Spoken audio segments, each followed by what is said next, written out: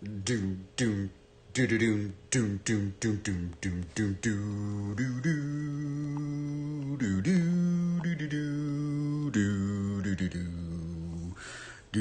doo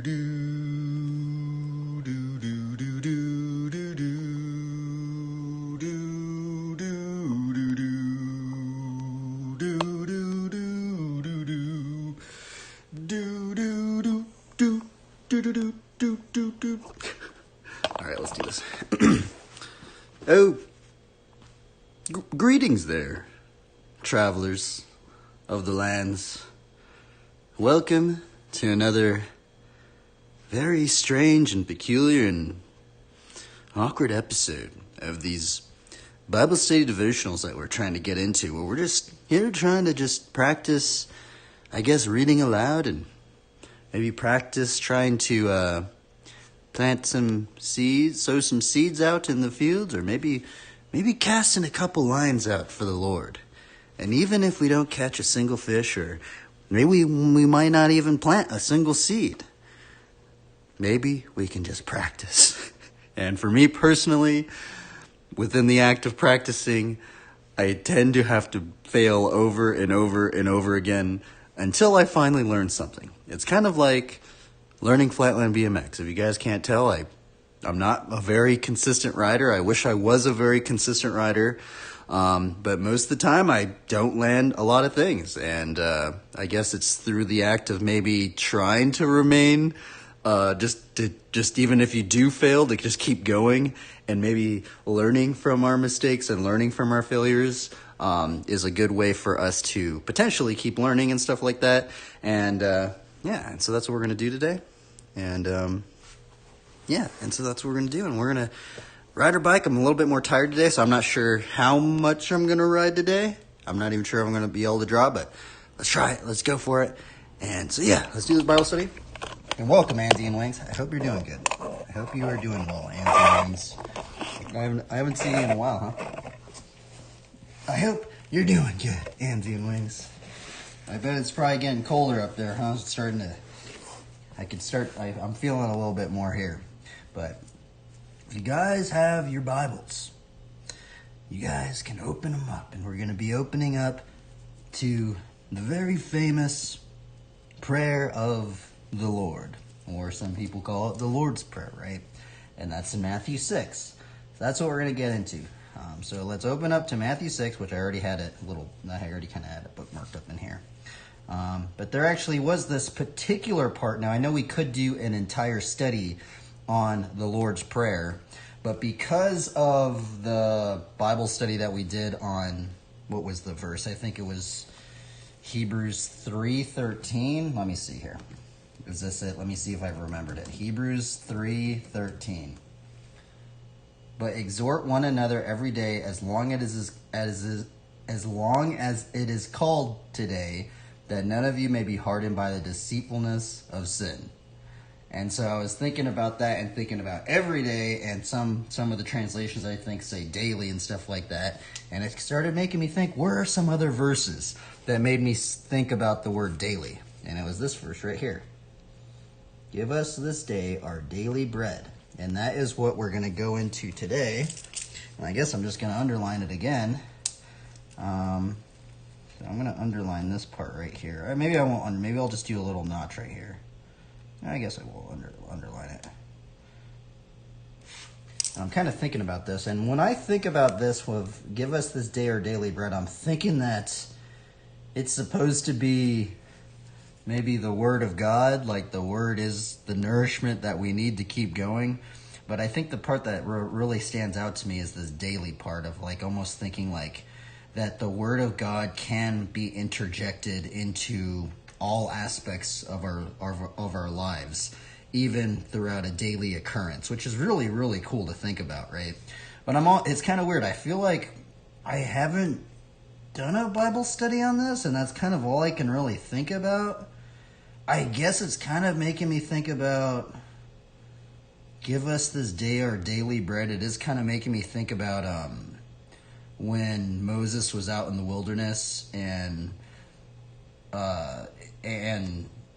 there was manna that got rained down from heaven, and they were told not to gather it or something like that, otherwise it would spoil. But they were only to gather enough for every day, right? Something like that. It's kind of making me think about that. I don't know, but let's just read the Lord's Prayer. Let's see the entirety of it, which I think most people know it, right? Let's read it. Pray then like this: Our Father in heaven, hallowed be your name. Your kingdom come, your will be done on earth as it is in heaven. That part right there could be an entire Bible study, right there. So if you guys are ever curious, if you guys go into the studies of like biblical stewardship and thinking along the lines of like biblical stewardships and the talents and trying to use our talents for God's glory and stuff like that, I've heard many pastors bring up this part of the Lord's Prayer. Your kingdom come, your will be done on earth as it is in heaven. Which is so strange, right? Like, God's kingdom will be done on earth as it is in heaven. Isn't that strange? That's like really odd to me, thinking about it. But we're trying to stick with this one, because I know we could go totally deep into that one, but we're trying to stick with this one today. Give us this day our daily bread, and forgive us our debts as we also have forgiven our debtors. And lead us not into temptation, but deliver us from evil, for yours is the kingdom and the power and glory forever. Amen. This is the part that we're going into, and we're going to try and go into the daily bread section. I feel like I've kind of just expended all my thoughts on that. I guess maybe it's kind of making me think of like, what are I feel like there's so many other verses that mention bread and daily, but I can't really remember any more of them. So what if this was just the Bible study?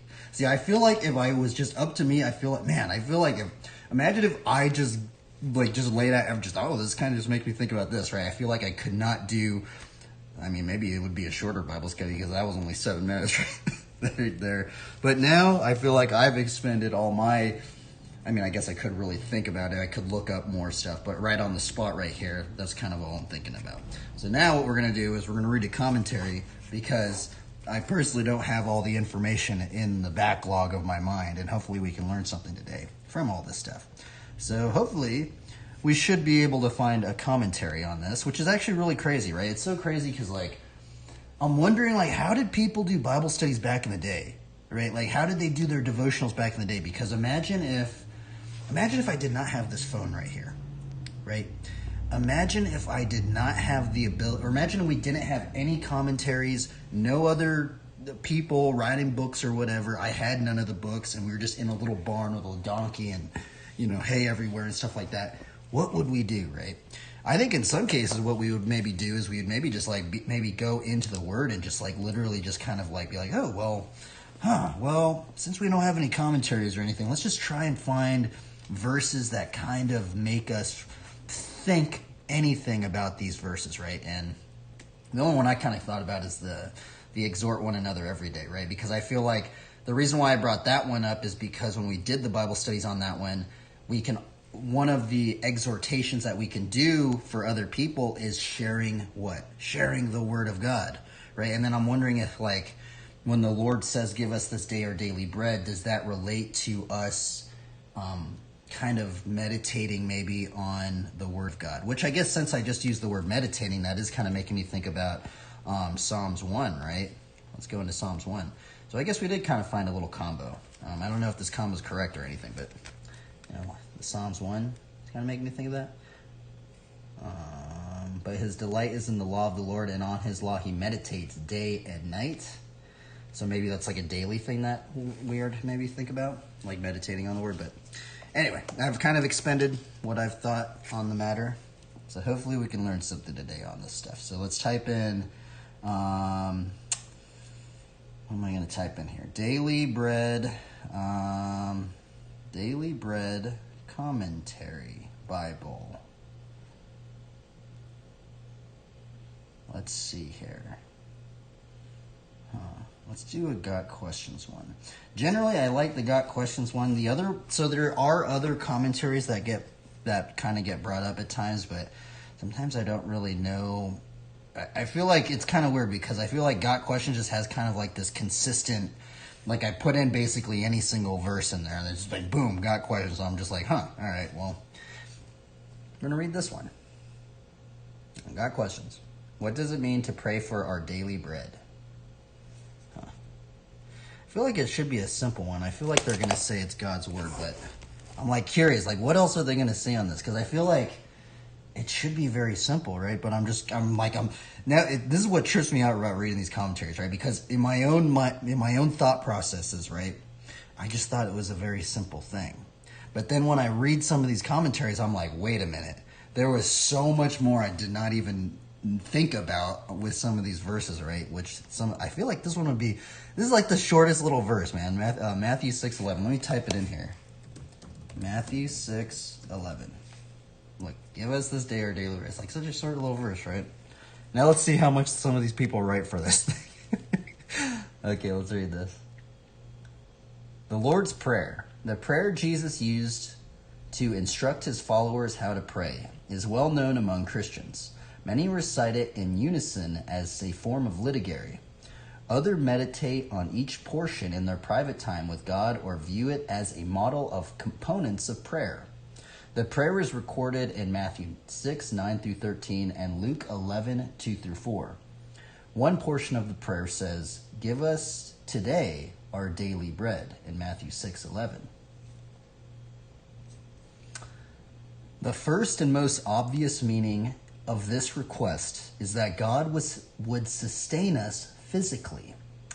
Jesus was perhaps alluding to God's provision of manna, which was given every day in the desert in Exodus 16:4 through 12 and Deuteronomy 8 through 3. Okay, so at least we got something right. I was thinking about that. I'm pretty sure, that's kind of where, because it was kind of like related as bread, like bread that was getting showered down from heaven and stuff like that. I guess we got one thing right? Let's see what else they say, though. Like, it's so crazy, right? Because I just kind of like brought up that a little bit, but now I'm wondering, because I see like a big chunk of this, what are they going to say? What other stuff are they going to say that I did not remember? Right? Or I didn't think about and stuff like this. That's the stuff I'm really curious on. We recognize God as our provider and rely on him to meet our daily needs. This does not mean that we expect God to literally rain down manna on us that we understand. He is the one who makes our work fruitful, sometimes even meeting physical needs in miraculous ways. Shortly after instructing his followers how to pray, Jesus talked to them about anxiety. He said, "Therefore I tell you, do not worry about your life, what you will eat or drink, or about your body, what you will wear. Is not life more than food and the body more than clothes? But seek first his kingdom and his righteousness, and all these things will be given to you as well," in Matthew 6:25 and 33. Interestingly, in the Lord's Prayer, the request immediately precedes the appeal for daily bread is for God's kingdom to come.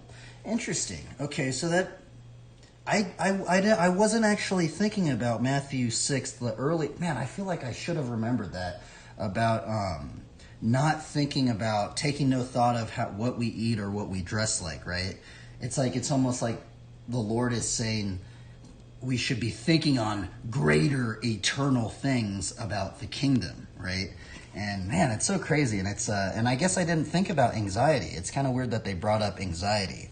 And I guess that's another thing about the Lord's Prayer, because the Lord is almost asking, please God, sustain us for this day. Maybe not even, and it's weird because if you read Matthew 6, the anxiety verses, what does it say?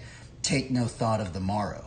And it's odd that the Lord does say, give us this day our daily bread. Imagine if it was like, oh, give us this day for like years and years provision so we don't have to ask for anything. It's just like, it's very strange. It's this very like daily necessity thing that's making me think. Jeremiah Parker. What's up, man? Let's see here. Let me read your commentary. Or your comment. Jeremiah Parker. Oh, wait. Let's see here. This might be the longest message that I've got on here. Here's some commentary on that petition. In that fourth petition, which is, give us this day our daily bread, acknowledging that in Adam and by our own sin, and our own sin, we have forfeited our right to all the outward blessings of this life. And and deserve to be wholly deprived of them by God, and to have them cursed to us in the use of them, and that neither they of themselves are able to sustain us, nor we to merit or by our own industry to procure them, but prone to desire, get and use them unlawfully. Interesting. We pray for ourselves and others, that both they and we, waiting upon the providence of God from day to day in the use of lawful means, may of his free gift, and as to his fatherly wisdom shall seem best, enjoy a competent portion of them, and have the same continued and blessed unto us in holy and comfortable use of them, and contentment in them, and be kept from all things that are contrary or temporal support and comfort. Interesting. What commentary was that from? That's a very interesting one, right? I feel like that one was kind of confused. That one seemed like a little bit of an older commentary, right? Now, I do find this very, very interesting. It's very intriguing for me, which is kind of weird because, like, I actually haven't heard too many pastors talk about this, which I feel like if you are a pastor out there, anybody, or a believer or anybody, I think it's very, very interesting reading, because you know how because I generally like to read a lot of these commentaries. That's because I don't have enough knowledge of the Bible of my own degree to write a long thing like that, right? But what I've been noticing about reading these olden commentaries and then reading more of like a newer commentary, which this would be like a newer commentary, I personally think, of like Got Questions, is it's very interesting, like the vocabulary that people use back in the day and then people now, and then how we use vocabulary now. But also it's very interesting kind of like just the complexities of some, and so it's kind of weird. Sometimes I wonder if some of maybe the definitions of words in the olden times meant certain different things than how we view it nowadays. Sometimes I'm wondering if there's even like little lingos that people used.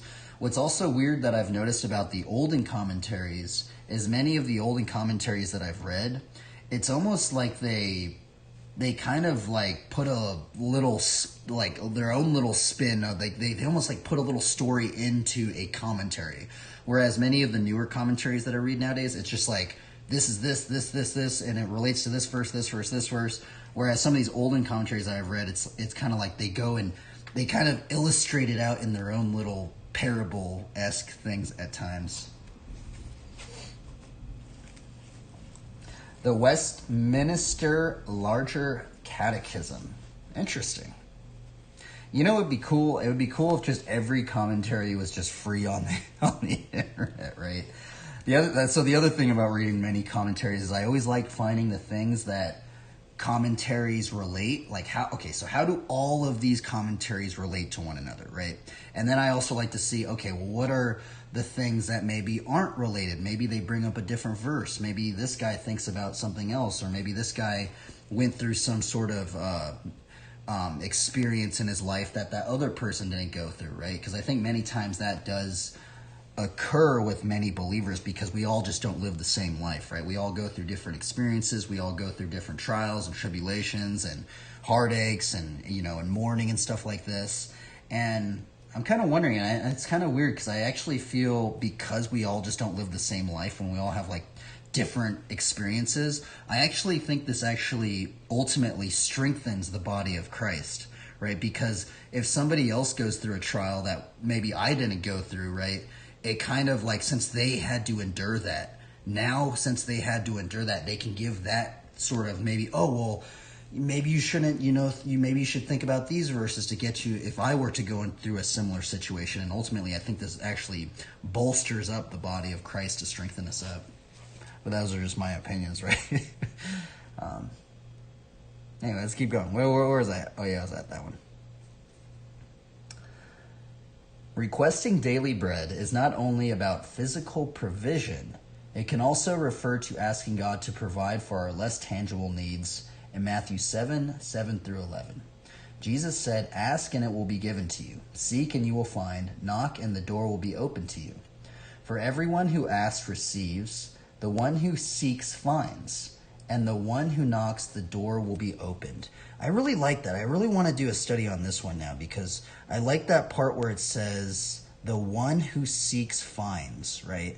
There's many verses in the scriptures that go into seeking, even Matthew 6:33, right? But seek first the kingdom of God, right? And this is actually why I personally like to I know I probably seem like a crazy person, but I personally like to find crosses in wherever vicinity I am, or anything that has a Bible verse or anything like that. Because I don't know about you guys, but I feel like it's getting more and more rare for me to find things that even make me think about the scriptures, even to a little degree, right? And that's why I like to seek things. And Jeremiah Parker said, I used to think the fourth petition literally referred to daily bread, because I thought the prayer was specifically designed to be prayed before meals, and we were asking God to give us our food prepared, like when I was interesting, huh? I mean, in some weird way, I guess what's weird is, Got Questions, they did mention, manna when Moses was in the wilderness, and in some cases that was actual physical bread, physical food that they were attaining. But now I guess this is kind of interesting, because now they're going into like our physical needs, but also our spiritual needs, which ultimately that goes into what the commentary that you provided. It said, what was it? It was God's providence, right? And I think that goes into like God's provision that he gives to us. And when we think about God's provision, it's like he's given us everything that we have right now to hopefully steward, right? Which I don't even know if I'm stewarding any of this correctly, but hopefully we can learn how to do it more. Okie dokie, let's see here. Seeks, finds, and the one who knocks, the door will be open. Which of you, if your son asks for bread, will give him a stone? Or if he asks for a fish, will give him a snake? If you then, though you are evil, know how to give good gifts to your children, how much more will your Father in heaven give good gifts to those who ask him? Good parents provide not only what their children need for physical life, but also for practical, emotional, and relational needs. Interesting. Man, it's so weird. It's so crazy, like how I barely even knew what to talk about for this verse right here, right? But now it's like what this verse is going into is just thinking about how parents provide for their children. I guess it depends on, who your parents were. But, just thinking about all these different needs that we may need in this life, right? He who did not spare his own son, but gave him up for us all, how he will also, along with him, graciously give us all things. Romans 8:32. God has already met our greatest spiritual need, that of forgiveness and restoration through Christ, in Colossians 2:13, 2 Corinthians 5:17, and 21 John 20:31. I feel like they kind of messed that one up right there. Oh, that's just a 21, okay. But he does not stop there. Jesus calls himself the bread of life in John 6:35. And I guess it's also making me think of, you will know the truth, and the truth shall set you free, right? And it's kind of interesting thinking about that. Like he wants, I guess, in some cases, for us to be free in some degree, right? In him was life, and that life was the light of all mankind. John 1:4. Jesus says he came to bring us abundant life. John 10:10. Not only are we saved for eternity, but we also experience a restored relationship with God now. We seek him daily, and he renews us day by day. In 2 Corinthians 4:16, the branch is continually nourished by the vine. Which I also really like to draw vines, if you guys didn't know. I honestly feel, it's actually kind of crazy to say this, I feel like I would have gotten, because actually, you know why I stopped drawing? I actually stopped drawing because I got burnt out. I got burnt out because I was doing all these RPG character commissions, and it kind of got to this point where I was trying to draw, and I'm just drawing things that look cool, which I'm not saying that's a bad thing to do, because that's kind of what I do now. I'm I want to draw something that looks cool, right? But the thing is, it's also because I'm trying to interject the word of God, or gain inspiration from the word of God, it feels like you do get nourished. It kind of gives you this kind of this kind of like this will to keep going, like, and it because I feel like there's this greater purpose to it all, right?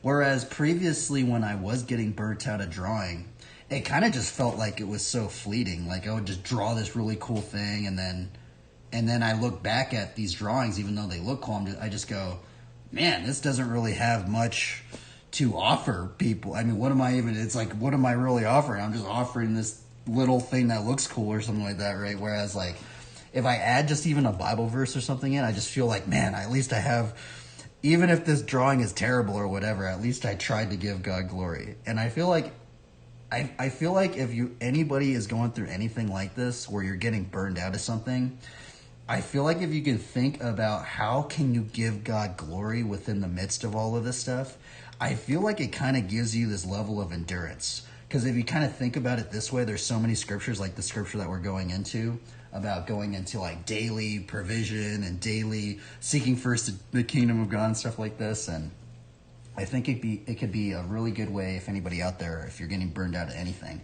I think one thing you could think about, okay, well, how can we give God glory in the midst of that?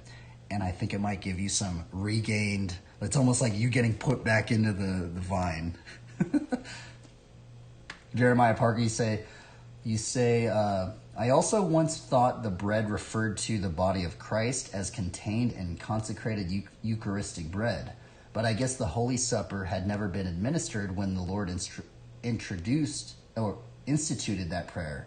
And the Eucharist isn't given daily in most churches in this modern era. Yeah, that is interesting, right? That is very interesting, huh? That is very, very interesting. I think we have one more paragraph, and maybe we'll read another commentary. Yes, God sustains us physically and meets the less tangible needs of this life. More than that, he fulfills our spiritual needs. He is the bread that satisfies our spiritual hunger. He sustains our hearts. When we ask God for our daily bread, we are humbly acknowledging him as the sole giver of all we need. Man, that last part is just crazy to think about. The sole giver of all we need. And you know what's also weird about Matthew 6 is I don't remember exactly where it is, but it says like the Father knows what you need even before you ask.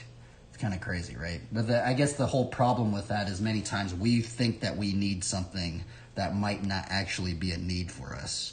Sometimes I think that way right now. Sometimes I go, sometimes I'm like, man, God, if there's something in my life that is maybe pulling me away from something that I ultimately is just maybe distracting me or something like that, take it out of my life, It's like, but it's kind of weird that some things actually continue to stay. Got one little bit left. We are living day by day, one step at a time. We are exercising simple faith in him to provide just what we need when we need it for every area of life. Let's read another commentary on this. Because that was the modern, the Got Questions commentaries, if you guys are, I feel like the Got Questions commentaries are actually probably the easiest commentaries to read. So if you guys are interested in doing a Bible study or something like that, those ones are very easy. Now the thing is, once we get into these commentaries, which I'll show you right now, these commentaries get hard.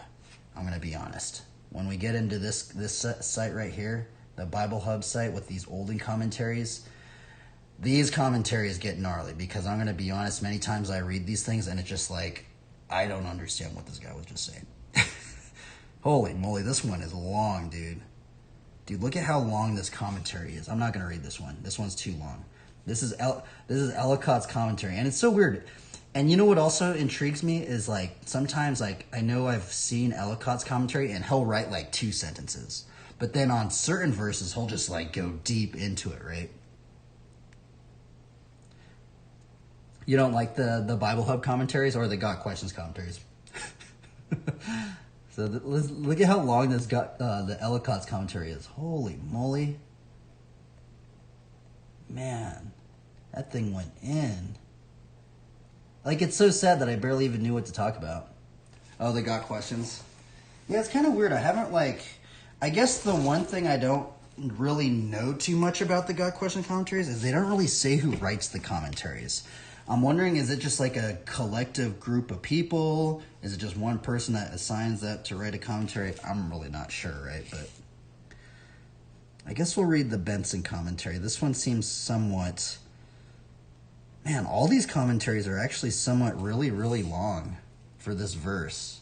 It's actually crazy. I didn't know this verse was this deep. I guess it makes sense because it's part of, it's part of the Lord's Prayer, right?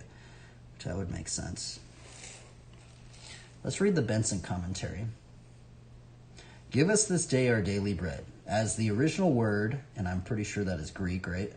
Here rendered daily is not found anywhere else, neither in the LXX nor in any Greek author, nor in any other part of the New Testament, save in the parallel passage in Luke. Sorry, my legs falling asleep. Let me take the armor off. I think I tightened this armor too much. I think I'm sitting on this curb, right? And freaking makes my leg fall asleep if I have the armor on like that. Okay, let's continue reading. Save in the parallel passage of Luke. Commentators differ in their interpretation of it. Well, that's strange, right? That given by Theophylact, one of the most approved of the Greek fathers, seems to be best bread sufficient for our sustenance or support, which is the sense in which the word is understood by the Christendom, and in Etymol Magna, where it is explained thus. See, these commentaries get kind of gnarly, right? Because they get into like some stuff that I really don't know many times. So now they have this Greek word up in here, that which is sufficient to our life, or what will strengthen us from day to day for serving God with cheerfulness and vigor. Okay, so this actually just totally just trips me out, right? Because we just read like the two commentaries, right, already. It's odd that the two commentaries did not bring up the Greek, right? And that really makes me really think right there, right? Because it's like, man, it's so strange that they like literally put the Greek meaning in there, right?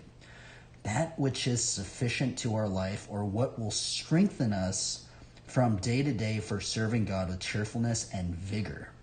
And I do like vigor, right? I think most people, I think vigor kind of makes me think about zeal. It makes me think about life in some degree. Vigor, man, vigor is let me. It's so strange that they use the word vigor. Let's look up the definition of vigor. I think vigor, for me personally, it just reminds me of like energy, life, zeal, kind of like exuberance, kind of like having, Let's look this word up. I've actually never looked this word up before. Vigor, Bible definition. That's weird. They like spelt vigor differently. I wonder why they spelt it like this in this one. This is odd. So this one they spelt it Vigor. I wonder if they misspelt it, because when I looked it up, the very first thing that comes up is vigor. This one, Vigor. That's weird, right? And I literally like typed in that one right there. For some reason that one comes up. Maybe it's just like spelt differently in different... Now there is this one on dictionary.com. So there is this, vigor. Exuberant and resilient strength of body or mind. Vitality. Wow, I wasn't thinking about vitality. Substantial, effective energy or force, the vigor of the tempest, forcefulness, intensity, the capacity for survival or strong health grown in a plant or animal. Wow. And I guess that kind of goes into like endurance and stuff like that, right? Interesting. In the U.S., it's vigor, and outside the U.S., it's vigor. That's so strange. I never knew that they spelt it differently. It was very odd. Interesting. Okay, so it means, I guess, strength, and to invigorate. Invigorate, active strength, bodily of mind. So it's like basically having energy and strength in all areas of your life. Who would not want that? I feel like all of us would want to have vigor, and I really like that. I like how the Greek I really like how the Greek rendition really said that, right? Man, that's so strange. Which I guess the Got Questions commentary kind of went into that, but they were kind of going more into like provision, right? Provision, our daily needs, our daily spiritual needs. I really do like the Greek rendition of it. It's like vigor, it's like strength. Imagine getting strength in all areas of your life. Bro, I think that's what we all want, right? Let's keep going. Thus also Mr. Medi interprets the expression, the Latin version, in Jerome's time with panem quotidianum, daily bread, which our translators have copied, because in the parallel passage of Luke 11:3 of the Greek, day by day is joined with this other Greek word, daily bread. It must be observed, according to the Hebrew idiom, signifies the whole provision of the table, see Genesis 18:5. And here it includes raiment also, and everything necessary to life. Since therefore we are not allowed to ask provision to gratify a luxurious appetite, but only the necessities of life, and that not for many years, but from day to day, the petition forbids anxious cares about futurity. Man, that's a very odd way to write that. And I guess that is kind of weird how they wrote that. Because I have been told from, some pastors in Long Beach, they said, many times how anxiety actually springs forth is us thinking too much about future events. Or sometimes putting all our eggs in the basket for the future, right? Because that could actually really hinder people. Have you ever thought, oh, this is going to be like this? Man, this happened to me this weekend, right? It's like you have this expectation that it's going to be this grand expedition. It's going to be like this when I get to that level. And then when you get there, sometimes it's not really like that. And then it's almost like you retract and you go, wait a minute, this isn't as good as I thought it was going to be. And this gives you this harboring of kind of even almost this anxiety and resentment all into one, which is kind of weird, right? Which I guess it's kind of weird thinking about that. And there's a lot of these scriptures, even thinking about the scriptures of take no thought of the morrow. It really, I've heard many pastors say it's kind of almost like thinking about how can we live more in the present moment?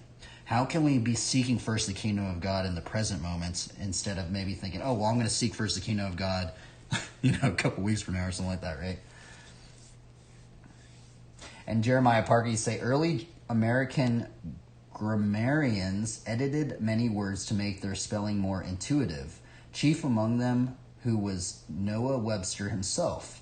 The our formation at the end of our English words is almost always altered to or in English, in American English. That is very interesting. Huh. Man, words are so crazy, huh? Words are very interesting. Now, it's kind of weird. It is actually very, very strange. And I know it's actually weird because actually someone came onto my stream, and I apologize if you are watching the stream right now. But he was he came on the stream and he's like, man, you should only be reading the KJV, which I actually didn't even realize there was this whole there's kind of this whole what would be, is it a denomination? I don't know but they're very just KJV only. That's the only Bible that you should be reading, right? But from my understanding about it all my understanding from it all is actually it stemmed from the original translations of the Hebrew and the Greek, right? And many times the Hebrew and the Greek definitions, they have multiple meanings of different words, right? And when we think about many of the different translations of the scriptures, it's like getting deeper into the root of what the original Hebrew and Greek texts were originally meaning of those words, right? It's kind of weird. I apologize if you... But the thing is man, it's kind of odd. I don't know. I like the KJV. I will say I like the KJV.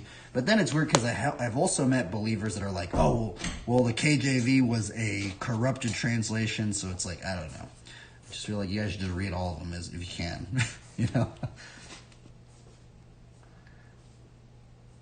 KJV onlyism makes me want to rip every single hair. Oh. Yeah, I don't know, man. It was just very odd. I've never met anybody like that. Well, I guess I did meet somebody on my stream like that, but I don't know. It's kind of odd. I don't know. When we put people down, it's kind of, but it is kind of confusing to me. Because I just go, well, why don't we just read, instead of the KJV view, why don't we just read the Hebrew and the Greek? That's the original variation, right? But I don't know. I don't understand it, but I don't know too much on it, but I do know that's how some people are. But let's continue forward. I'm getting a little off topic. And teaches us how to moderate our desires of worldly things ought to be. And whereas the poor only, whose industry all acknowledge must be favored by the concurrence of providence to render it successful. But the rich are enjoined to pray for their bread, day by day. It is on account of the great instability of human affairs which renders the possession of wealth absolutely precarious. And because without the divine blessing, even the abundance of the rich is not of itself sufficient so much as to keep them alive, so far to make them happy. Indeed, the petition teaches all men to exercise a humble dependence on divine providence for the most necessary supplies, be their possessions or abilities ever so great. It may be observed further here that Aramus, Halen, and many others following the fathers understand it in the spiritual sense also bread, says Halen. Here signifies all things needful for our maintenance, the maintenance of the whole man, both body and soul. For each of these have their proper sustenance. To one belongs the natural bread, to the other spiritual, and both are included in this petition. Man, wasn't that a crazy commentary? How that guy wrote that, it was like, man, I could never write anything like that. But I guess that makes sense. I guess, what did we learn? Okay, so I read 3 commentaries today. If you guys want, you could read more. You guys will read as many commentaries as you want, by the way. Hopefully you guys would read commentaries on a Bible study that you guys want to create too. But ultimately, I feel like if there's something that I didn't think about when I first thought about this verse, was like, I didn't know it was kind of like saying all needs, like vigor. And I guess I learned about vigor, gaining strength in all areas of our life, which is really cool to think about, both mind, body, and soul, and spirit.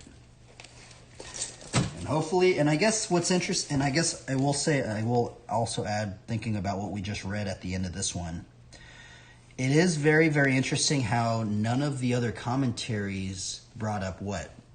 Humility, being humble, right? Because now I don't know if I totally understood the last part of this commentary because it's kind of brutal, like how this guy wrote it. But I think from what I got from it is he said that even if you were the richest person, right, or the richest, you have everything that you need, right? It's almost, can we continue to still remain humble of asking God of what we truly need, right? Because we might have all this stuff, right? But God ultimately knows what we truly need in this life, right? And that would ultimately give us strength and vigor to keep going. Anyway, that was the Bible study today, everybody. This one was actually kind of hard. It was actually kind of weird. I guess it wasn't hard. It was just like, I didn't remember. It's actually kind of, the other weird thing, now that I think about it, only the Got Questions commentary brought up the story of Moses in the wilderness and manna. Isn't that weird? The other 2 commentaries didn't bring that up, which is very odd, because that's what I thought in the beginning. I was like, well, it kind of reminded me of that. I really like finding, okay, well, this is what this commentary said, this one, and then I like seeing the differences. And I feel like that ultimately helps me learn more, because sometimes I feel like if I just read just one commentary, sometimes I just go, it's like I feel like, I kind of want to get some different insights, which is kind of interesting, because sometimes I think about the New Testament, because I think many times if people were to observe me reading many commentaries, they might go, well, why am I reading all these different commentaries, right? Well, sometimes I like to think about it also, even just how the structure of the New Testament is like, right? And how even if we see many of the parables, I mean, even the Lord's Prayer, right? The Lord's Prayer is mentioned in Matthew, but it's also mentioned in Luke's account, right? And sometimes it's very interesting seeing how many of the parables are in the viewpoint or maybe in the account of the apostles, right? And many of the apostles kind of like have different, like maybe little differences and stuff like that, which I kind of find it interesting. Alrighty, well, we're going to do a card draw, we're going to drink some coffee, and we're going to ride our bike.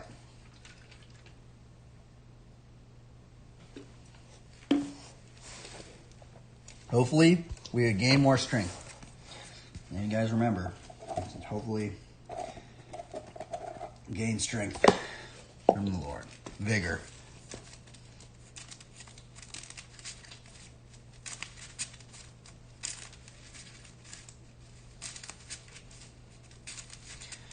We're going to do card draw. Let's see the draw. And then we're going to ride a bike. Now, the other weird thing I actually like to think about, too, I do like to think about, because, like, there's so many times where I just talk to believers in person, right? And when you talk to believers in person, it's not like they just break out their phone. They're like, you know what, I'm going to read this entire commentary in front of you. And many times it's like you don't break out the phone, and many times it's very much like what is in the mind, or what have we memorized and stuff like that, right? It's very interesting to me.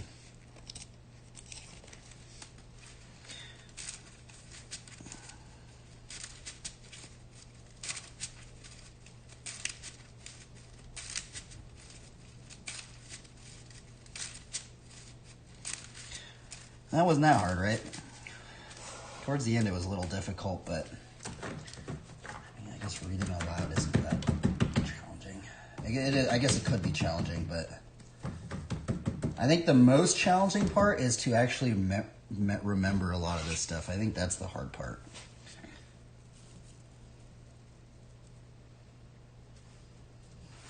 Okay, we're going to do a card draw. Let's see what we draw today. Let's look at some artwork. Let's cut this. Or did I already? I think I already cut it. Oh, we'll cut it again. Let's look at some artwork. First card of the day. Interesting. Shepherd of the Lost. This one reminds me of the parable of the lost sheep. The Lord left the 99 to save the one, which is actually very odd. It's so odd it's so weird when I think about that too. Because we've done actually many studies on the lost sheep, the parable of the lost sheep. It's so weird because towards all of the studies that I've done on it, it always just makes me think, who are the lost sheep in today's society, right? And are we trying to go to the lost sheep, or are we repelling them away, not wanting them to, to try and be saved from the Lord, right? Because the Lord wants everybody to come to repentance. That's funny. My Christian friend gave me this card. Cradle of Vitality. Dude, that's so funny, man. So my Christian friend, he's actually the one that got me into this game. He gave me this card on my birthday. And it's kind of funny because we actually, I don't know if you guys remember, but if you guys rewind this stream, I guess you can't rewind it, but I guess if you are watching the VOD in the future, we actually read this word in today's definition of vigor. They put in vitality in there. Cradle of Vitality. Number 3. Got a forest. Lush forest. Number 4. Got plains. That one's really cool. That one looks crazy. Number 5. Careful cultivation. Interesting.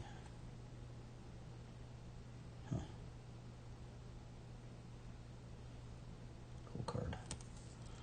1, 2, 3, 4. Entish Restoration. You got the Lord of the Rings card, which I personally think the reason why J.R. Tolkien created the Ent characters was from many inspirations from the Bible. I won't go into the logistics of them all, but if you really look into it, it's like, whoa, there's a lot of it. Tireless Missionaries. I needed to see that card. That card's cool. 1, 2, 3, 4, 5. Okay, last card of the day. What will it be? Spirit Link. A lion and a dragon.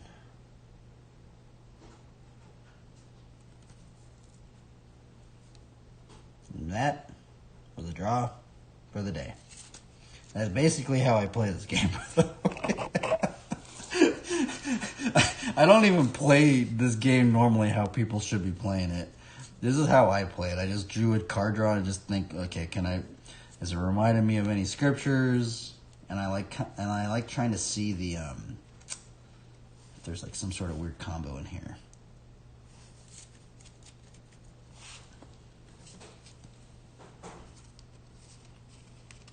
All right, we're gonna ride a bike now.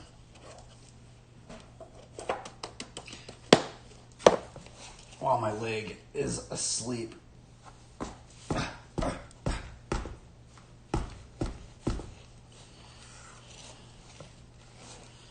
I guess I can put on a BMX video right now.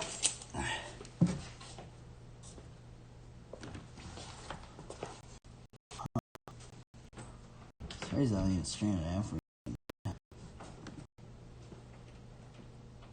I guess I'm not that tired. I was tired, but. Okay, let's see here. Playlists. Let's continue forward, everybody, no matter what you're doing. Let's just continue to just keep taking it day by day, step by step, something like that.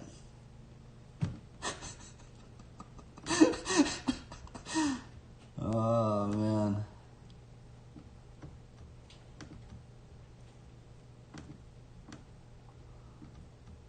It's weird, like, because this weekend I rode a bunch of ledges, and for some odd reason, man, it's like every time, if I ride ledges, like, it tires me out the next day, man. Like, I don't know if it's just, like, my muscles are just, like, just not the same or something like that, but, like, when I can ride flatland, like, every single day, like, not every single, but maybe 6 days a week, I can ride flatland just consistently, just boom, boom, boom, boom, boom, boom. But then once I start riding, like, ledge stuff, like, if I ride ledges all day, I really feel it the next day for some reason.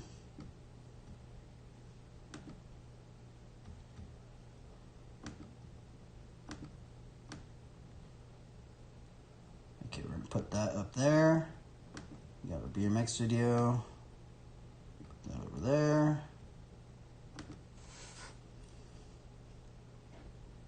There we go.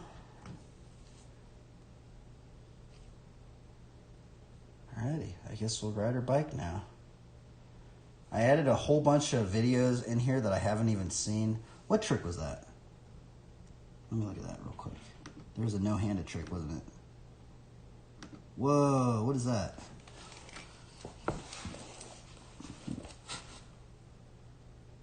It's like a no-handed half-packer or something.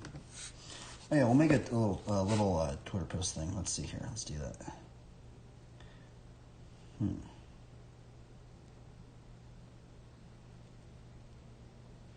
Let's see here. Let's make a new post. And which drawing did we not post? I think we didn't post the last one, didn't we? Oh wait, let me see here. I guess we'll do that one. Go to library. Man, I want to get better at the double-footed tricks. For some reason, I'm super bad at the double-footed tricks. They're super challenging. They make them look so easy. Like, look at how easy that looks. Well, I guess not easy, but just very effortless.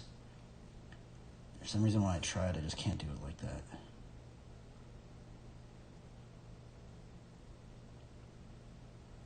Okay, I'm going to make a little post real quick. Drawing from last week's stream inspired by planting and watering seeds of faith. I'm right now. If anyone wants to fellowship or ask questions. Okay, let's go to the stream. We're going to take this link to the stream right here. We'll watch this dude ride Flatland BMX. I'm making a Twitter post, by the way, right here. Let's post that, paste. Let's do 2 little periods. Let's put some hashtags. I feel like I've never even seen this video. This might be one of the videos that I just put in here randomly.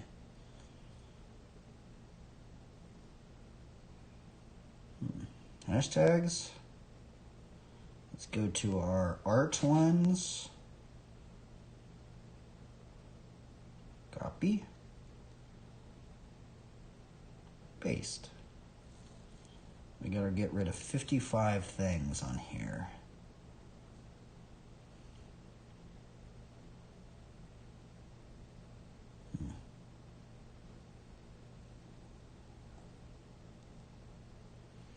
I guess we'll get rid of that one.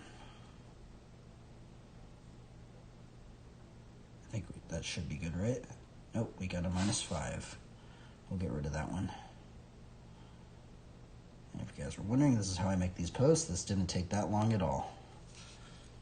So if you guys are out there and you guys want to make these posts, this is how I put it right here, just like this. And then I put the Twitch link right there, and then the hashtags right here. And then here's an old, you don't have to put the drawing in there, but that's the drawing that we did on last week's stream.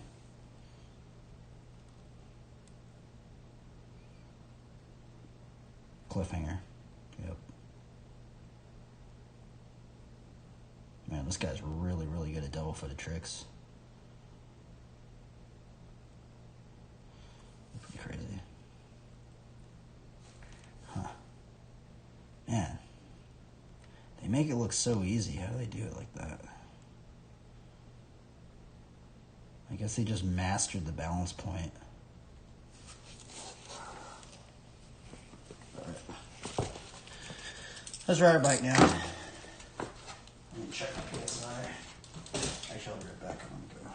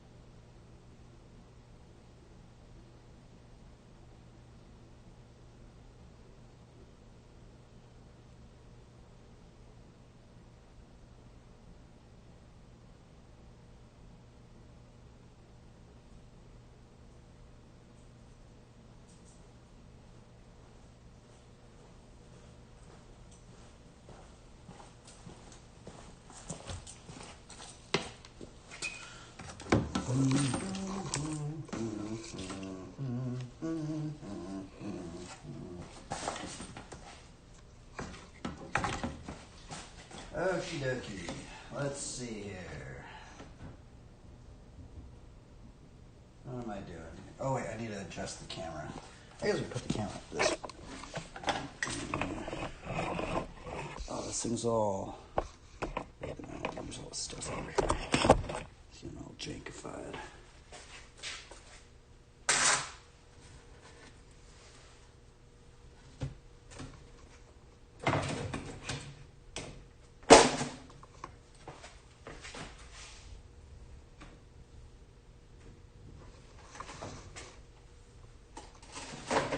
Put some different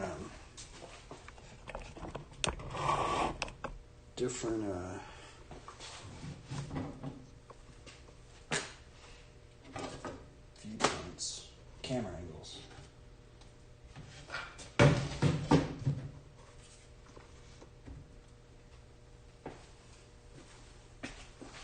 See, this angle right here is like, it's kind of cool, but I just can't get that much of the garage, it seems like. it like chops off so much of the top.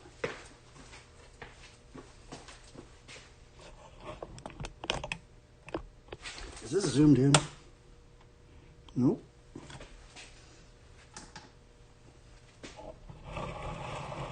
It's weird.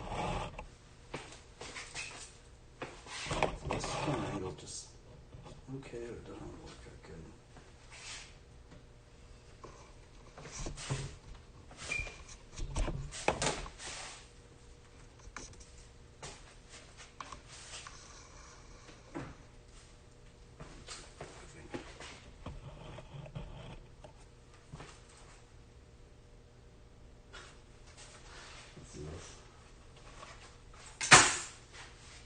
Alright, let's put some music on, and then we'll ride our bike. Even though I'm super sore, but we're going to ride anyway.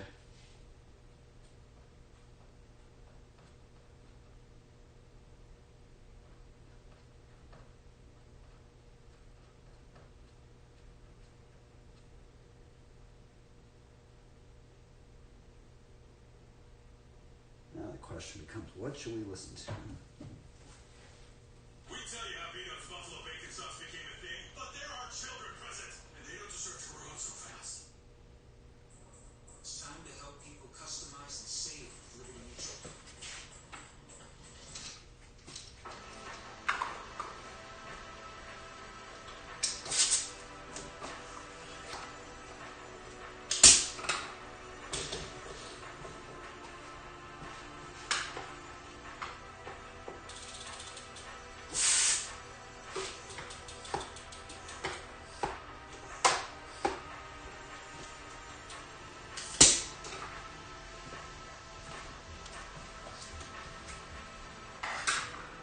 Let's see here. Let's go into BMX Streets. Oh, there's 4 people at BMX Streets. And I can put my arm back on.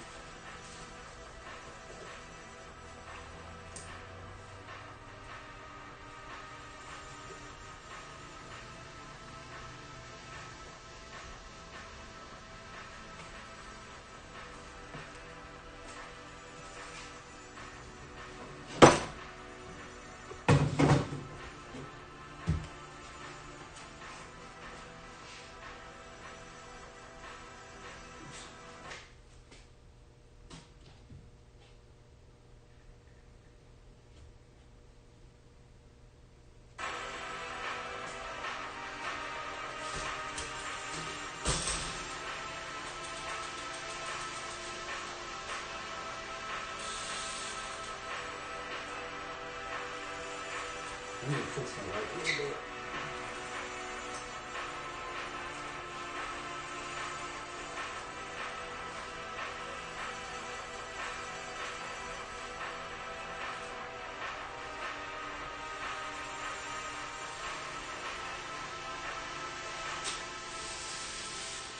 That would be good.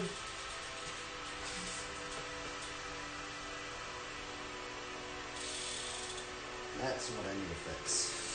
I need to put more tape on here.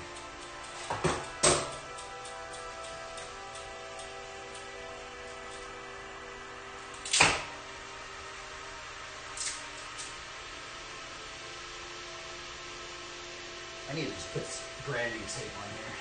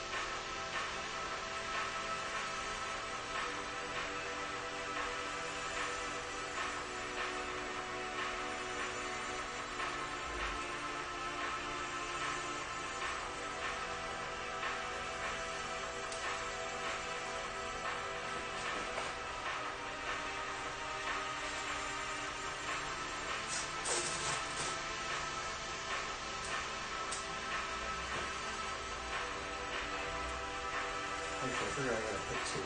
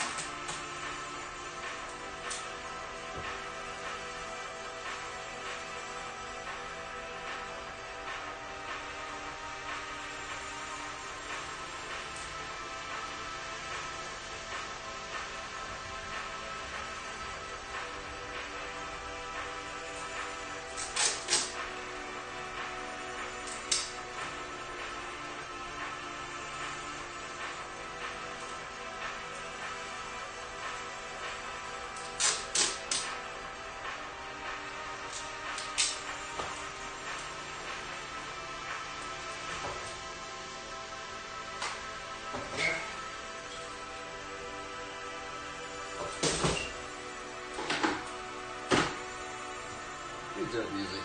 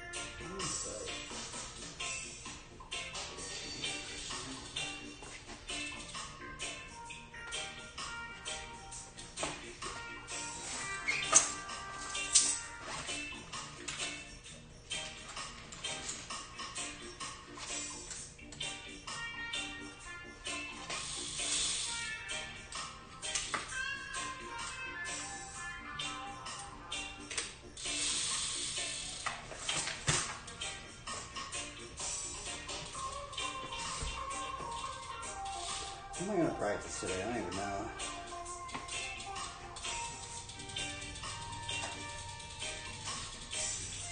I should get better at double foot tricks.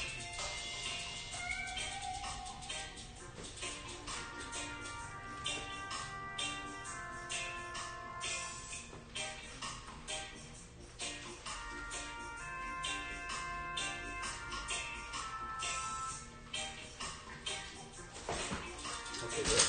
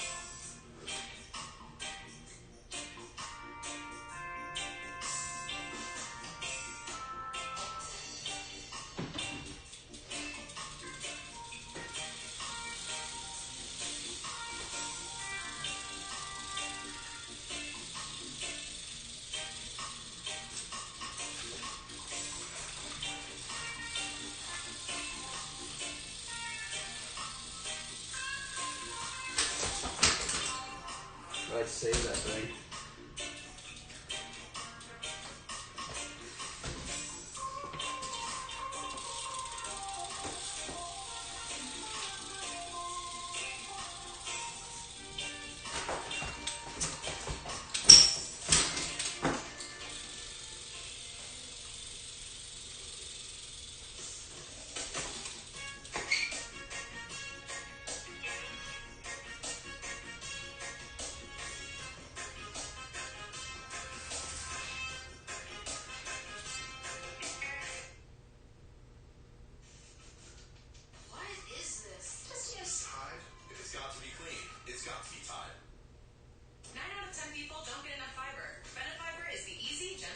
devotion for every day.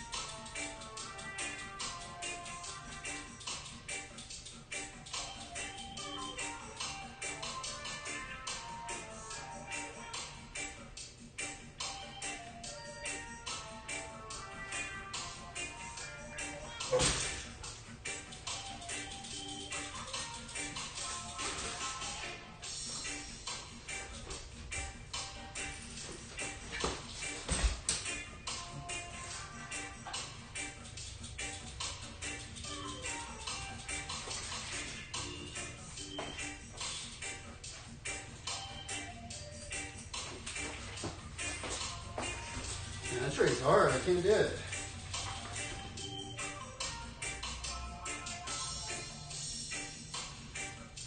Yeah, they just make it look so easy. They're just like they like just go in a circle like all the time. I don't know how they're doing it.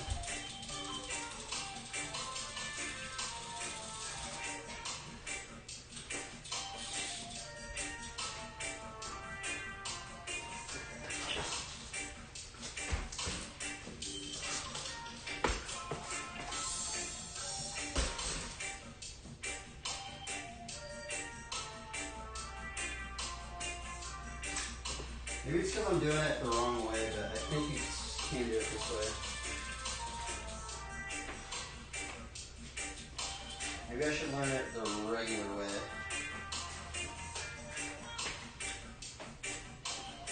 That would be...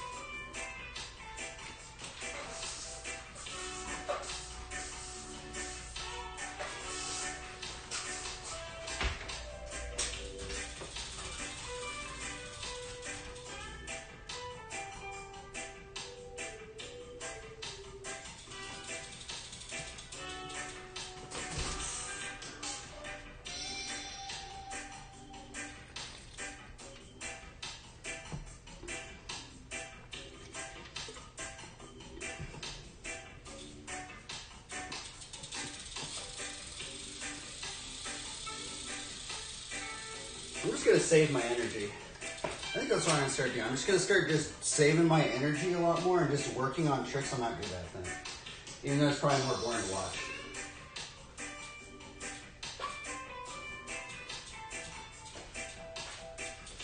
Because I already know I can do the right end, so I might as well just work on the hard stuff.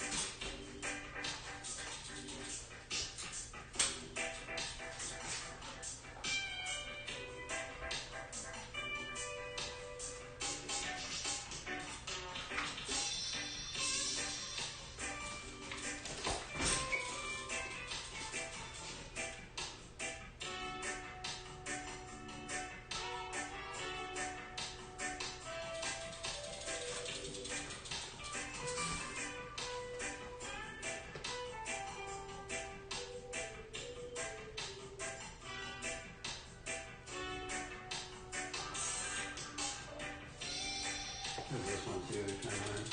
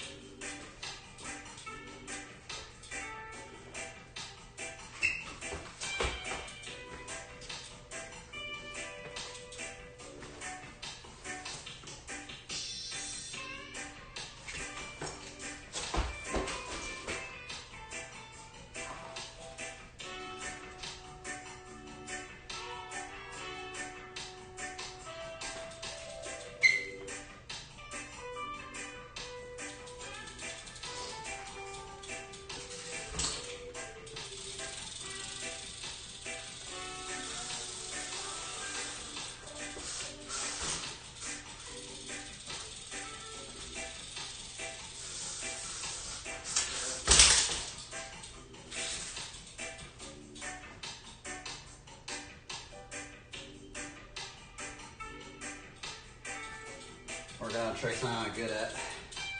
Basically, every one of these tricks I'm not good at these ones. So.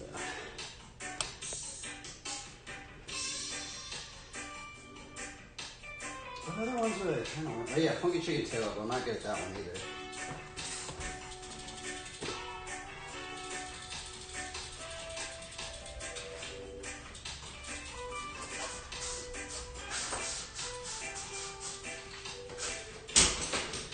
And I've been seeing people do a scuff. I guess there's different variations on how to do this trick. I might try a scuff variation now. I think it might be easier. Yeah, what else tries for this one? Outside peg wheelie.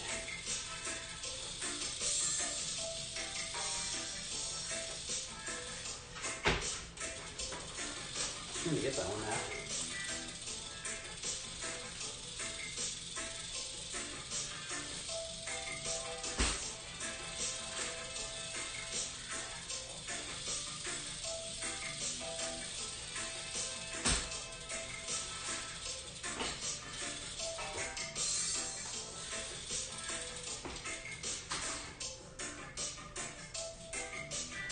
What other ones are we trying to learn? I guess hitchhiker. My leg's all sore from doing hitchhikers, so we're gonna practice that one today.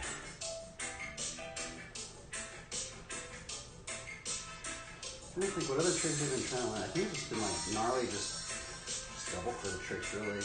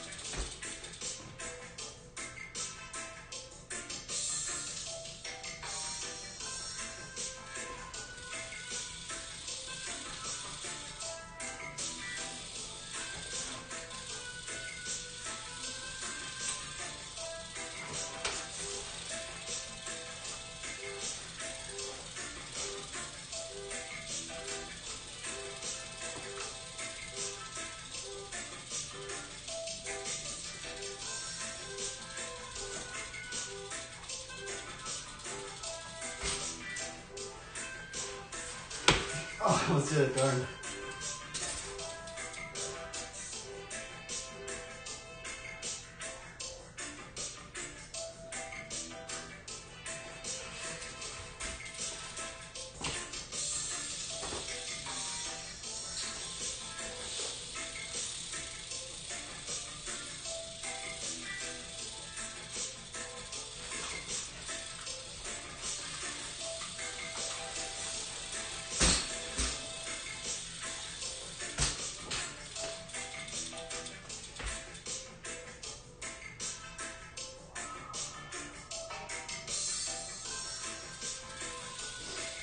I guess there was also like hang 5 and you carve it really tight into the big hang 5.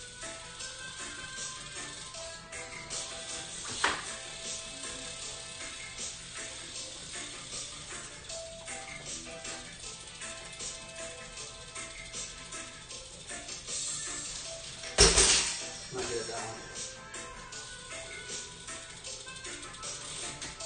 I think you could do like a turbine hang 5 or something like that.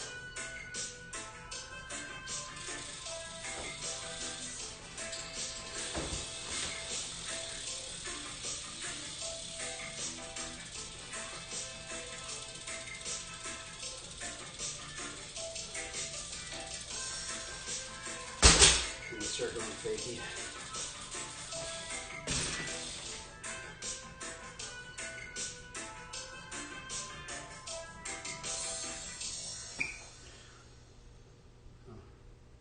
With a Boost by Smith's Rewards membership, you can save up to $1,000 a year with double fuel points and unlimited.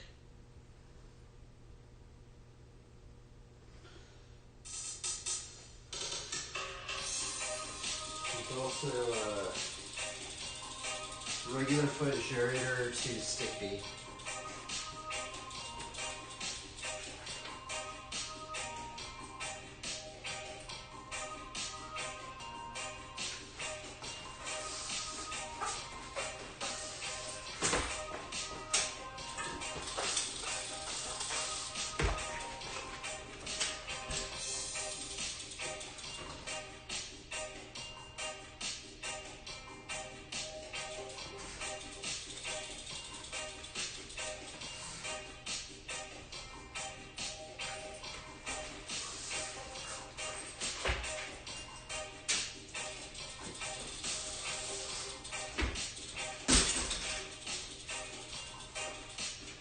Found that.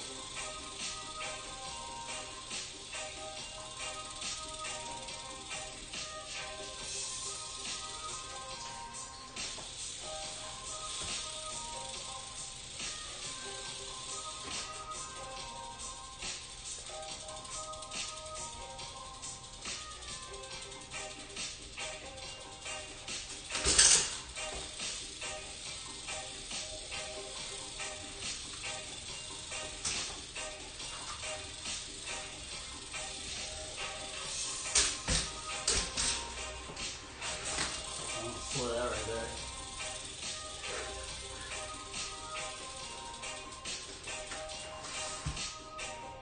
That's kind of a line.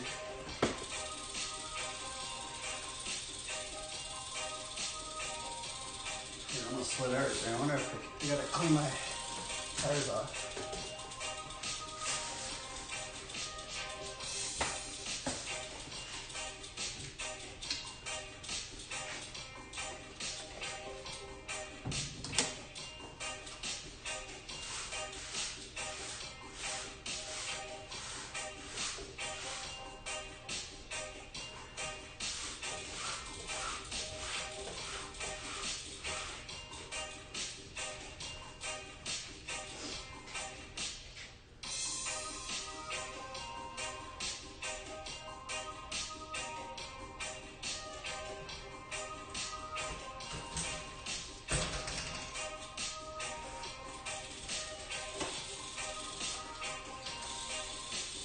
yeah, there's also this one.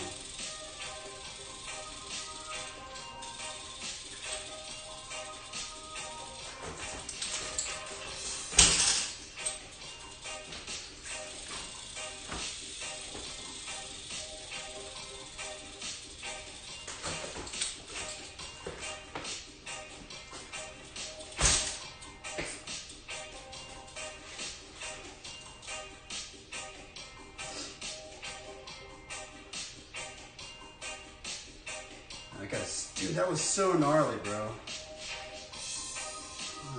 That was crazy.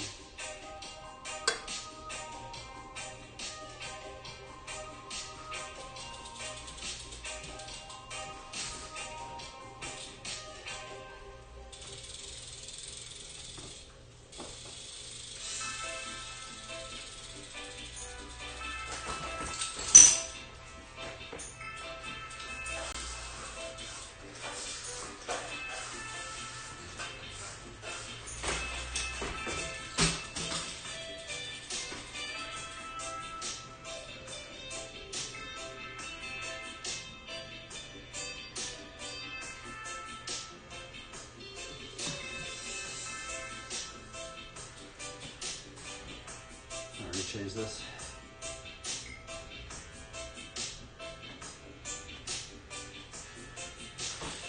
See the weather outside.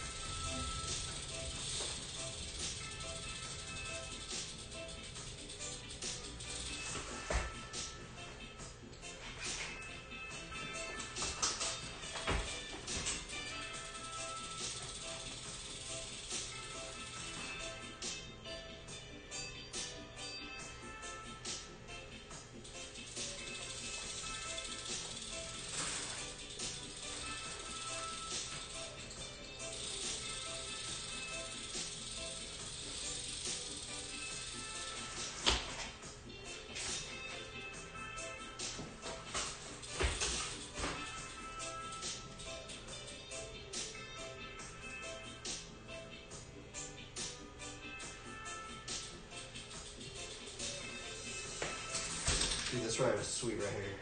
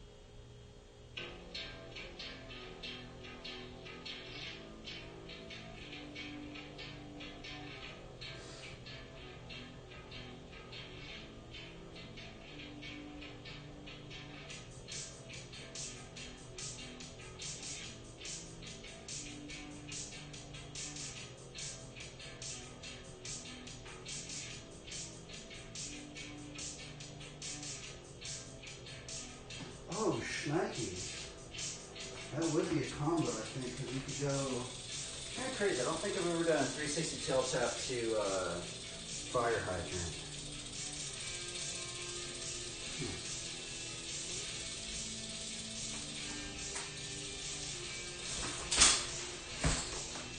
Oh, that's doable.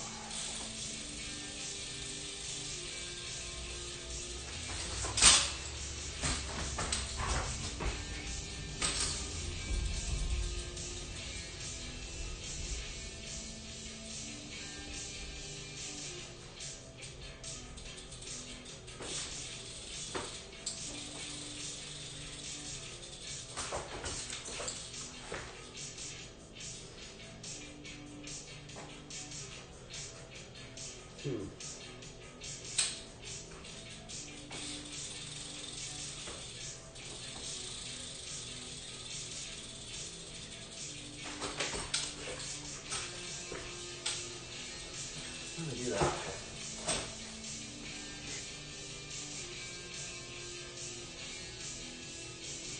Change the camera angle, I guess. I feel like every video has like a little camera angle. I don't know why. For flatland. And street riding, I guess, too. I think you just get more information.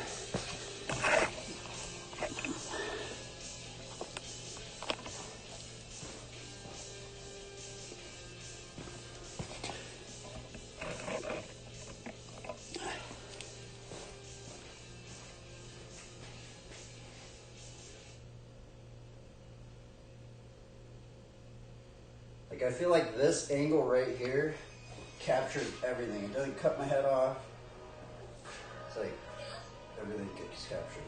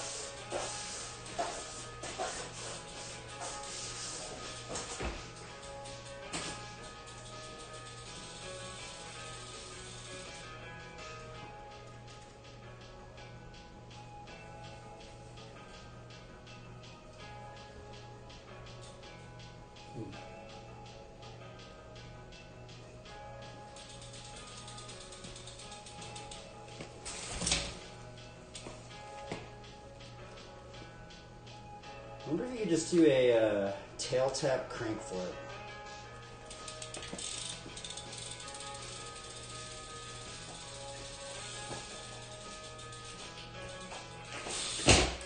Oh, land in a crank flip.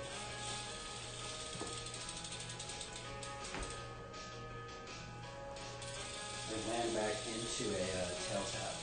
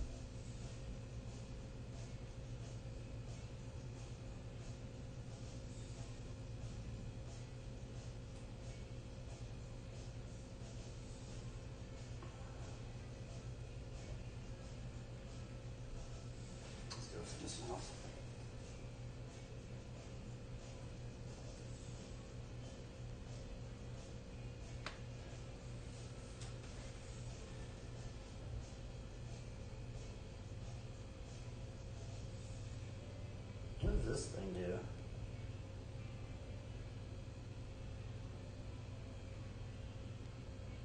Huh.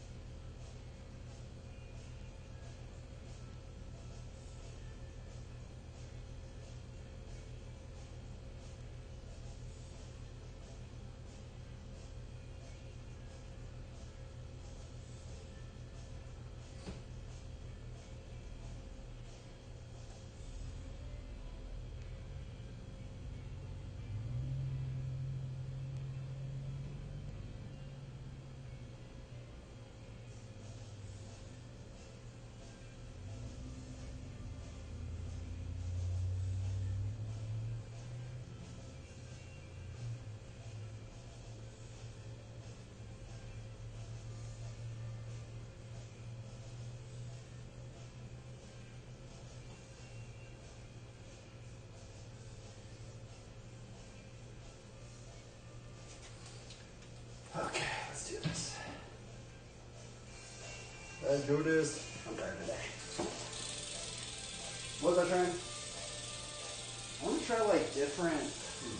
I'm kind of wondering if I can do an Undertaker with my pedals just normal. Like, I wonder if it's doable just to do an Undertaker just like this. I don't think it is though, because that gets stuck right there. But maybe.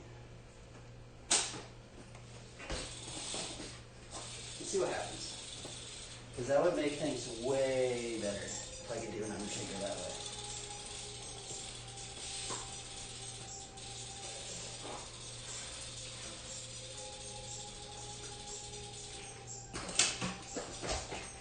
I think it actually might be doable. Or maybe this Undertaker like that.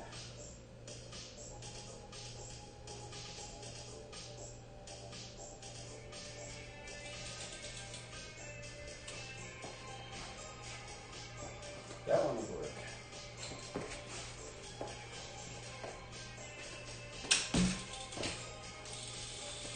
What other combos can we do from that one?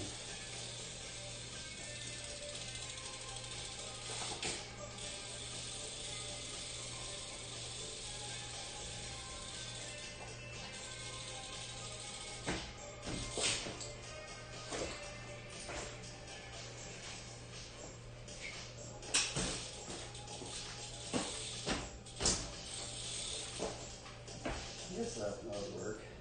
You just have to switch it real fast.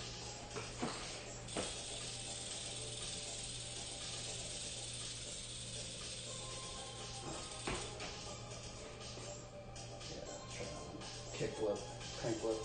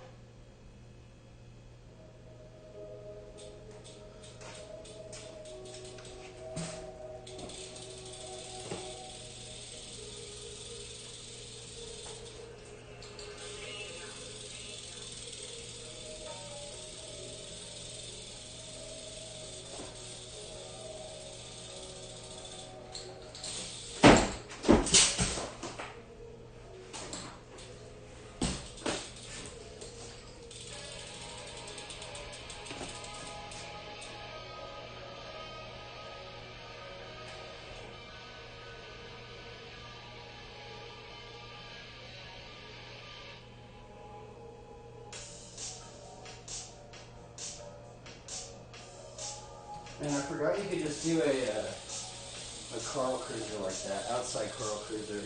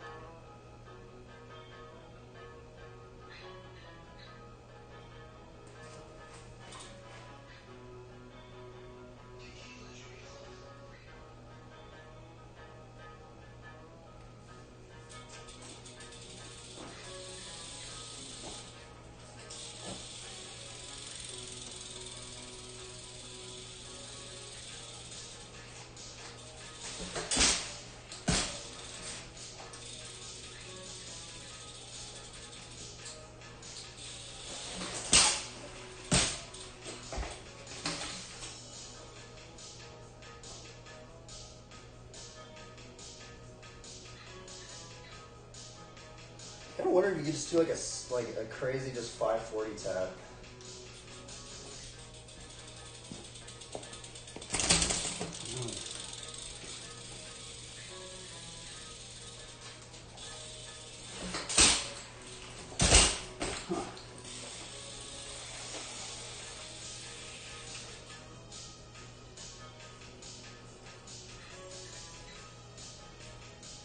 Kind of cool.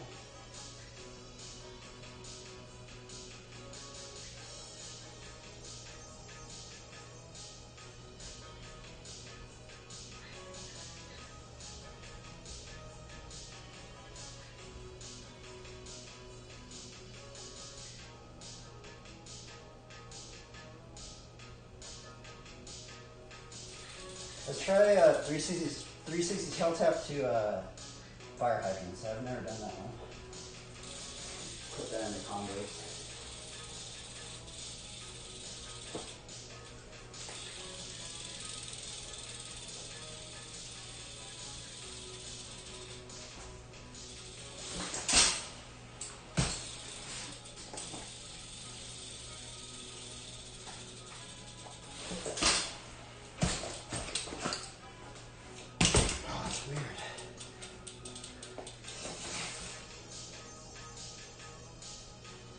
That's kind of cool. Dude, you can do it. Huh. That means there's a whole bunch of crazy combos you can go from a tail tap into a fire hydrant.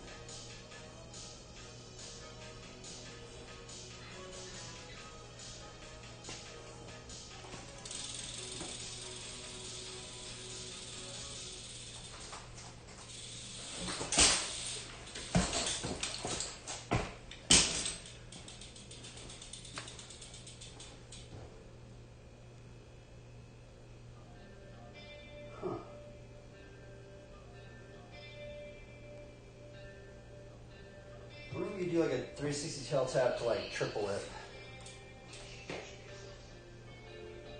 Song's awesome.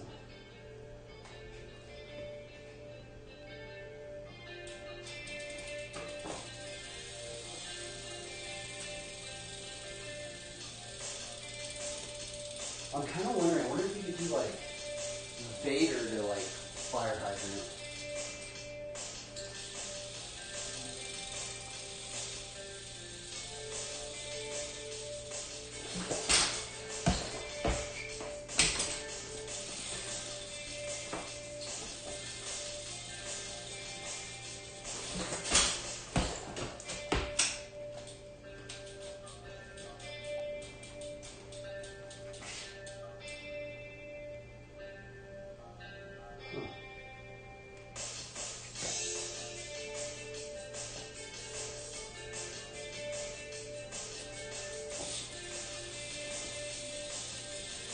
I wonder if you do like normal foot jam to fire hydrant.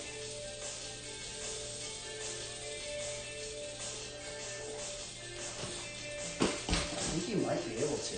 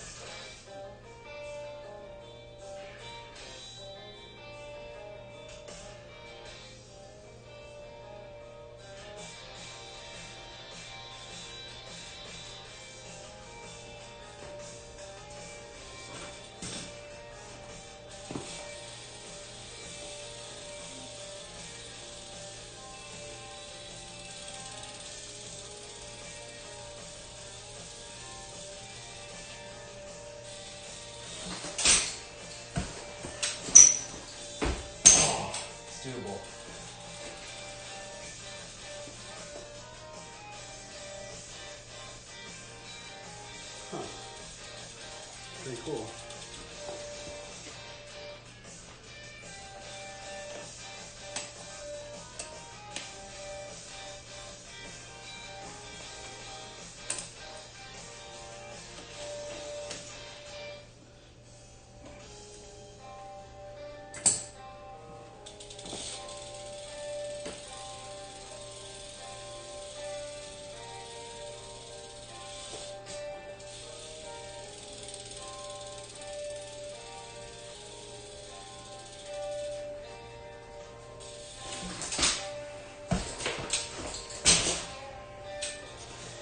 Oh, you could do a 360 tilt tap fire hydrant to stick beef.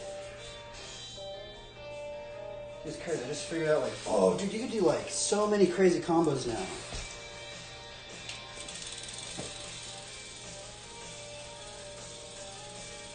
Dude, I just figured out a new combo. That's so crazy.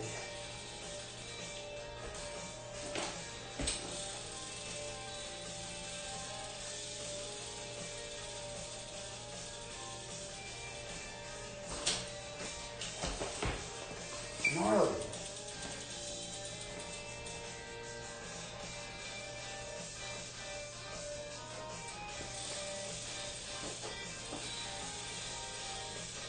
Yeah, tail tap into fire hydrant.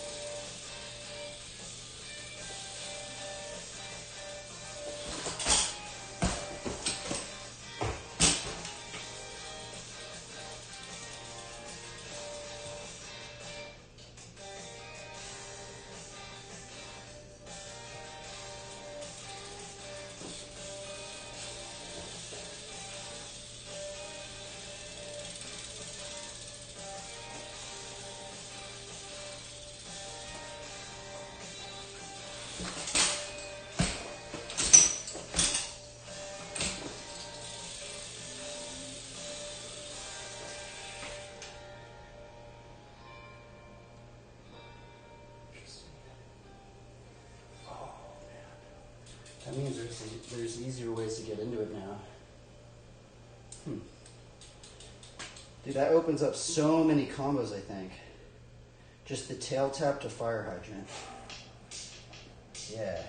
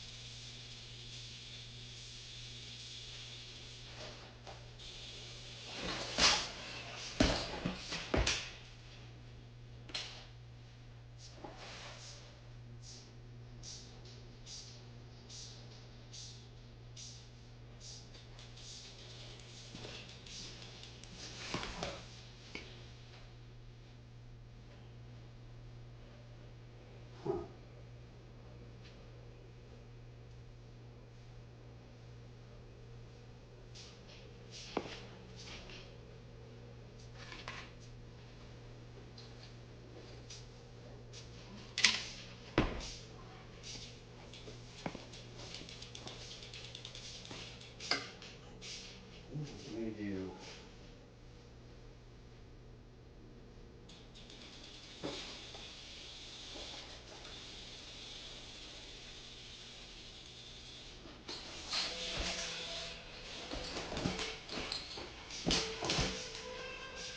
That's cool.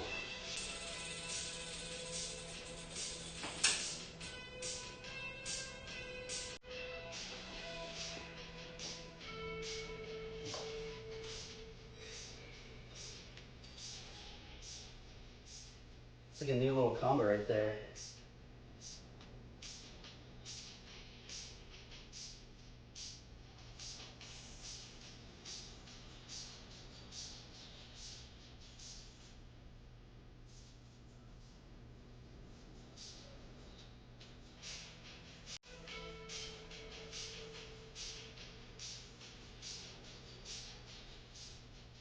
Wow.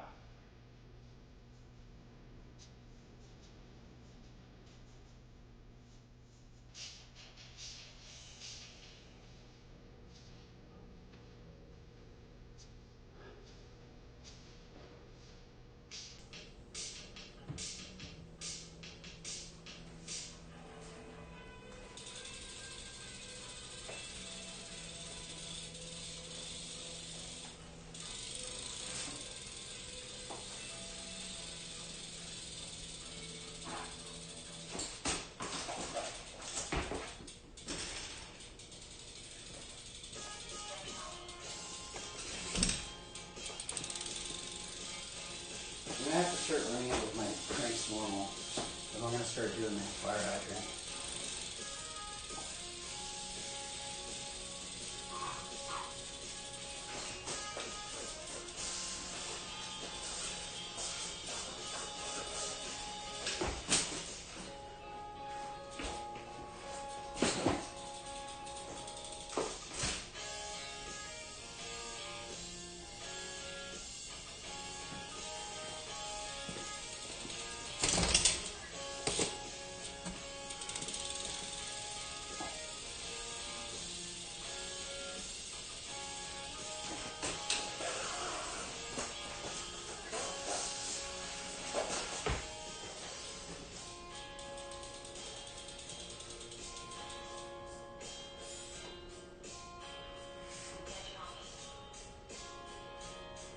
That's hilarious.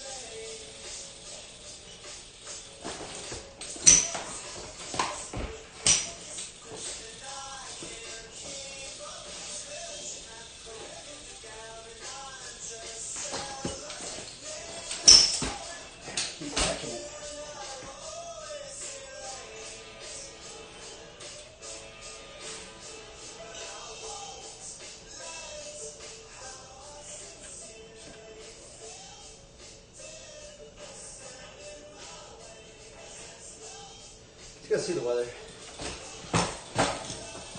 Where that's at.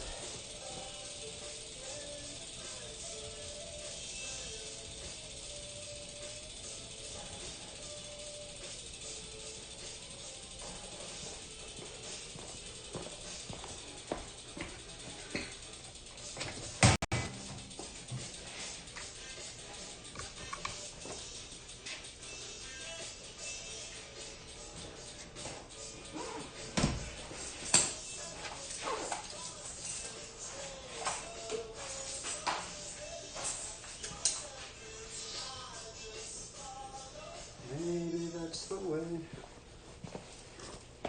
You and I will always relate.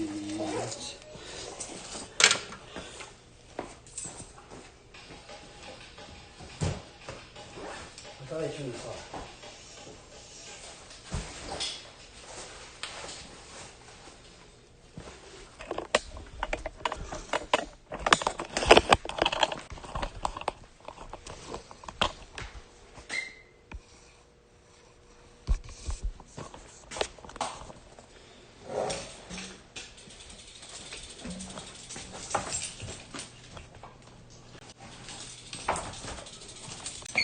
What the shot?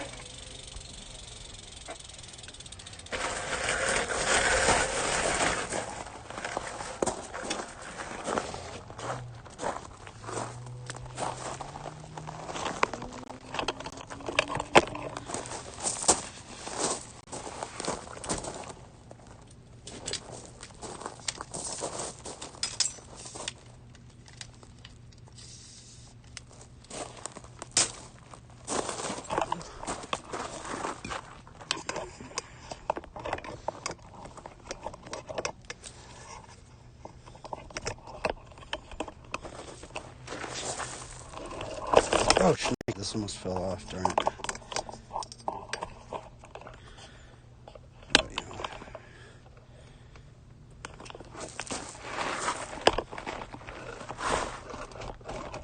This is all weird looking. There we go.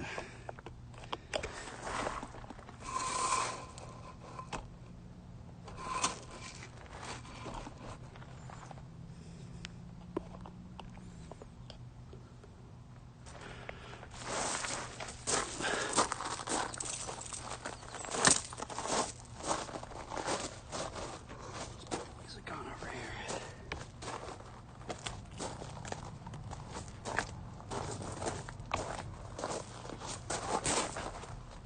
Let's see here. Let's try this.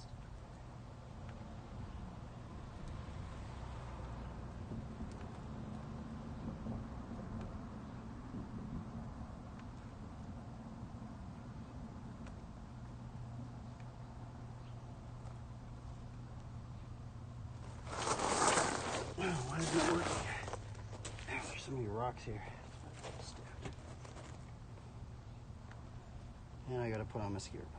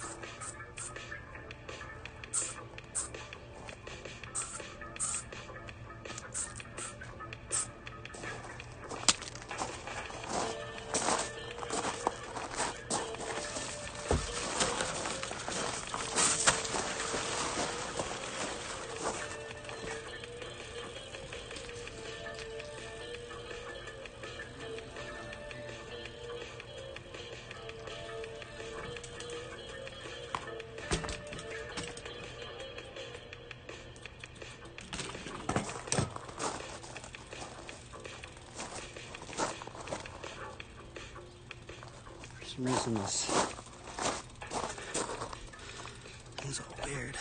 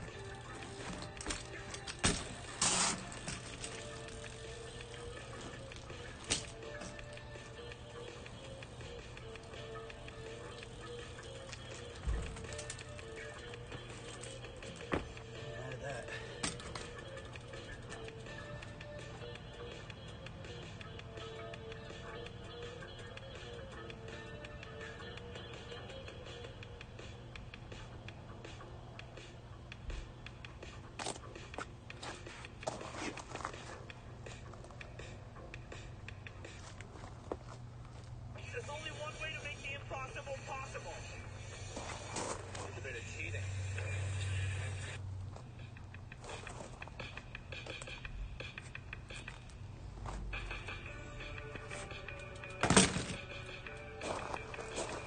So many commercials.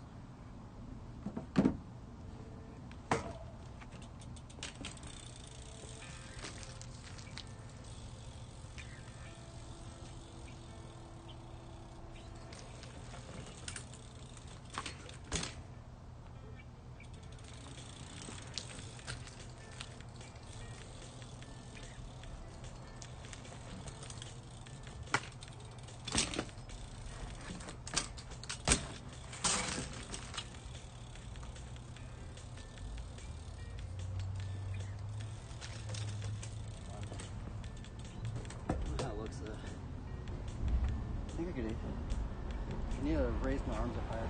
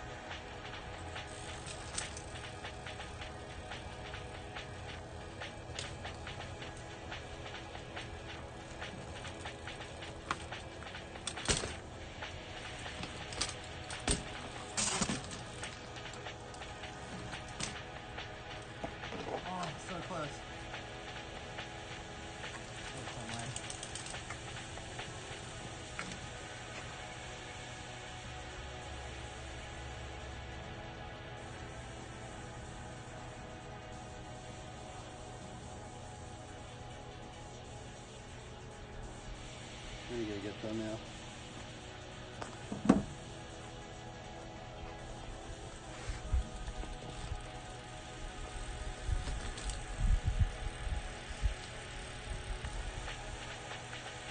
I'm wondering, what other combo can you do here?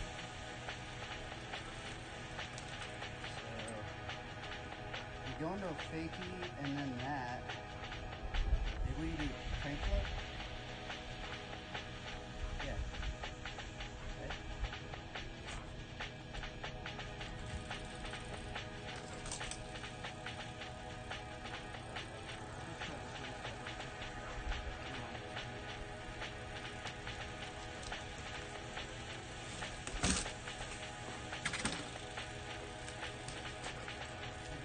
Bar, and faking bar.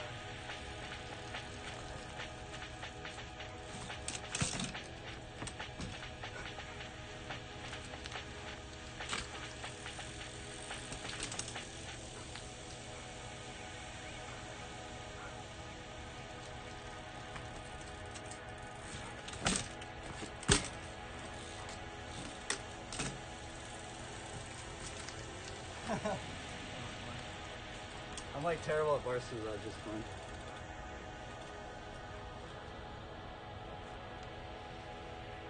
So there's a player and clip.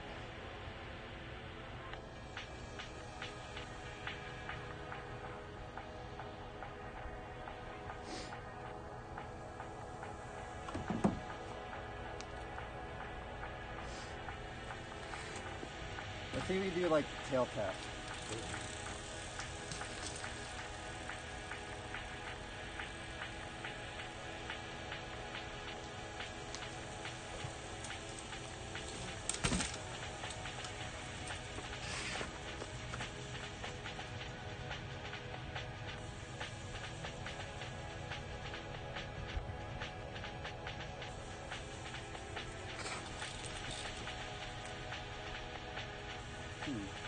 number we got from here.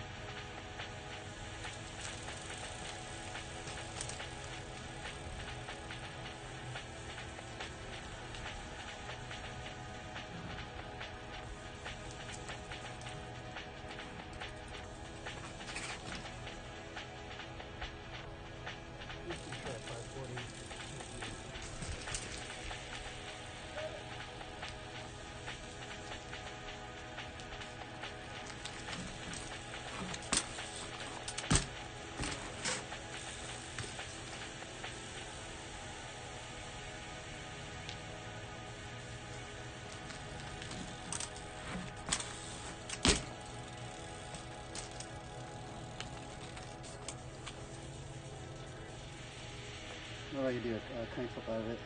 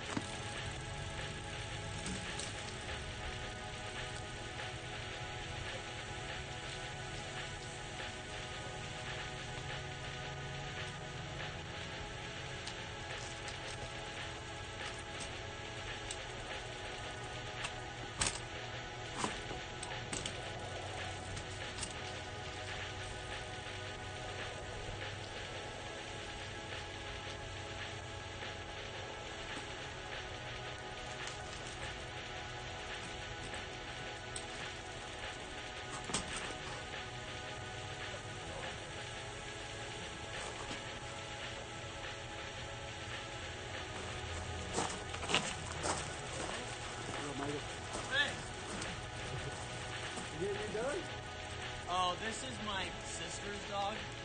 So I'm just walking her. Yeah. How you doing, man?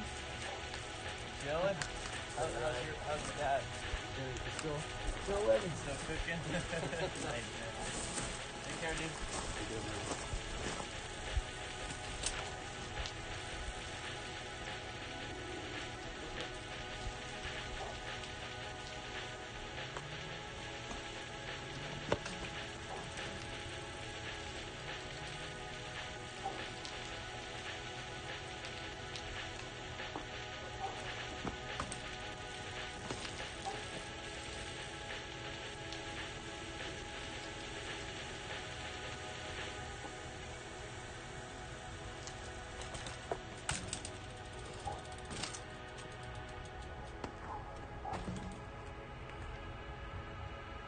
Hopefully nobody sent anything.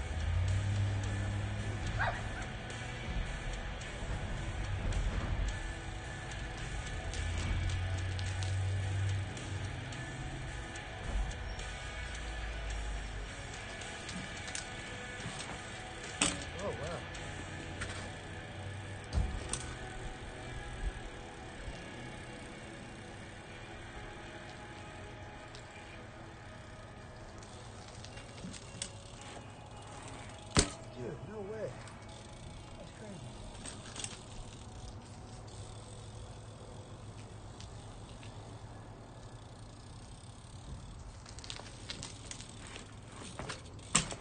If you're a web designer, here are 4 Wix Studio features you gotta know. So first on the list, section.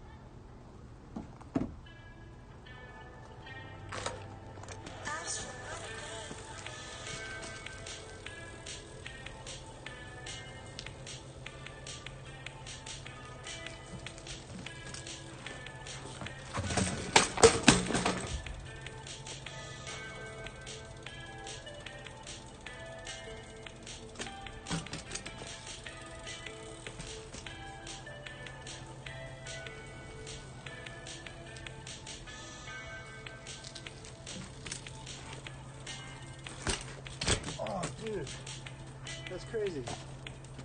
That feels so weird.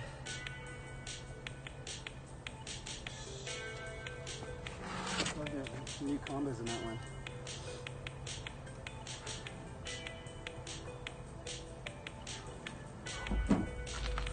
Like Z-turn to... I don't know what that would be.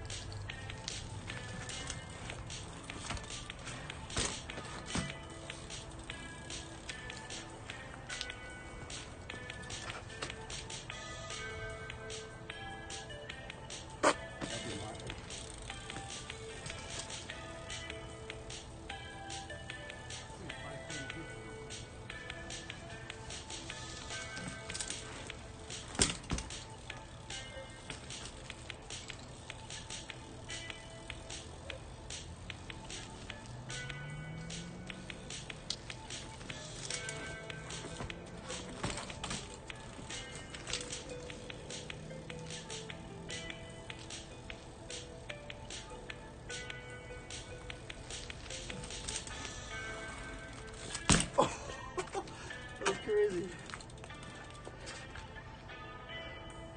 I like held that thing.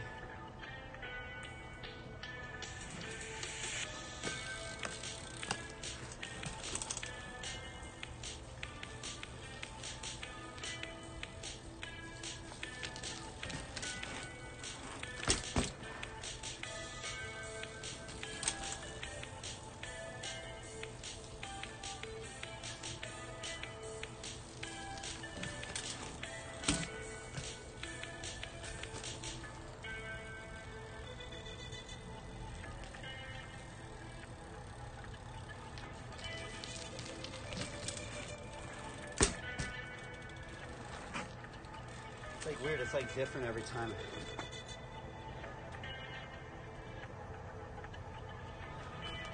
I feel like there's a way you could do like a 540 G-turn or something.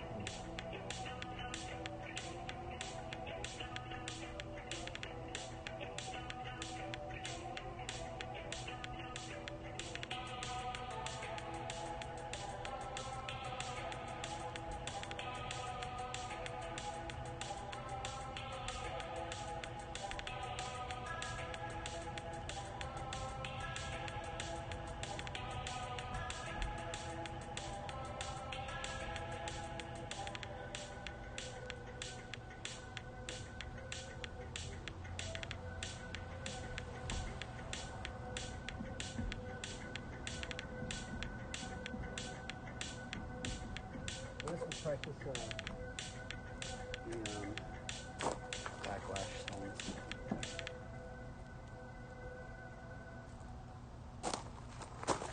I guess we'll just try some right here. Coffee milk?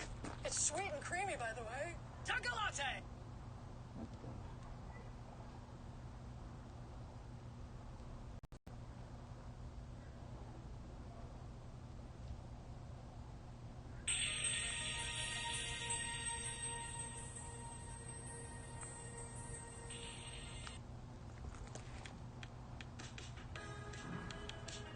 Oh, this is a good song right here.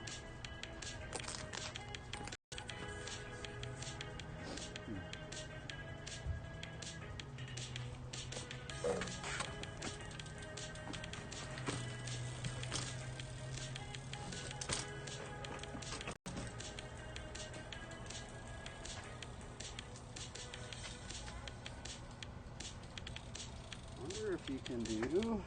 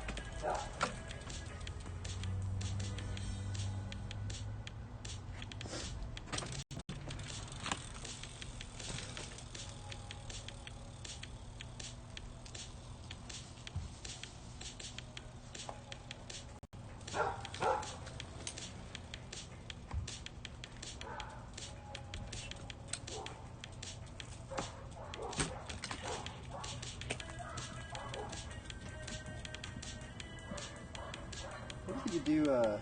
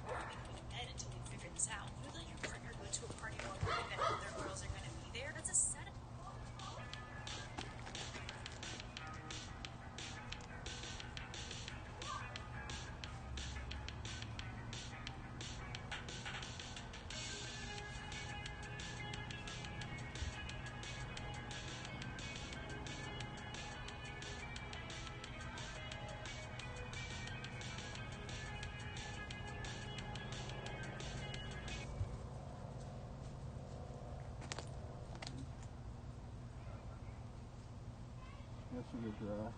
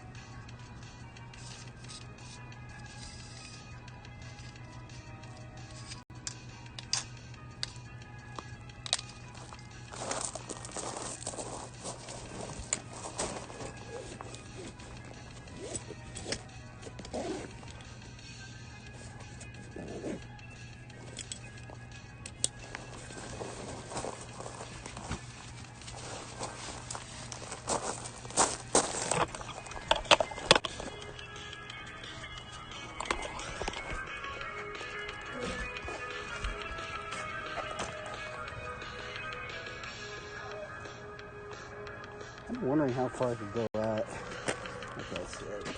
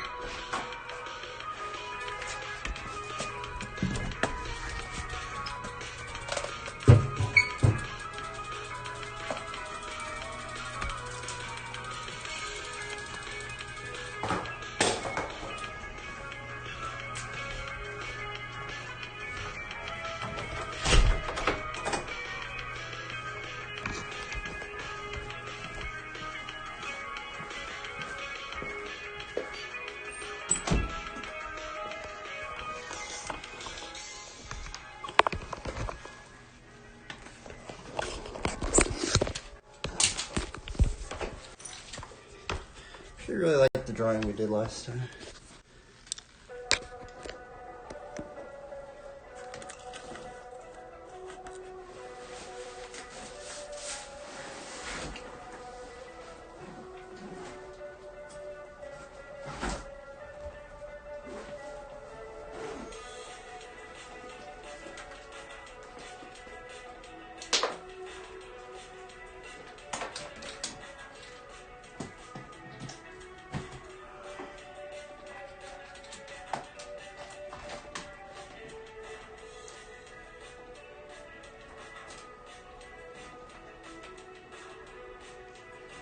Excuse me.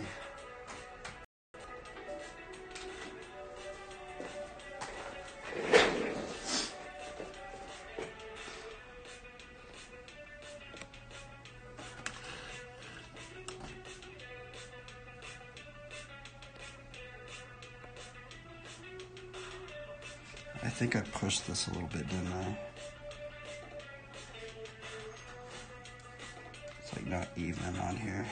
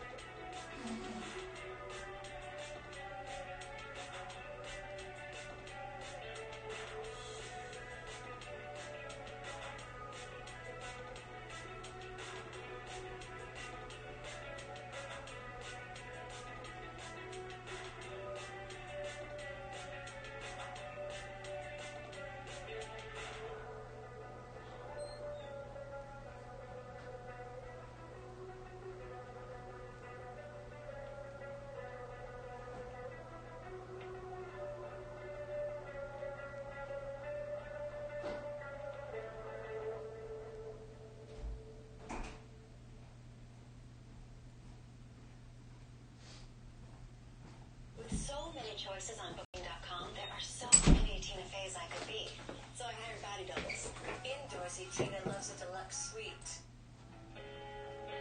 Hey, Judah. What the hell is this?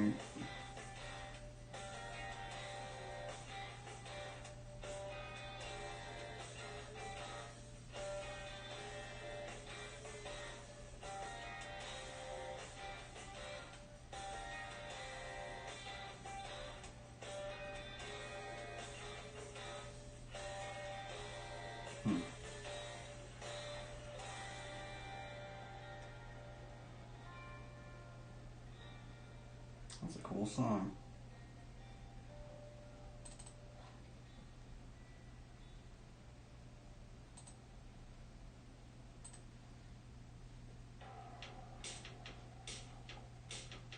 I'm not draw today.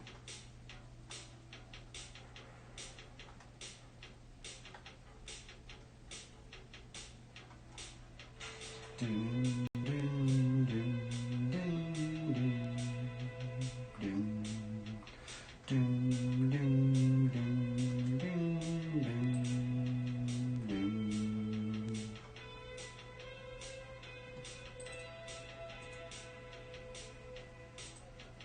Doom, doom, doom, doom, doom, doom.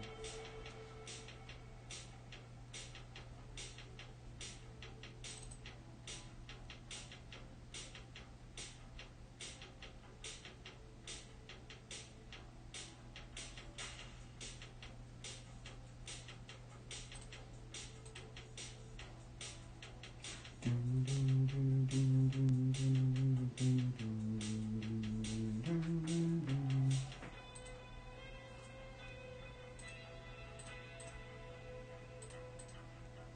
Doom, doom, doom, doom, doom, doom. Doom, doom, doom,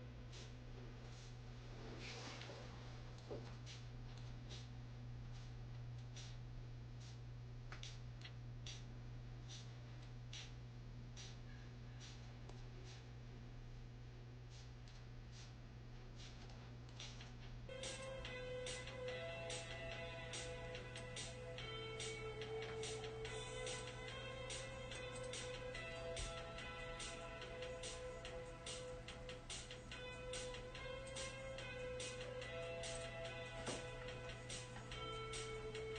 Doom, doom,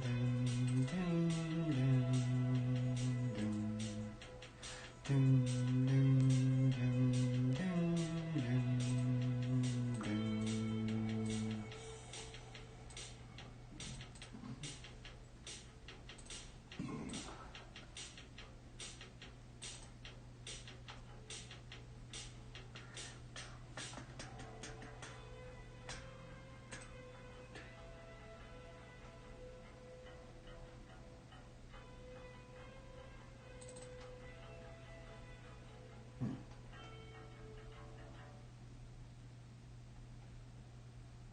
If you're a web designer, here are 4 Wix Studio features you gotta know.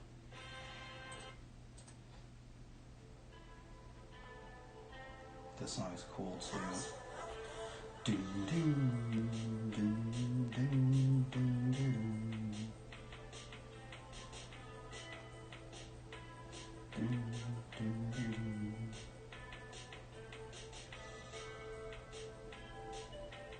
Doom, doom, doom.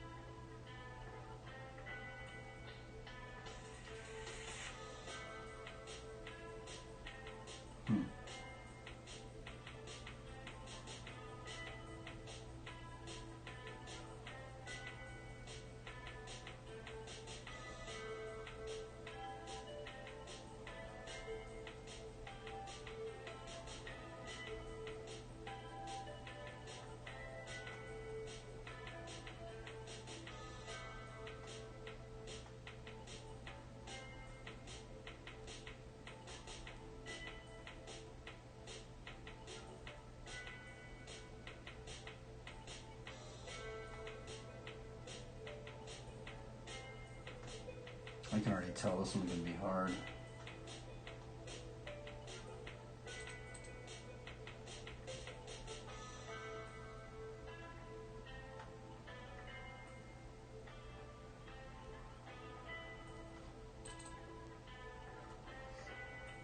I wish I could drop better scenes.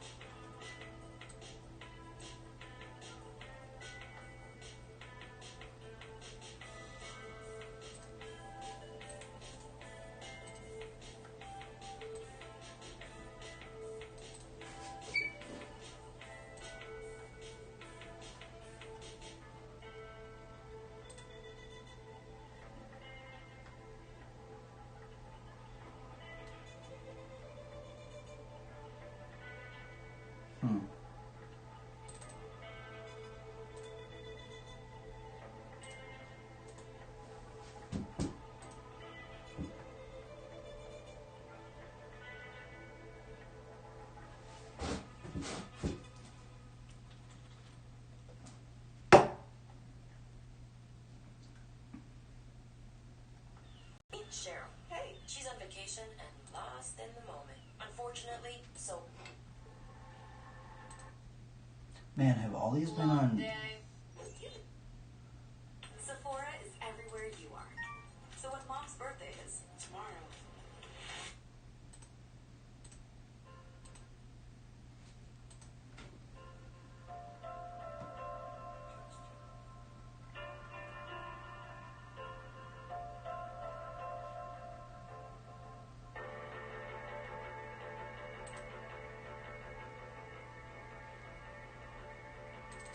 Could do an armor god.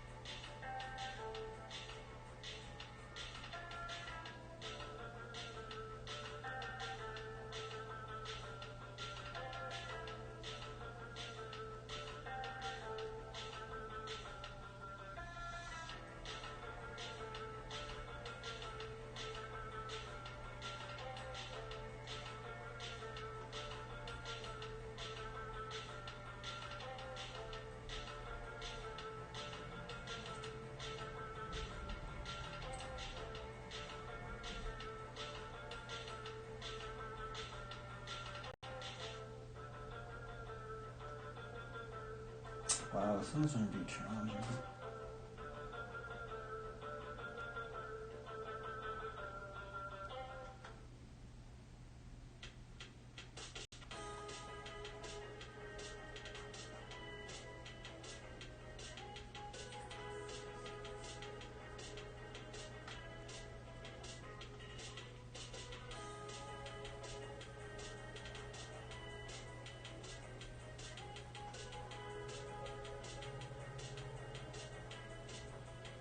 I don't know what to draw.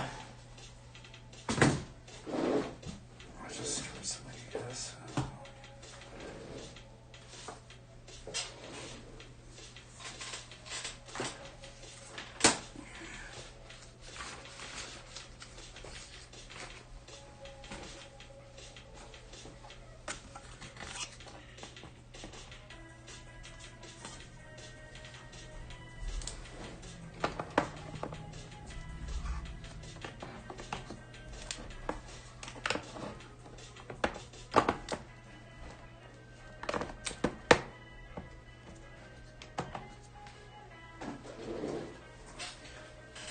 I'm getting a little burnt out of the nights, man. Trying to figure out what I'm going to do.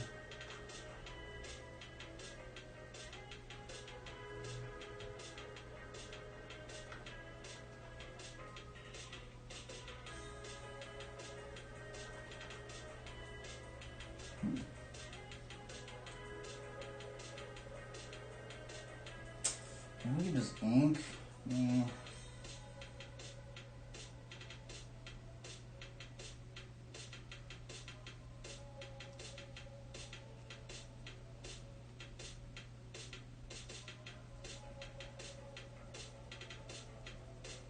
Huh.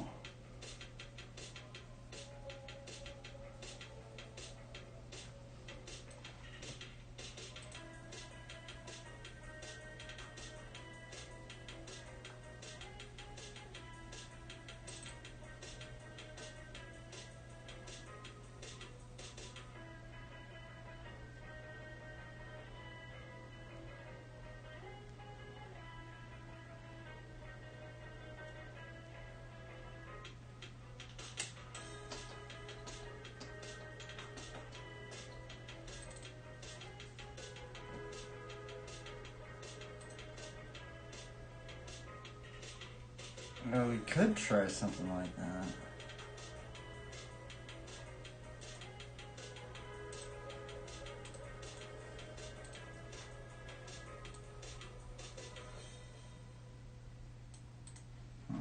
A raven shepherd.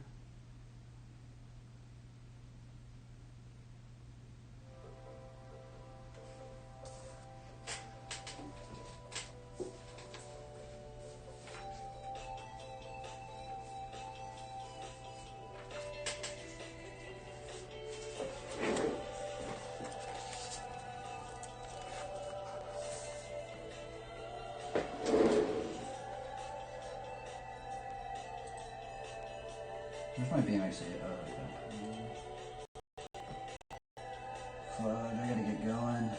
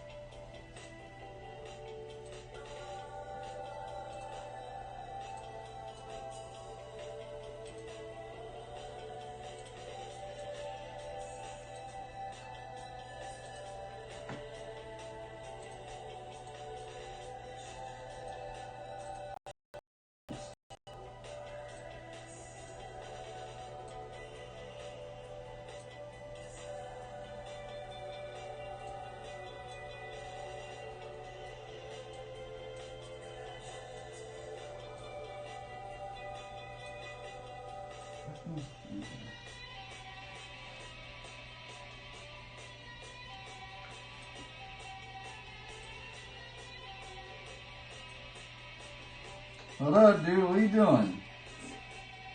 I'm trying to figure this out. Make this smaller. Oops.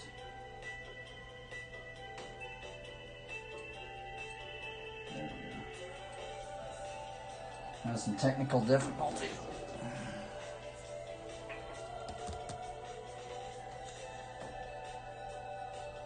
Dude, the song is copyright free.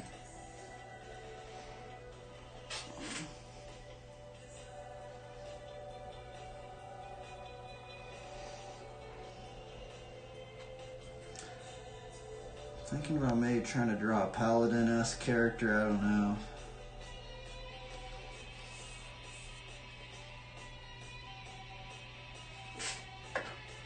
I just gotta get started though. We gotta grind this out, brother. Why is this on manual? Let me change this. There we go.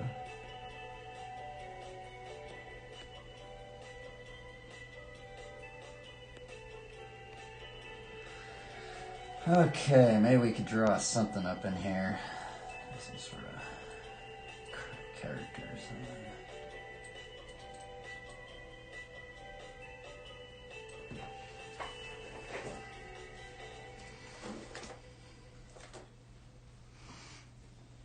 Now this paper is a little, I guess we'll use this paper. Let's try not to waste paper. I'm gonna put some RPG music on. Let me change this.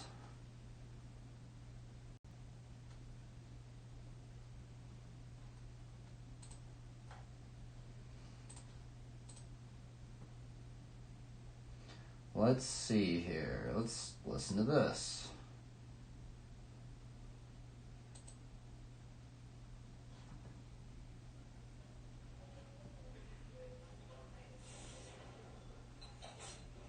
What the heck? This is just ambience. That's right.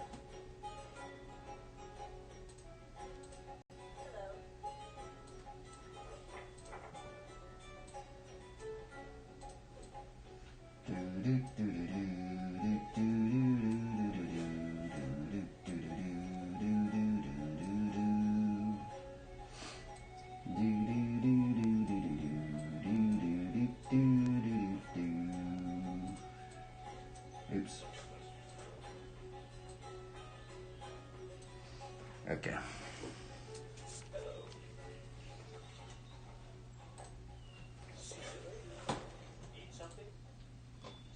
This is what I do. I don't, like, since I can't play the video games anymore, I'm just playing the drawing video game.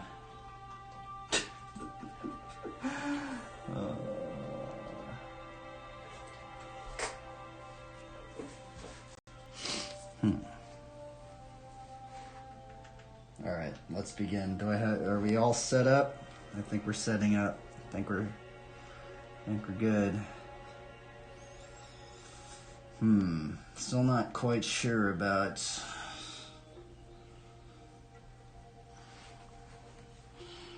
how we're gonna set this up positioning wise.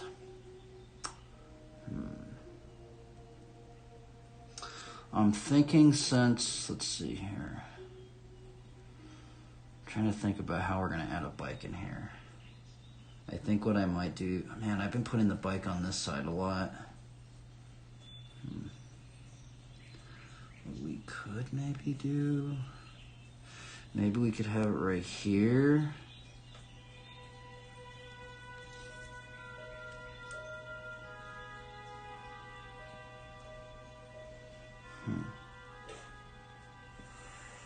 I need to take off the ambience. This is like straight up ambience of like fighting stuff too.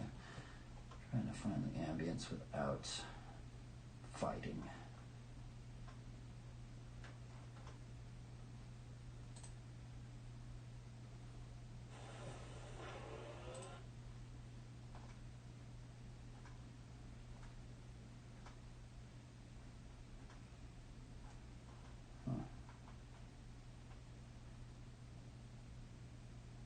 That's true. We're just gonna listen to this.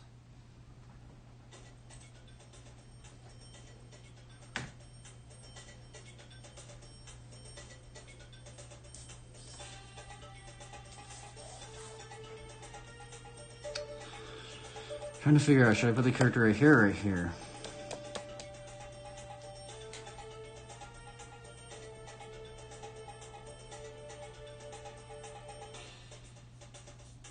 That's the question right now.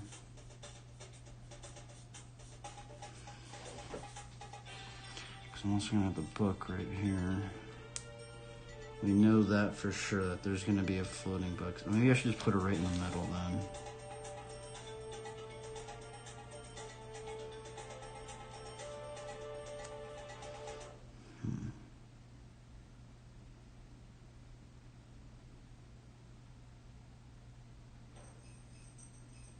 Screw it. We're just gonna... We gotta get going. We're just gonna send something.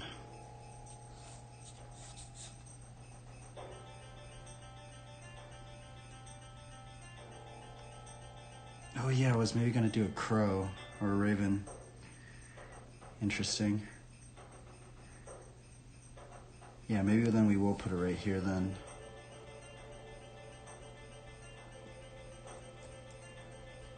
Or actually, maybe we'll put it more like in the middle right there. Okay, let's do it like that.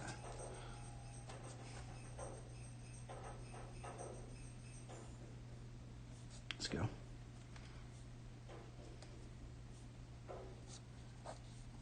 Let's get our proportion. Okay, so what we're doing is we're going to get our proportions. Proportions.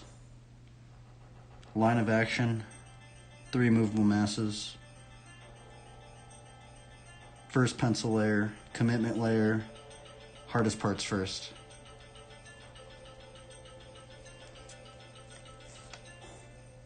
Actually, I don't know if I should put it right here then. Let's just quickly let me think about this. Don't want to look at giant book this time.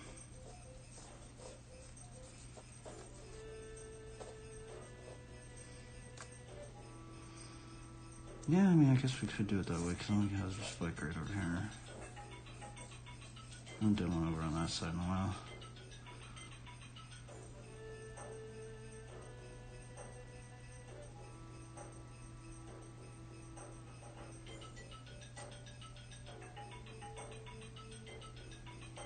Maybe.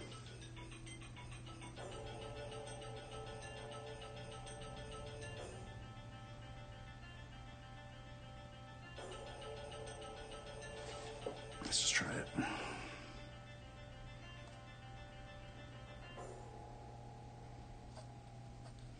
One, 2, 3, 4, 5.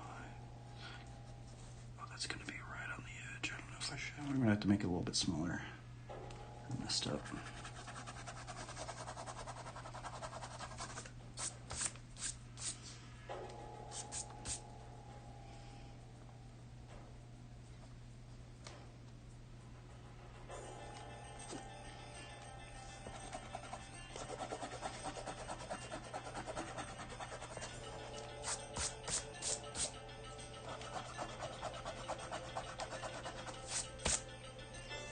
I feel like really rusty today. That means you just gotta send it even more.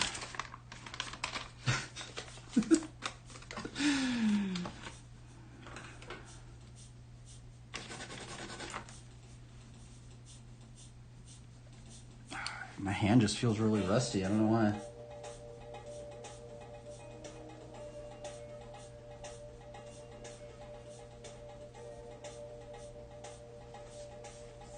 Yeah, let's just keep going. 1, 2, 3, 4, 5, 6, 7, 7.5. That one's gonna work. Line of action, which is the spine of the figure.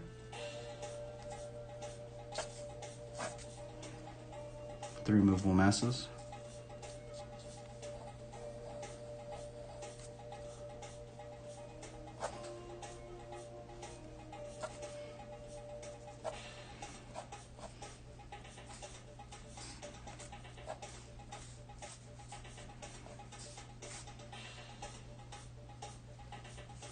One, 2, 3, 4.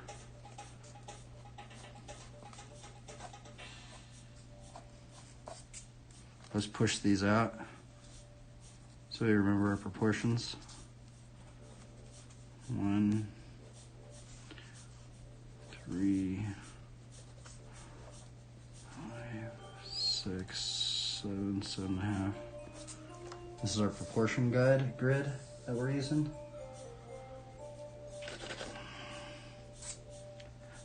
These are the three movable masses. Let's split this box in half.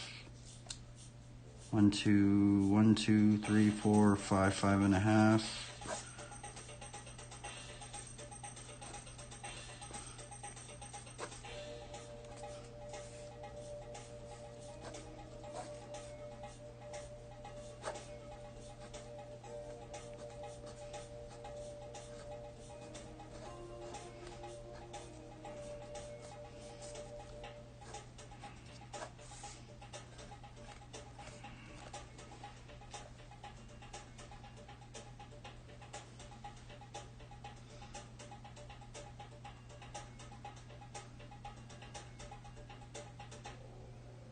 kind of want to do a raven.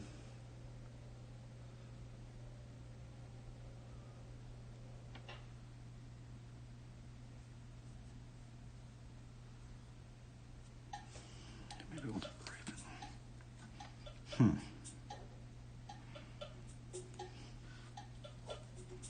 Okay, let's just commit to this right here. So we're going to commit to this pose right here. So we're using our commitment pencil. We're going to just commit to this right now.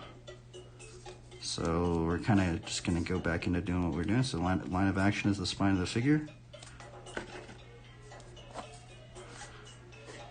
I'm just going to commit to this so I don't start changing things. So I just know sometimes if I start working on other stuff, I just go, oh, I want to change this. We're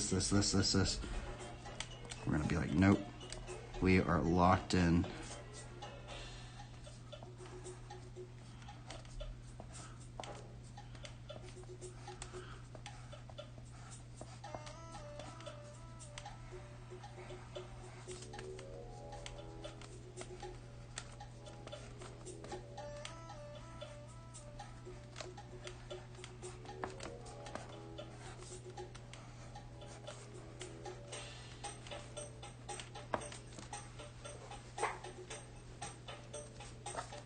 All right, we're locked in with that one.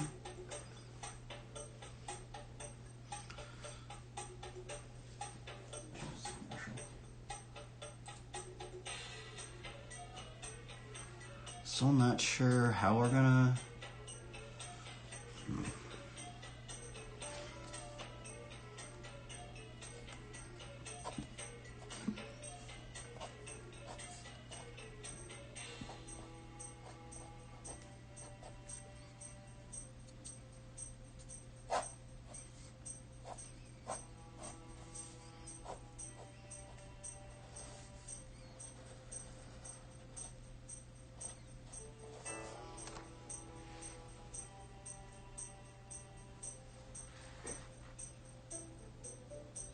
Darn, I wanted to draw a raven. I was thinking about trying to draw a raven right away. Things don't work though.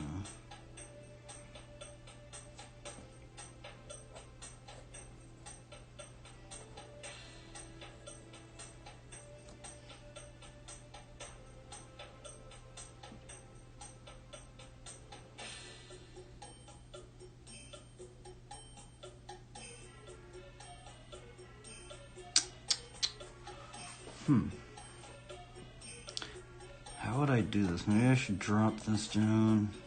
There's going to be a lot of stuff in here. Maybe I should have pushed the character over this way because I'm also going to put a bike in here. This is going to get challenging.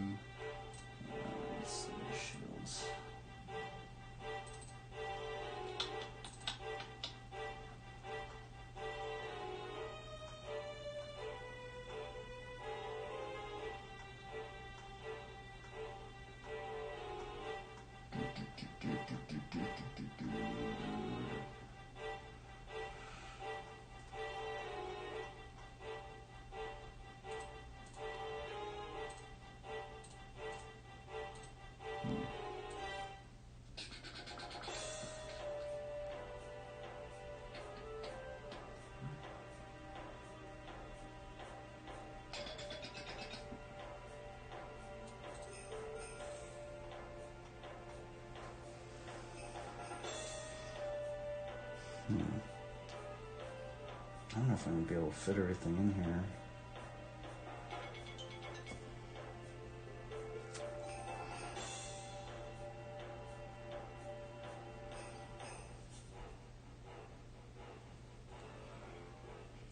Let's just experiment. I just have to remember that we can always just erase this pencil if we don't like it.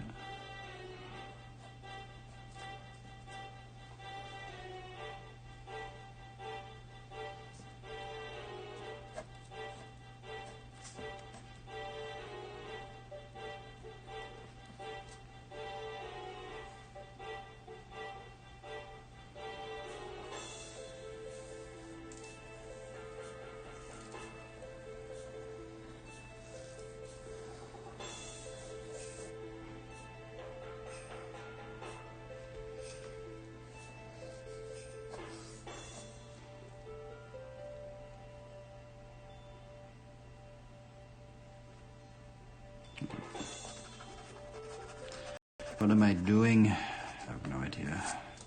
I guess I kind of have an idea, but I don't know if it's going to work.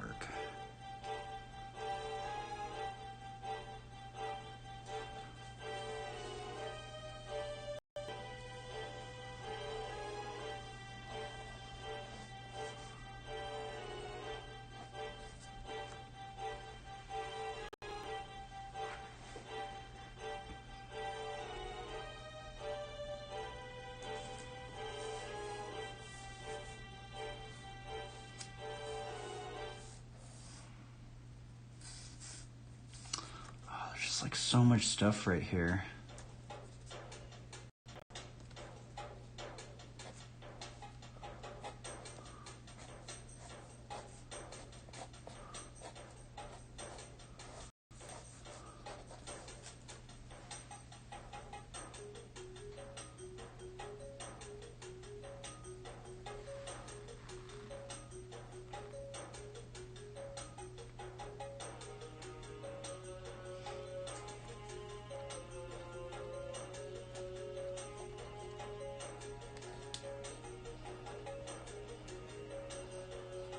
What if like this, what if the vine came from the word and is like, that's where he's getting his staff.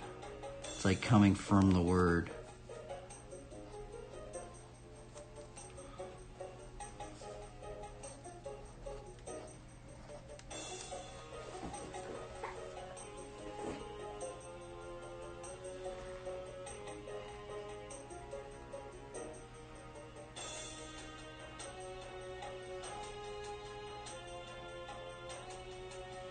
I don't know about this one. I don't know about this.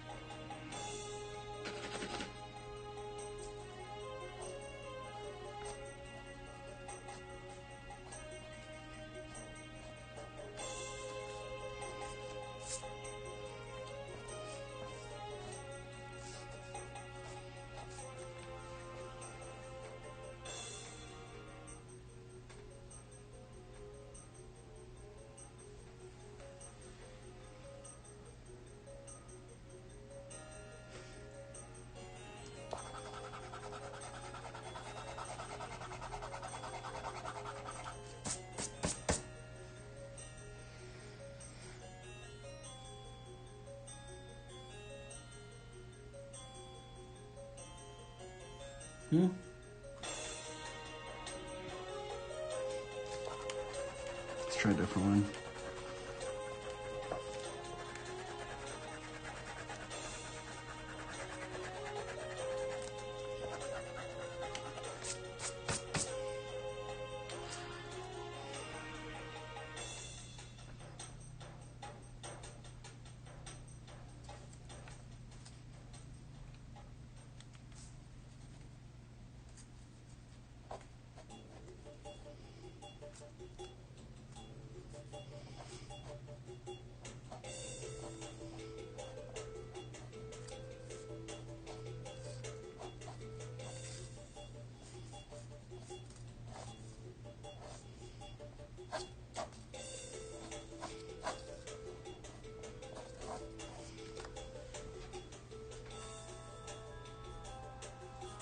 Be better.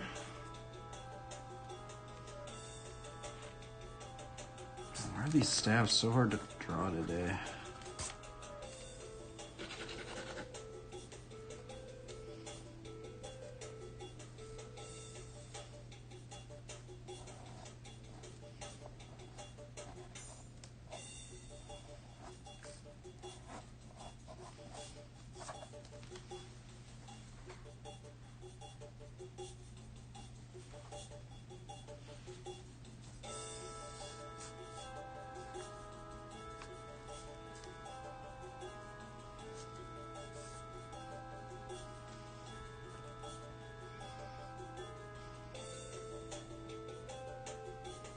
I almost want to put the shield back, but I don't know if I should.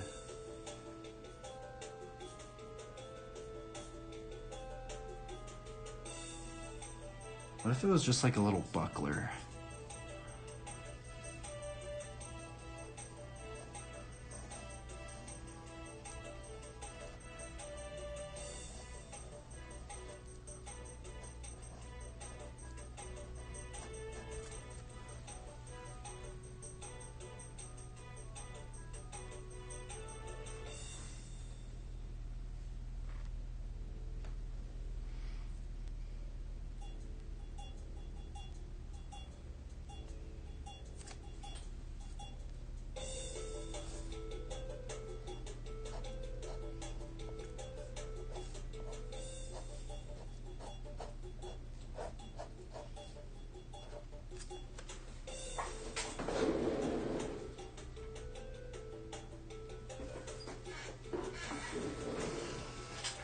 I don't know what I'm doing.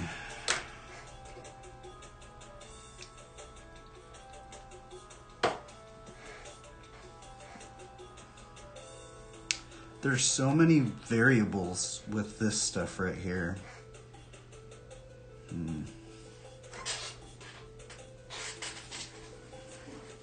It's like hard to be like set, like I'm gonna do this exactly right here.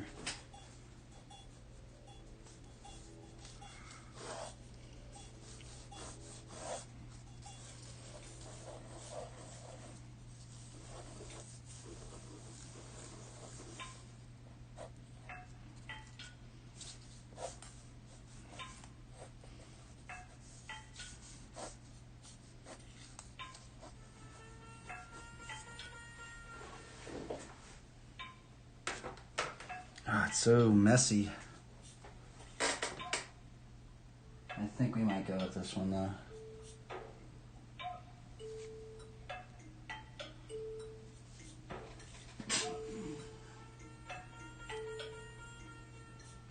I don't know about this shield. It looks a little bit too close to like that thing.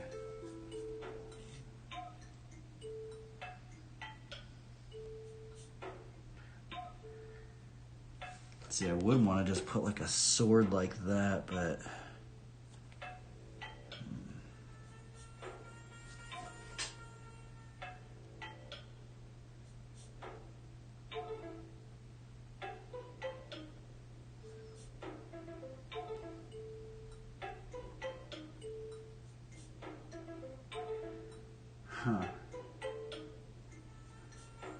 let's just keep going. Let's just keep going. All right, we're gonna start working on the hardest parts first now. That's how much time do I have? Okay, dang, that already took 30 minutes. That took way too long, I think.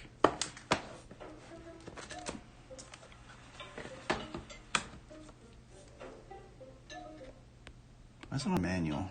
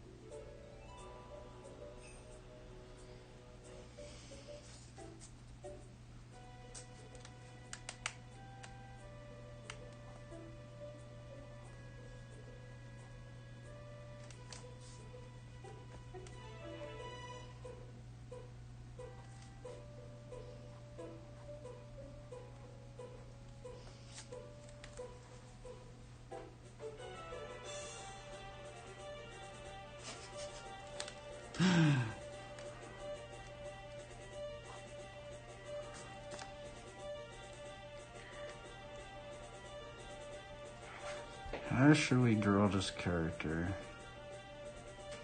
I'm wondering if I should put a helmet on.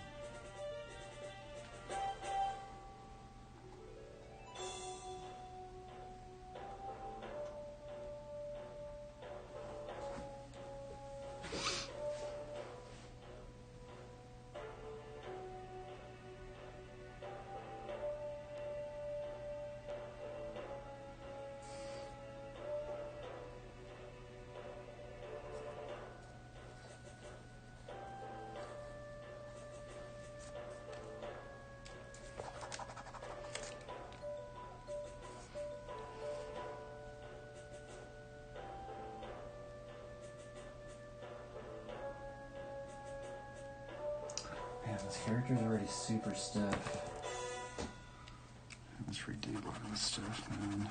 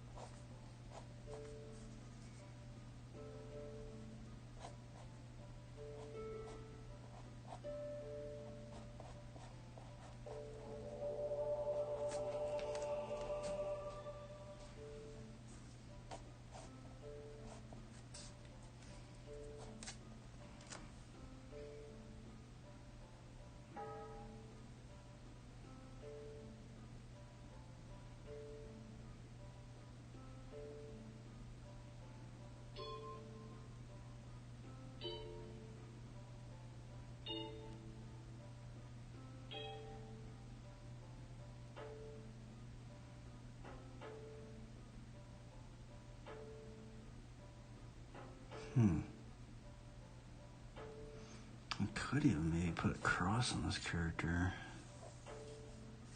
Yeah, that's what we should do. Instead of the staff.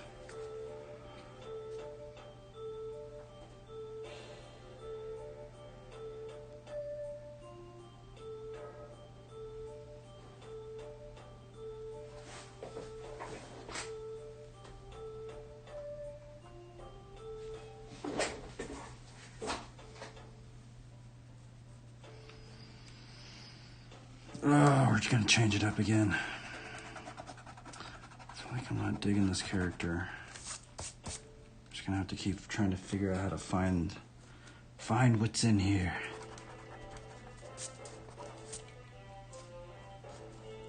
It's in here somewhere.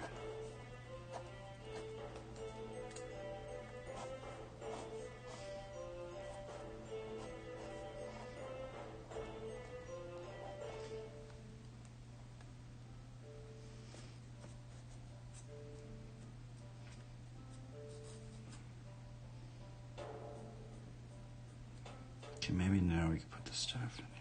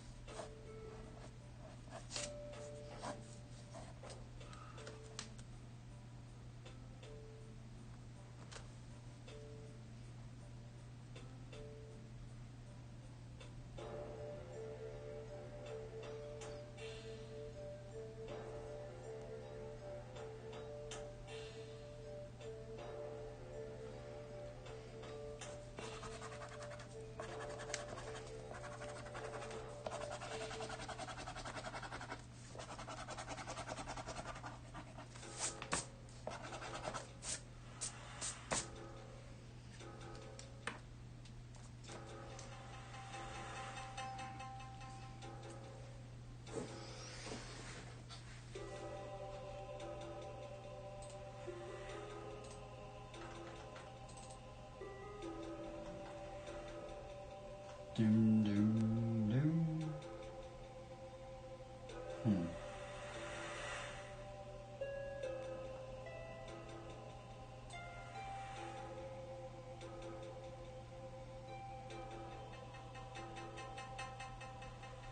How are we gonna do this?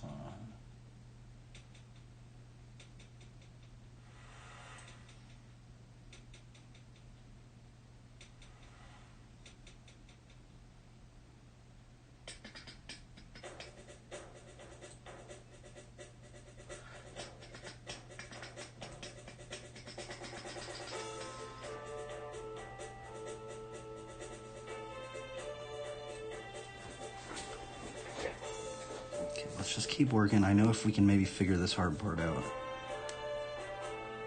a lot of things will start working out more.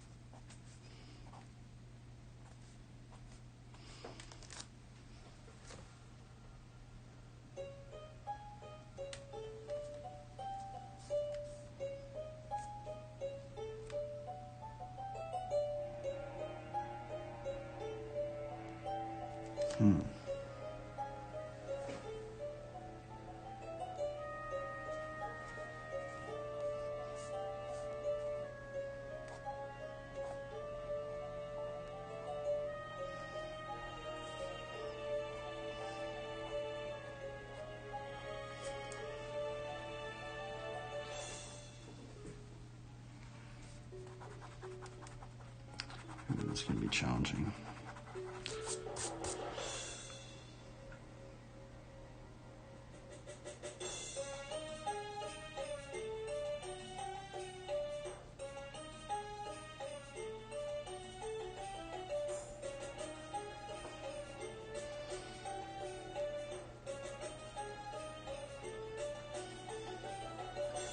It's in here somewhere.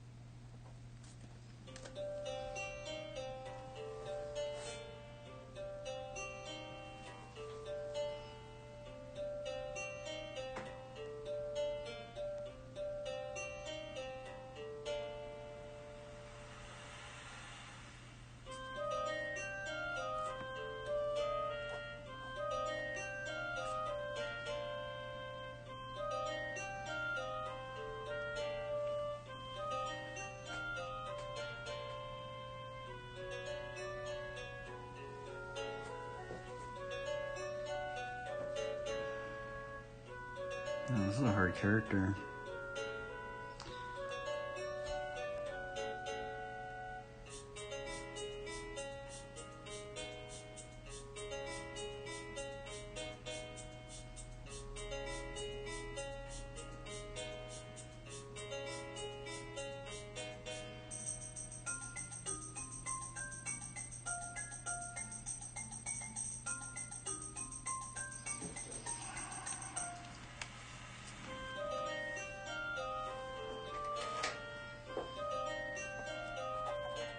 Just keep trying to find it. Gets to a point where I don't want to erase it, but I know like we can find a better portrait.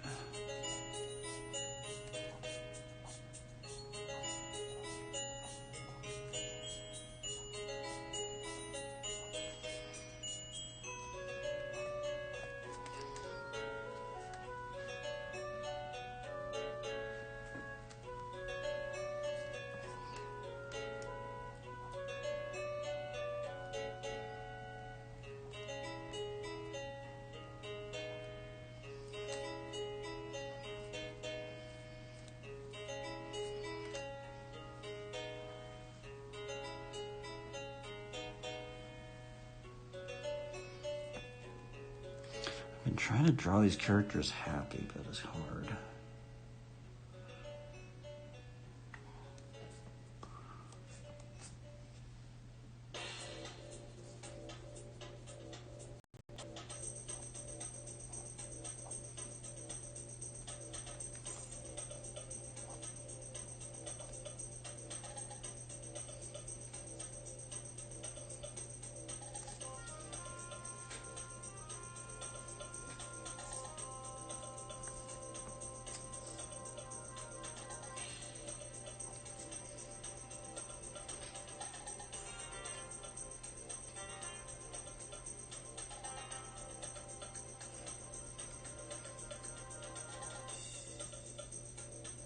I almost want to put a helmet on him, but I don't know.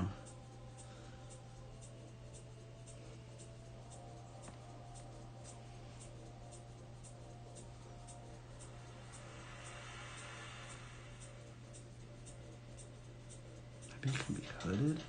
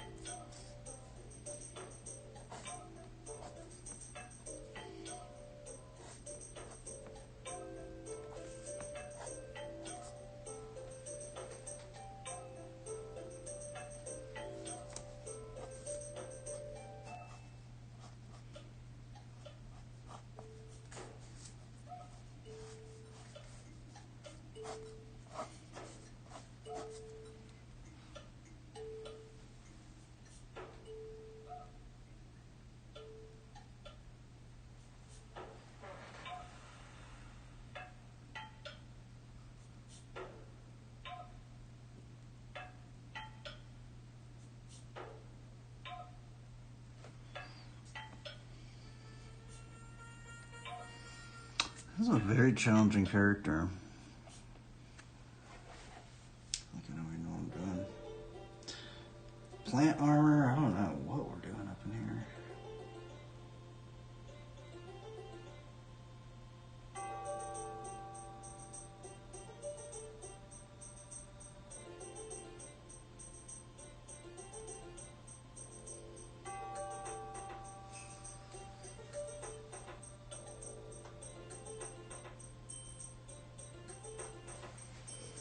Let's get this done.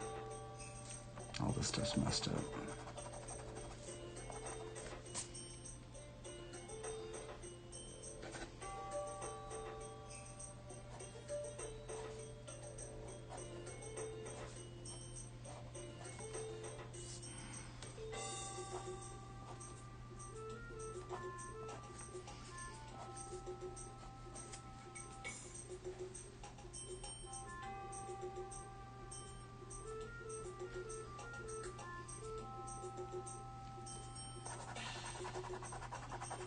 Might just use simple, maybe just camel hair cloak or something.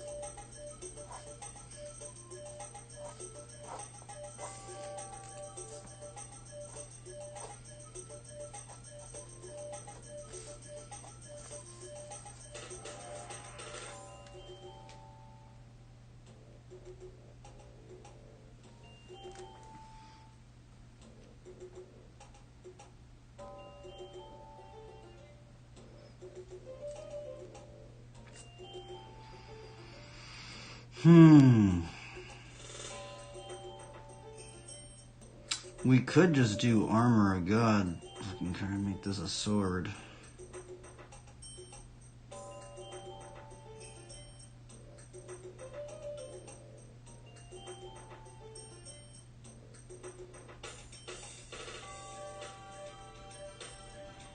I can try that.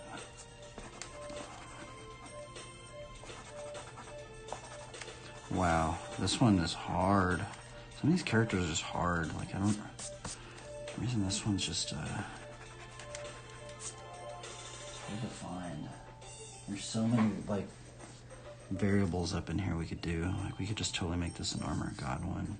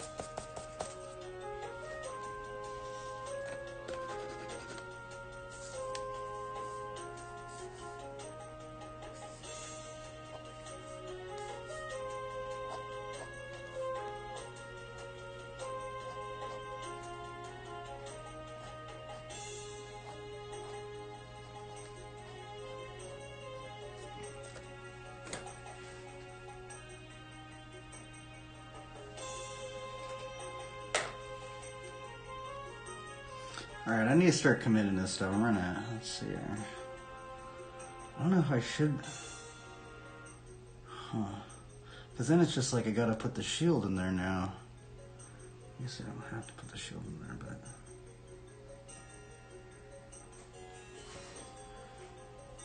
Huh.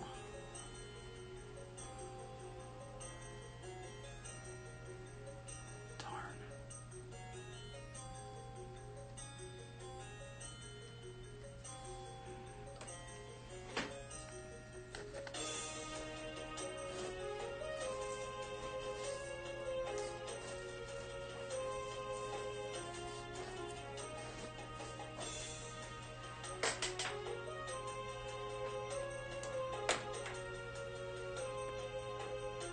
This character's odd. Not sure about this one.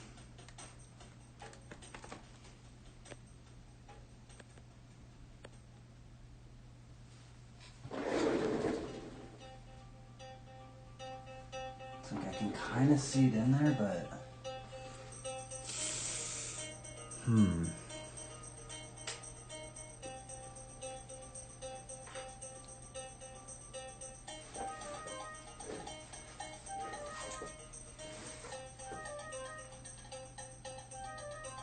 like an older paladin or something. Just don't know why.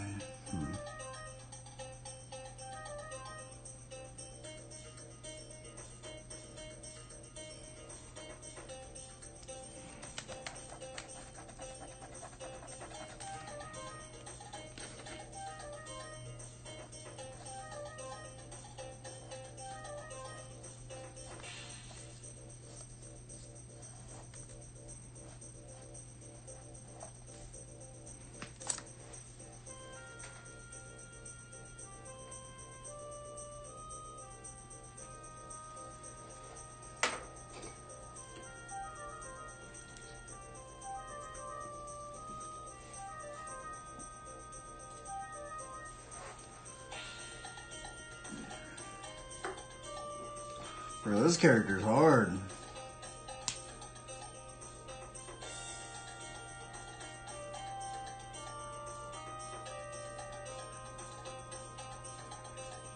I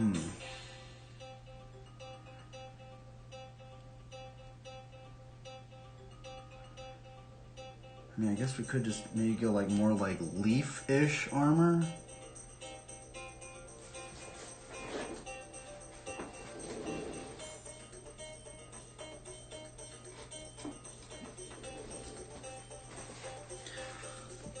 I'm gonna have to start committing to some of this stuff soon here. I'm like, should we just send it? I'm just gonna have to start sending it because like, I keep just like changing everything.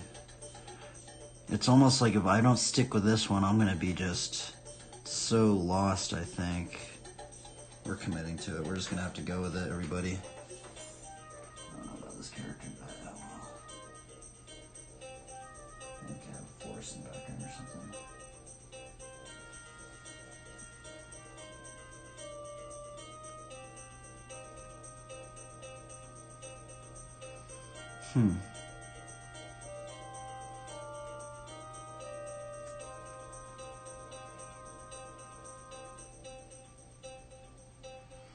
Still not sure about this.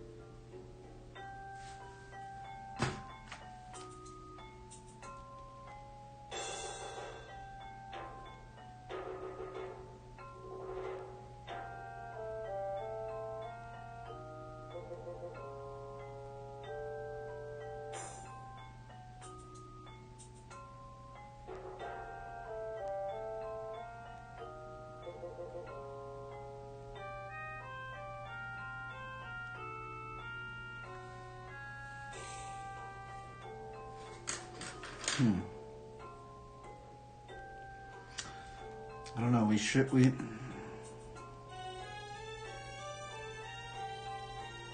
I don't know if I should do the shoulder pads or should we go like just camel hair cloak. I feel like the camel hair cloak would be better, right?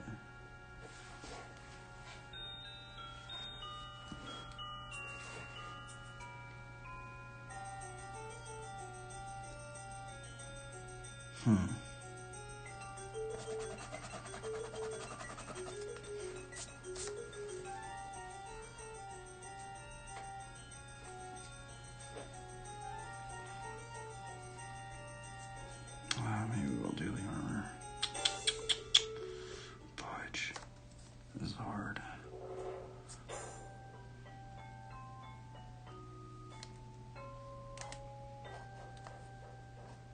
Kind of want to just even restart it.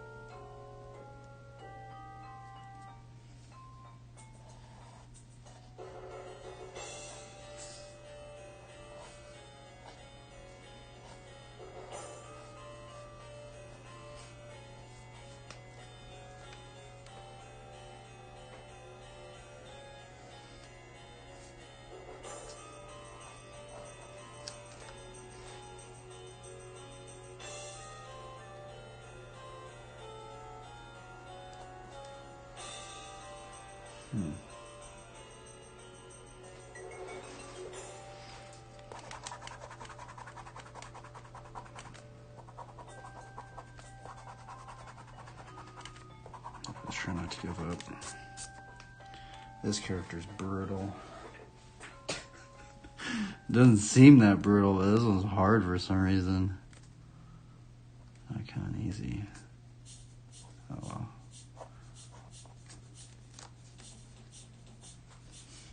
Just try not to give up. Just like playing an RPG game, we just gotta figure out this character though.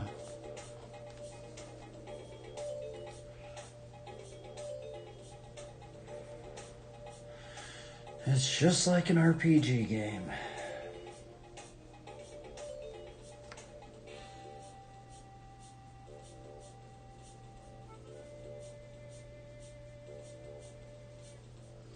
I guess if anything, maybe I should just be thinking about the anatomy.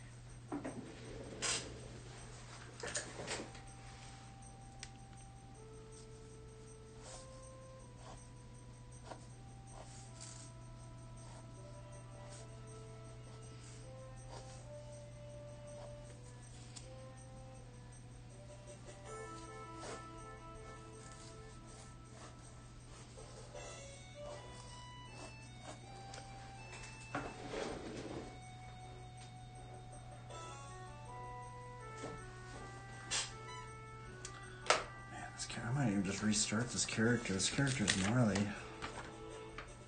It's super hard for some reason.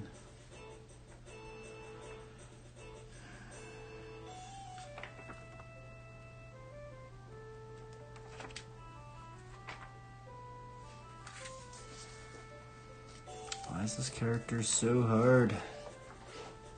It's challenging.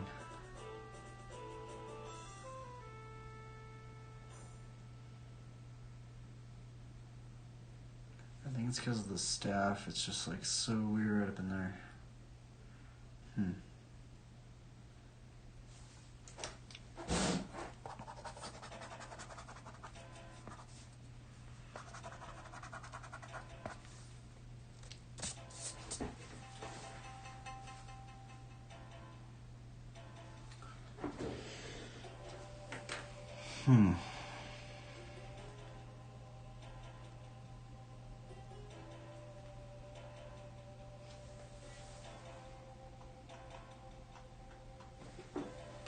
I'm gonna lightbox it.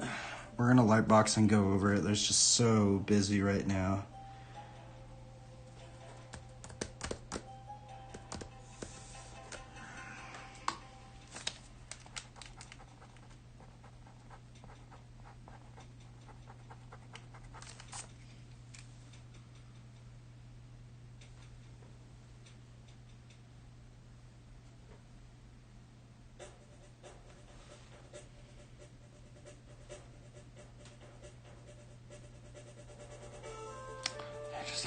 I don't know what I'm doing up in here. Like, are we gonna do a cloak?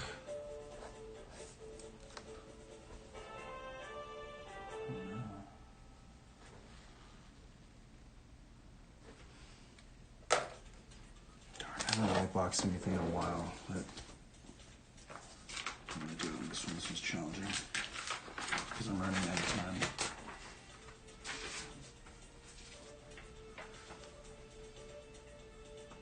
We might even just restart this one. Let's just restart it.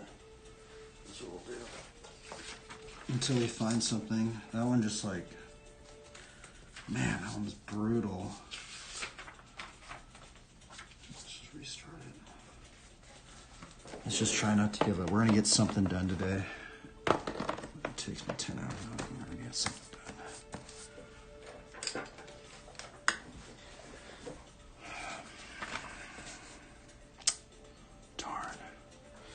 Maybe I should just keep working on this one, not give up on it. It's hard.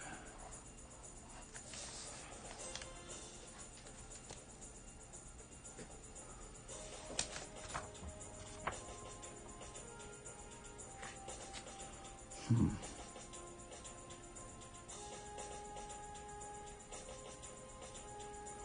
I'm gonna have to go through that face all over again. You know what, I'm just gonna keep trying to just battle this one, I guess.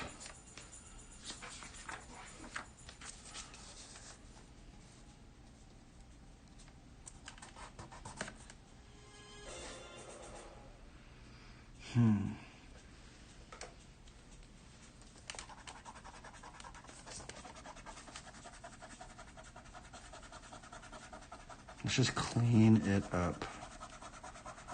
That's what I need to do. We need to clean it up and then get our commitment layers down. Because I'm getting really confused up in here.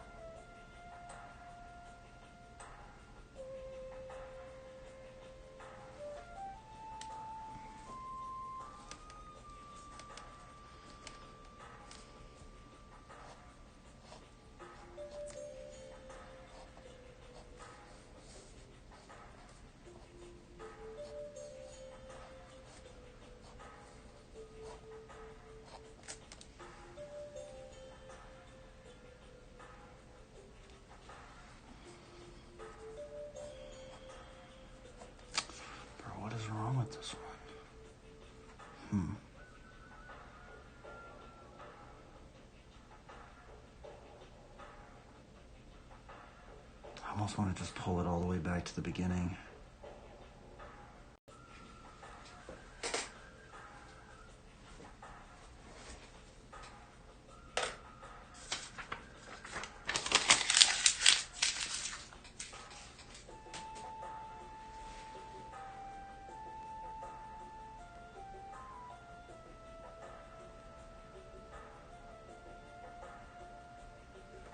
Or restarting it.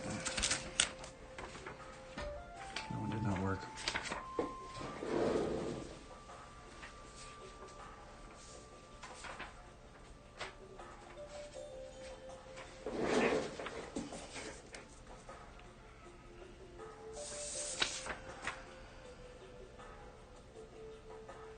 Brutal. Oh well. I don't know why that character's so hard. I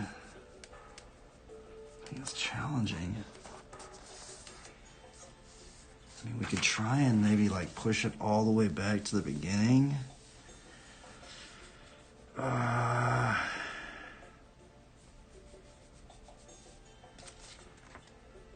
let's do that, I guess. Darn.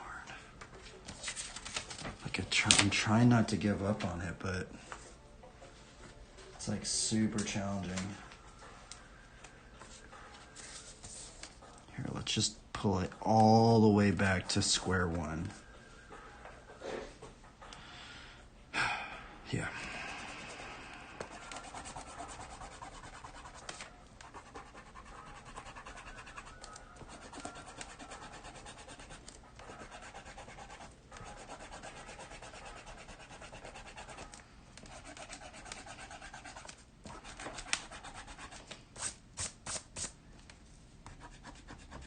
This is brutal. I haven't had a drawing like this from like I've been stumped on it in a while. So it's been coming.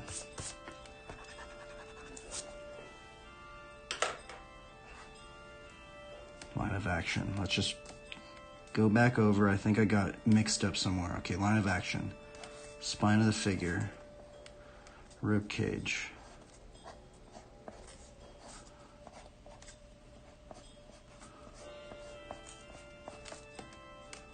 One, two, three, four, five, 5.5. I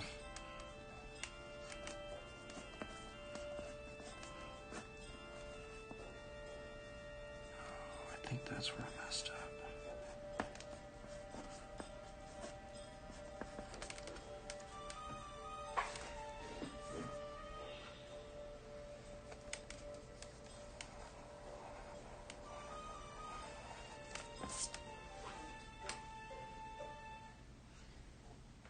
Okay, let's try not to give up. It's in here somewhere. There's so many variables in here. We can fix it. It's just we have to figure out the character. That's the hard part.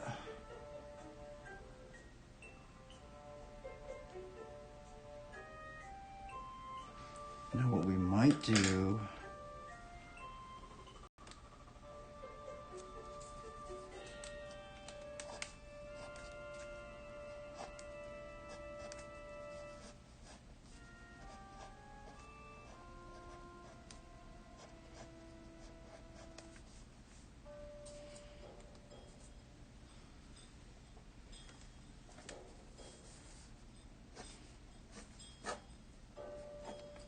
I think it's the staff. The staff's really messing me up.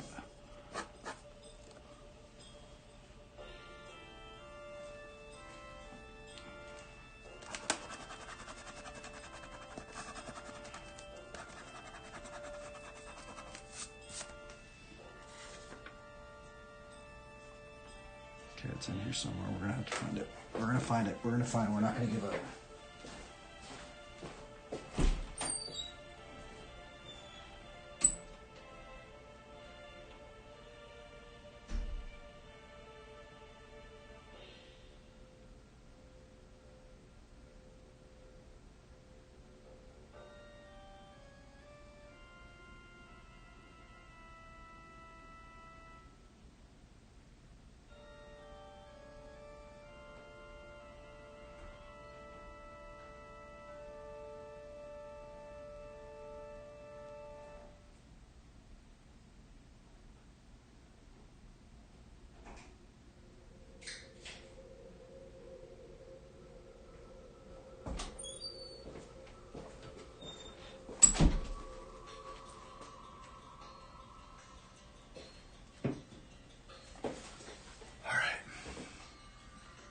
No frustration.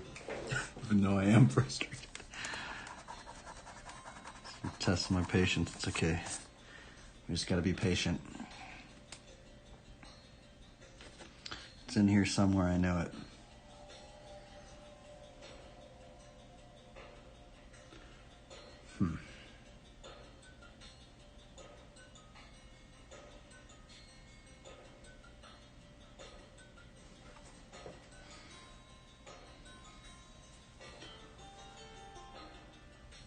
Do do do do do do do do do.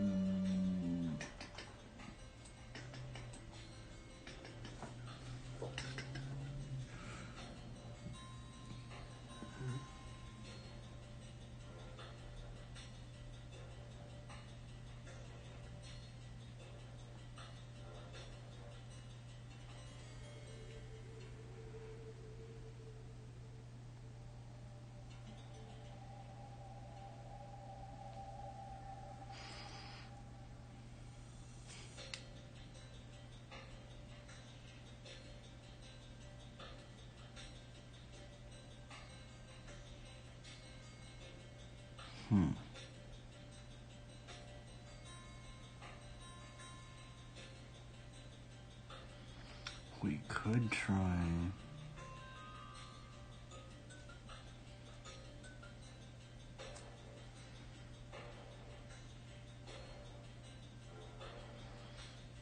Something off. 1, 2, 3, 4, 5, 6, 7, 7.5.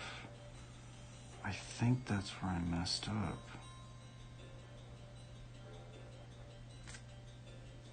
Fudge, I think that's where I messed up. Wait a minute. 1, 2, 3, 4, 5. Oh, because, huh.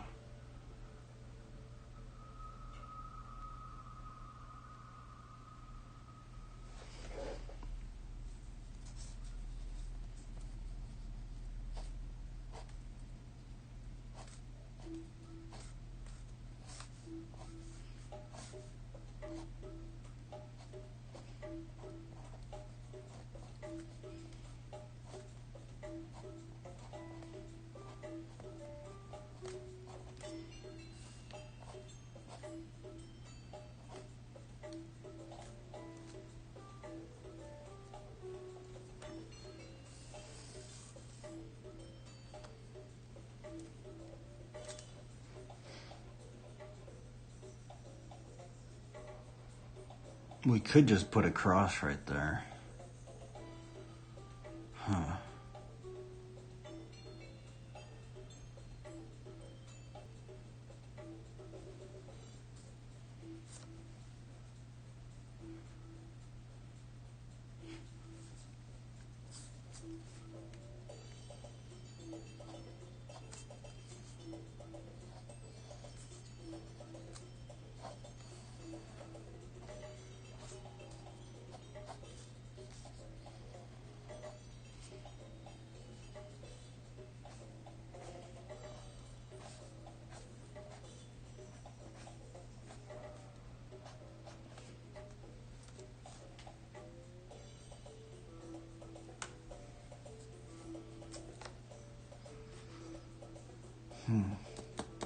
That's really challenging. See, I want to just kind of put like a sword or something, but then like I have these believers telling me I'm promoting violence, so it's like, how am I supposed to? I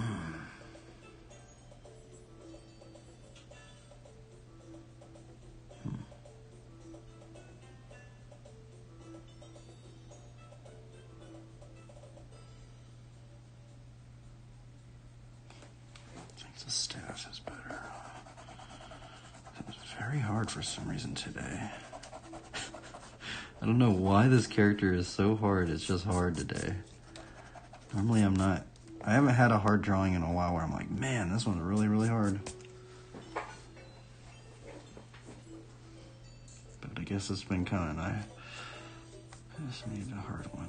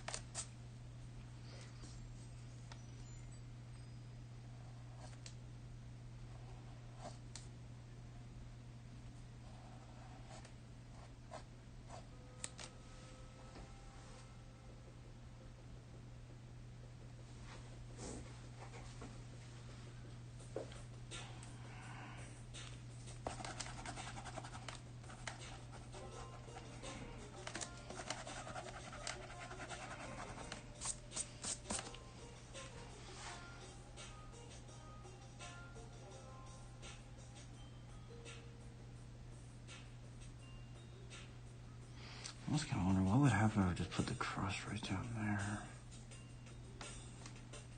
I mean, would that work?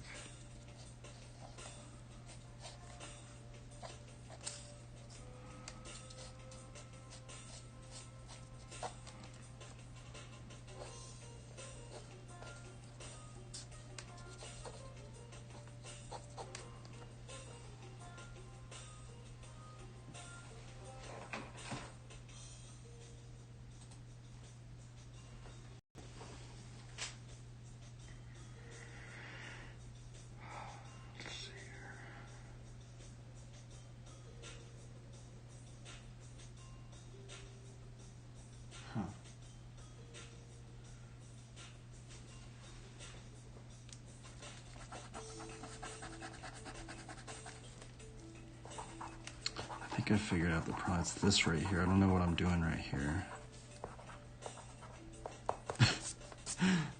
Let's see, I don't know.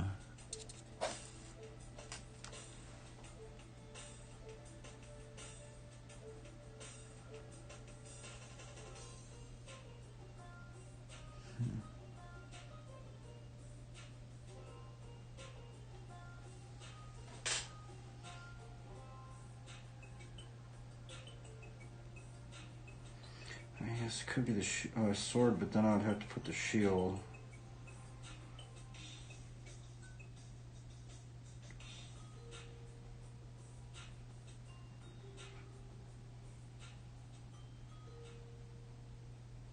I feel like the shepherd staff is the only other item we can put in there.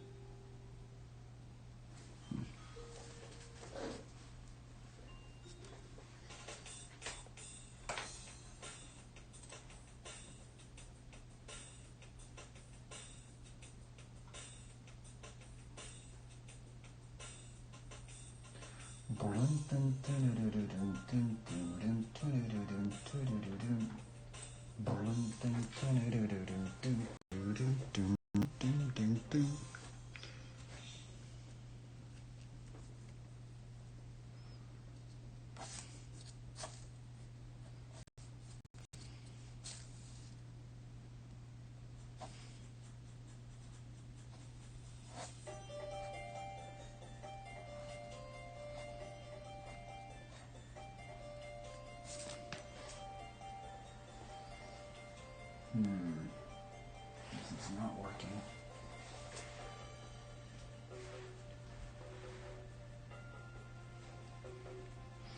I think it's because of the shepherd stuff. I have to do it differently. I might have to just do a sword, maybe. But then how would I put the shield in there?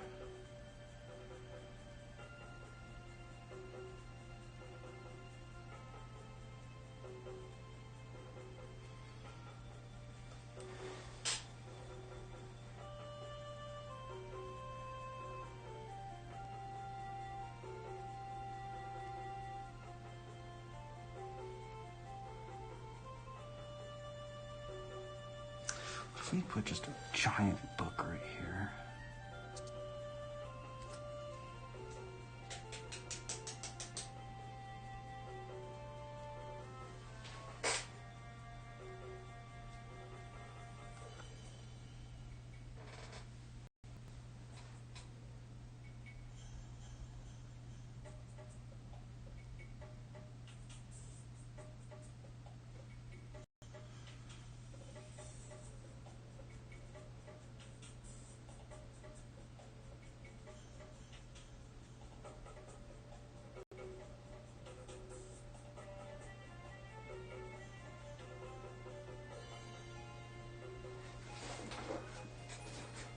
Maybe a shield?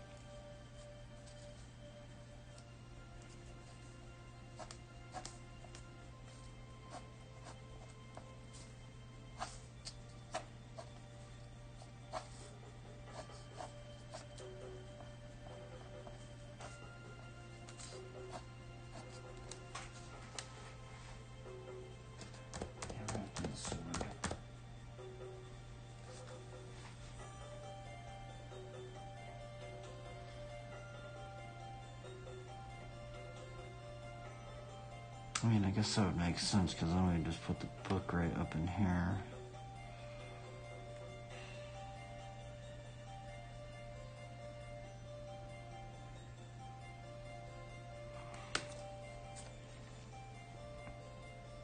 I guess we could maybe put a shield on this side. Maybe.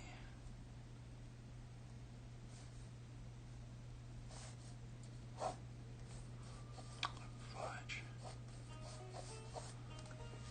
I did the flipping shield.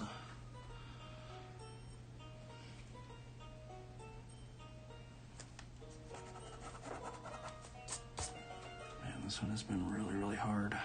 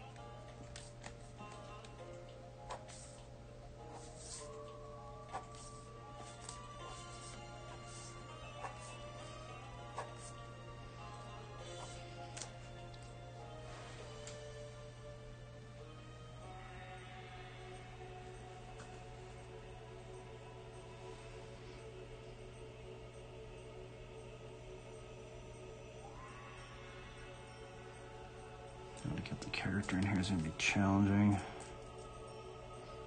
Could just do a knight.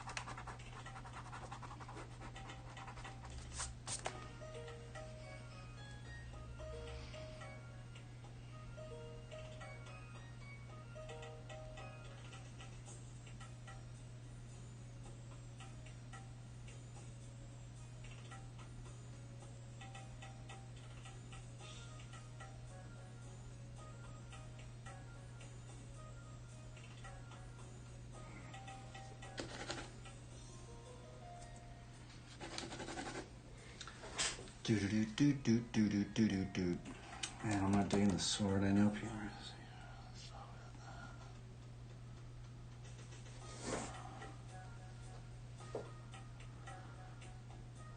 Darn, I really tried to go with this one. I guess it's the arm. Maybe it's that. So that's what's messing me up. I guess that is what's messing me up.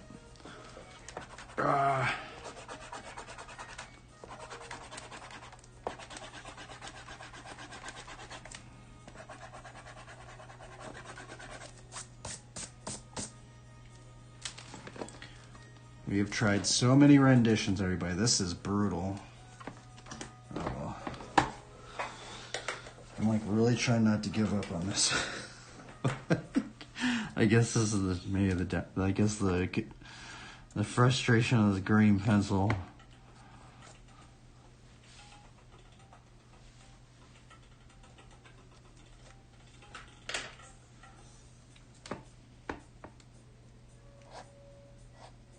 All right, deltoid.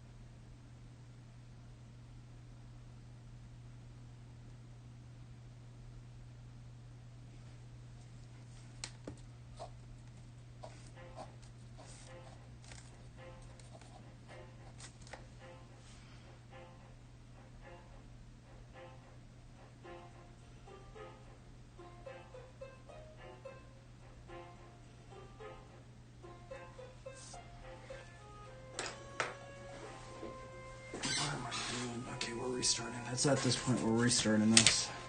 I tried to save it, but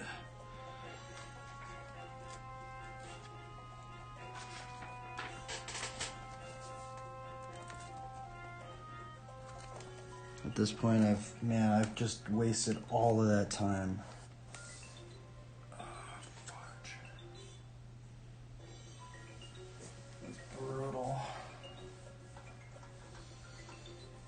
Waste all that time just fiddling around. I should have just really been.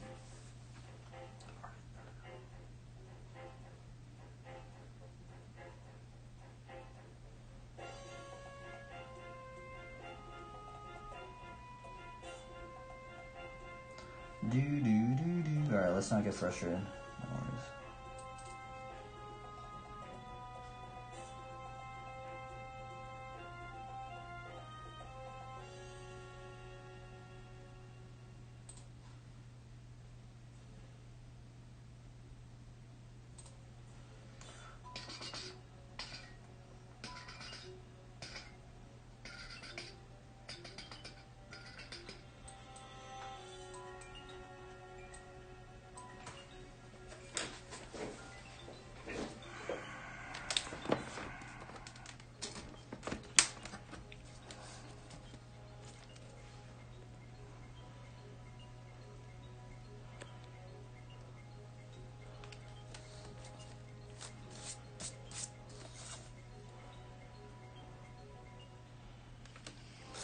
Here we need to just do some gestures. Let me restart this character again.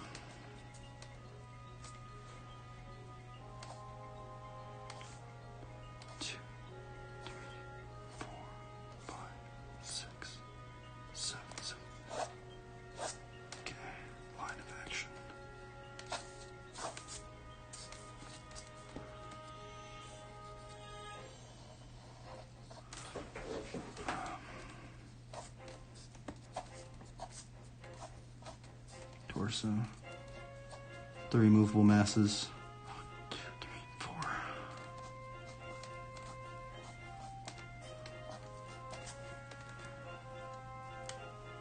4. 1, 2, 3, 4, 5, 5.5. I think maybe it was just imbalanced, maybe.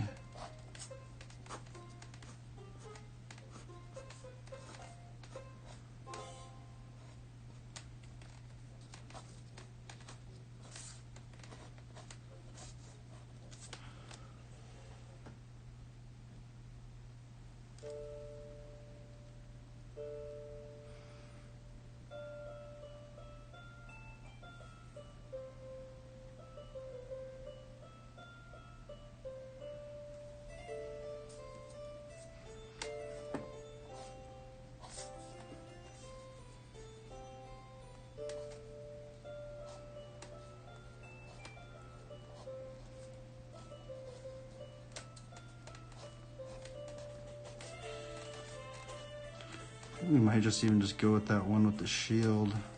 The one that I should have done in the beginning, probably.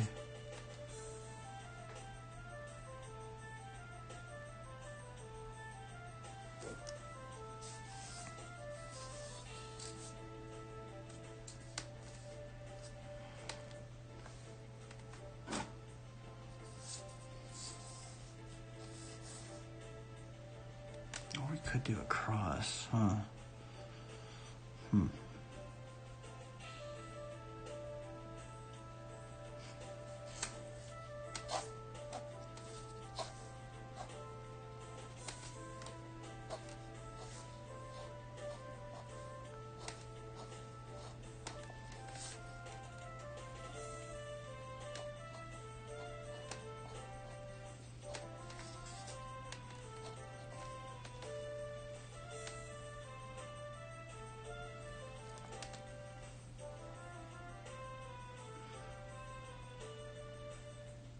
We're gonna try and keep it with this one.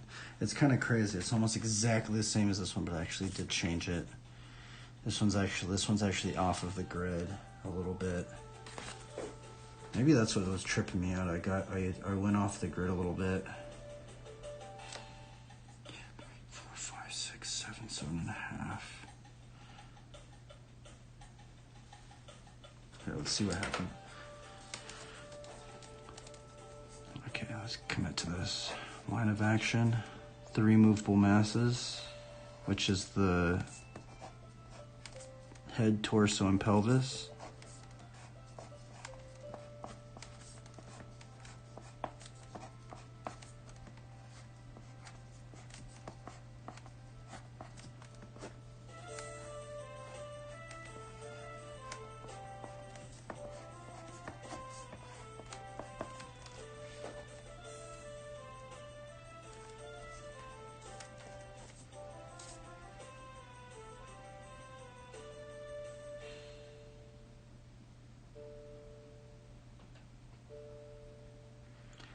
Still not sure about this, but we might have to just go with it.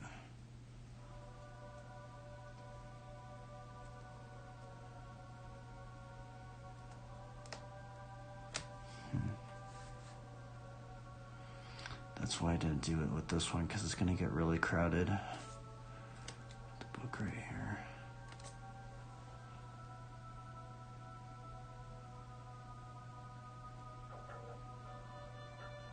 Could just do a bunch of sheep.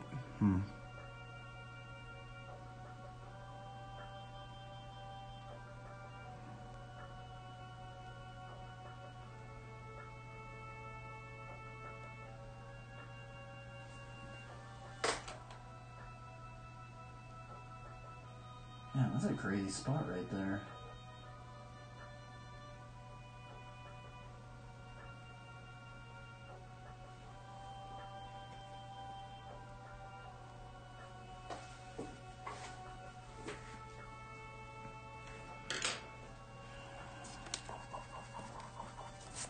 Let's figure this out.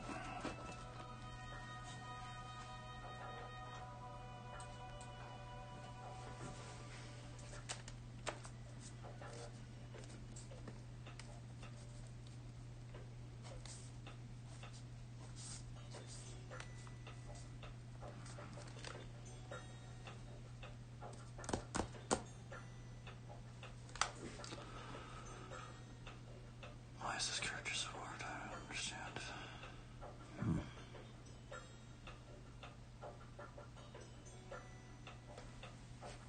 Maybe you just get more into RPG mode. That's what I need to do. We need to listen to some RPG music. And just think about this as a video game. This is just a Bible video game.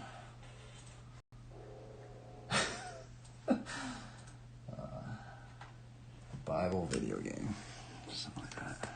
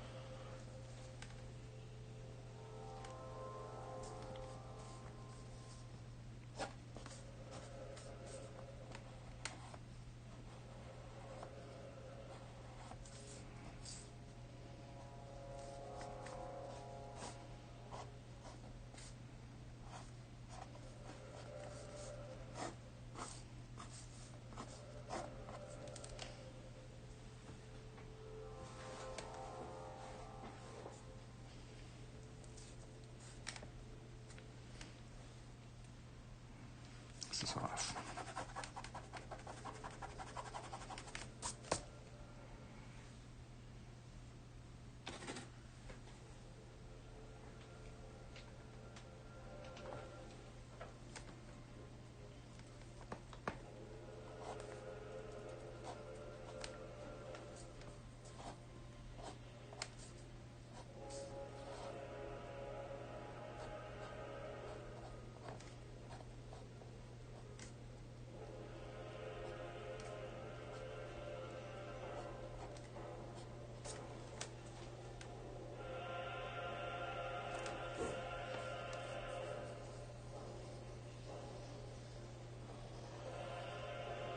I've literally like went back to the very original one that we were doing.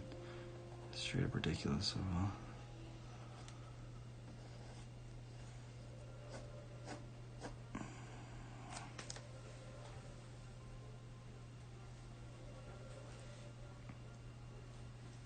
I'm kind of wondering, let's see here.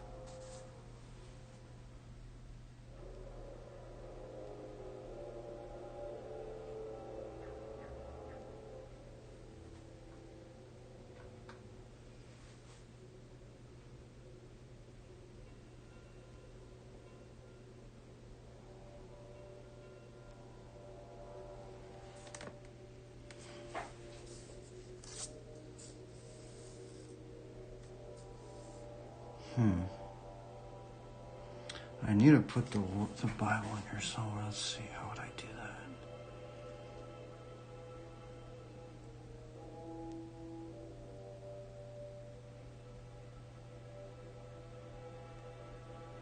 I guess we could just put a little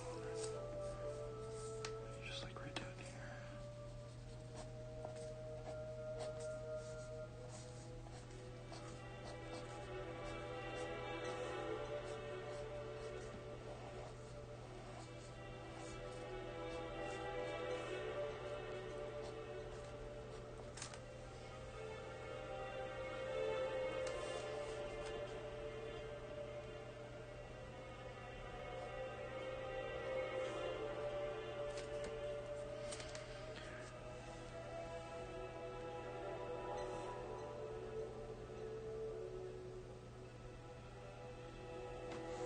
Try not to give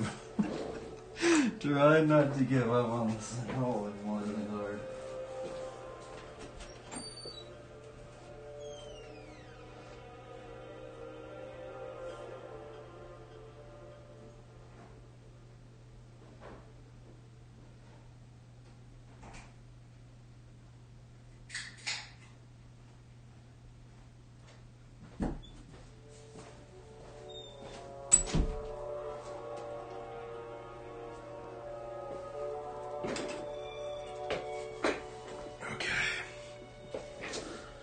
Okay, let's stay focused.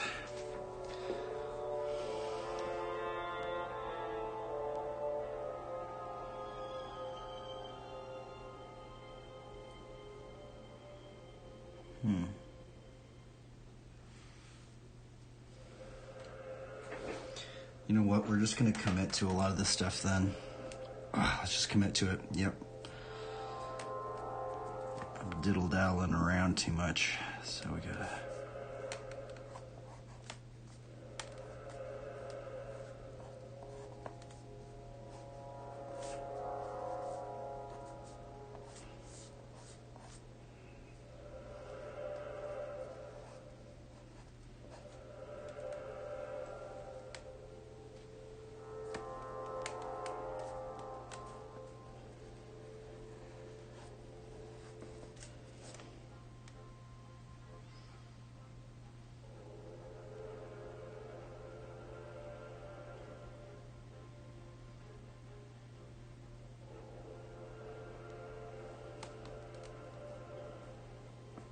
There you go, shepherd slang.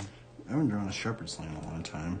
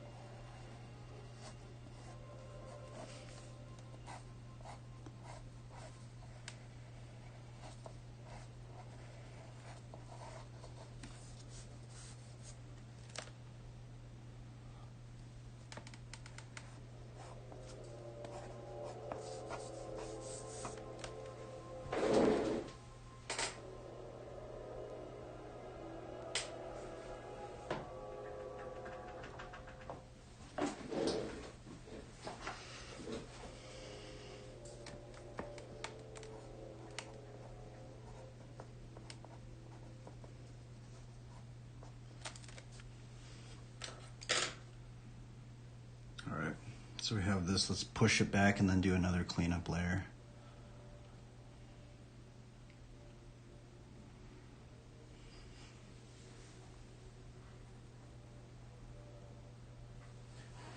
This is kind of the scary part of the piece of just doing the pushback and then doing it. Now some people will just do the ink right on top of this one. I'm almost just wanted to maybe just do that. Just do the ink right on top of this one.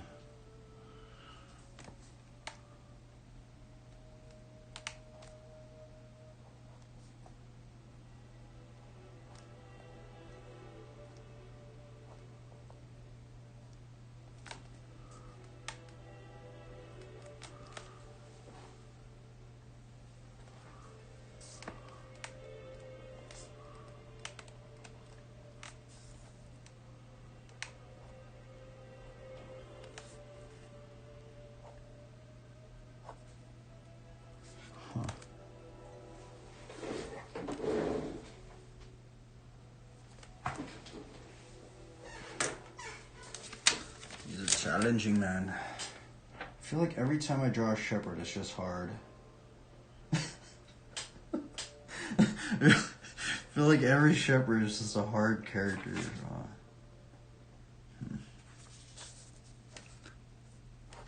I feel like I've just put in so much time that I'm just like... I'm just burnt out now of this character, but it's okay. We're gonna try and keep going.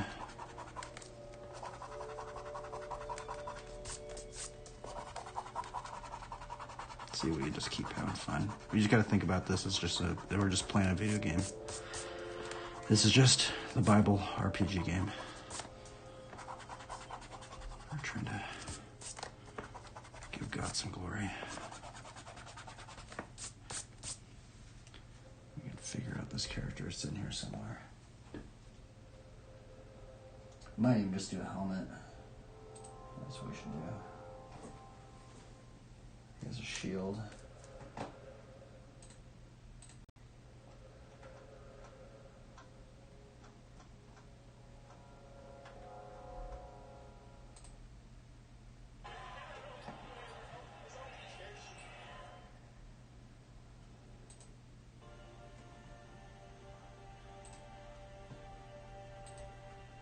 It's kind of funny because I remember how I started the stream off. I basically just said I'm just going to fail over and over again. That's kind of what ended up happening today. So I already knew what was going to happen, so at least I kind of have already accepted the fact. We're just going to fail. Fail and fail and fail until we learn something.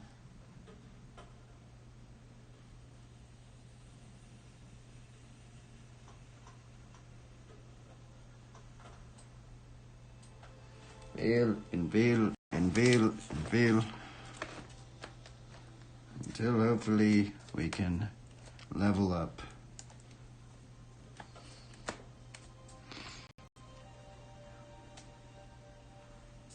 Okay, so if the eyes are right here, let's see what would happen if we just put a helmet on here. And the helmets sometimes are just harder than the actual characters themselves, the portraits themselves. We can put just a helmet on here.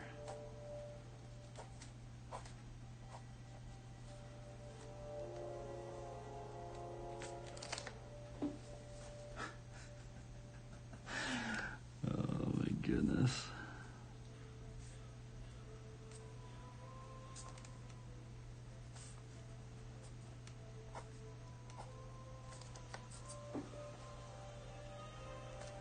This is like a shepherd knight. I guess I haven't drawn a shepherd knight in a long time.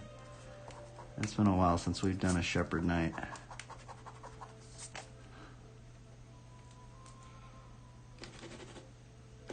What about like a helmet like this?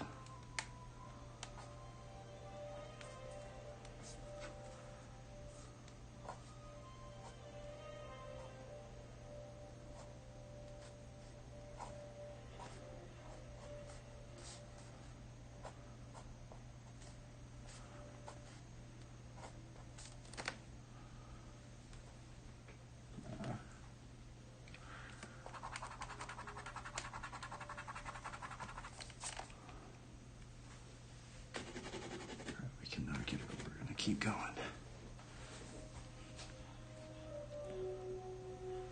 We're not gonna give up, everybody.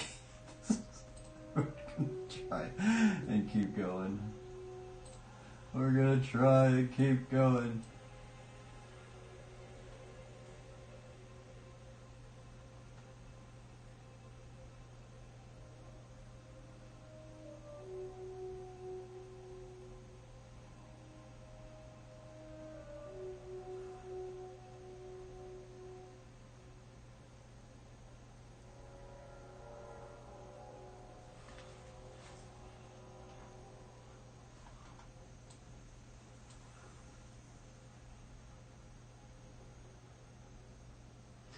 Yeah, maybe the shepherd knight. I haven't done one in a while. Since he has a shield, maybe. So.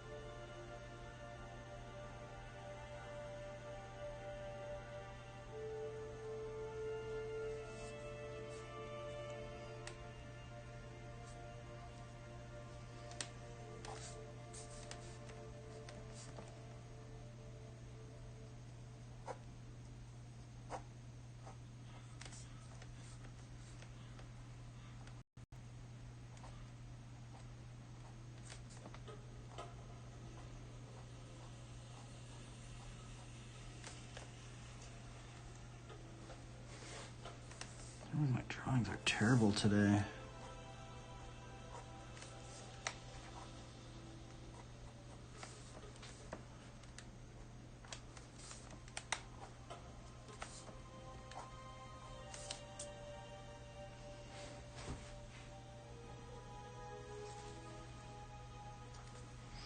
What's wrong with me today? Oh well, we're just gonna have to keep grinding until we level up. I guess I'm just in another plateau.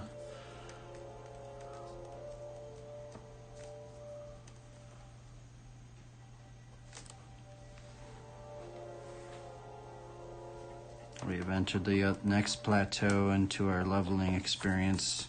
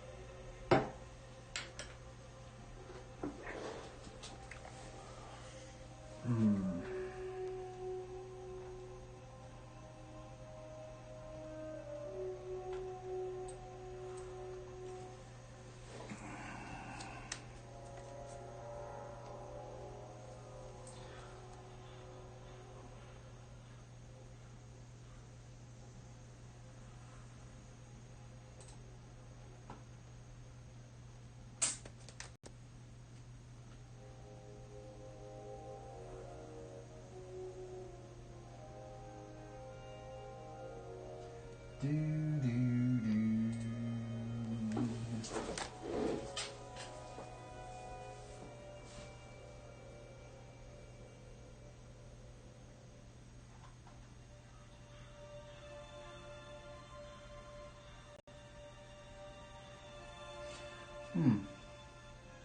maybe we could try that one. Let's try and make a character, I guess.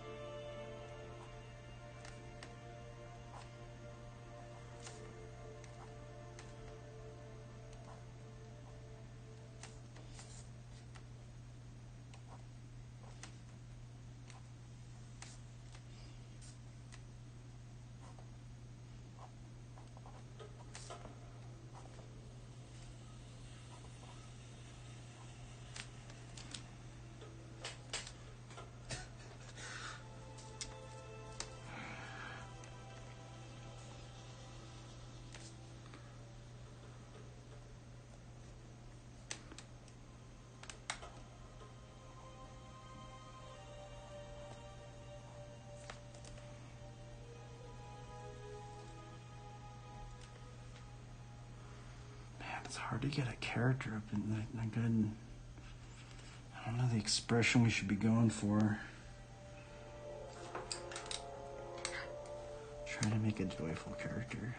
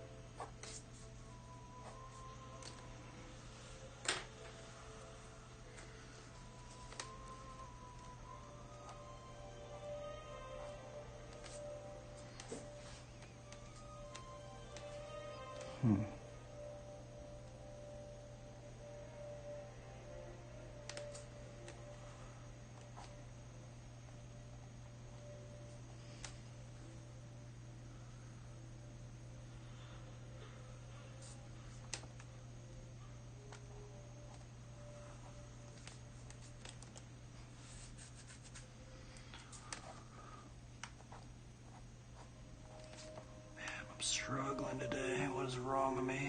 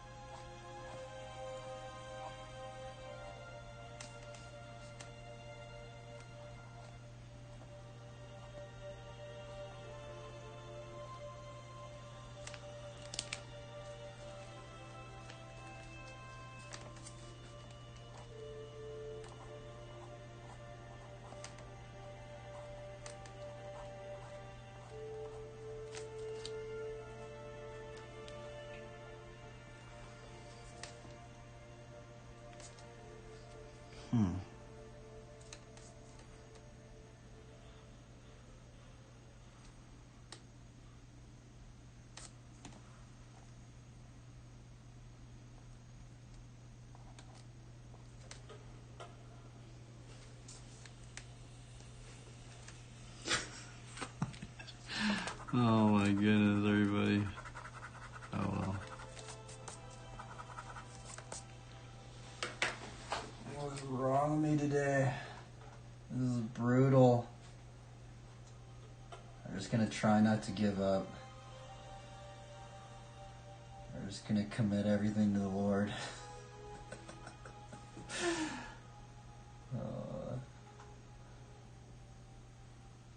Or try to anyway. Isn't it absolutely bonkers that you can walk into a store, hand someone a piece of plastic, and they...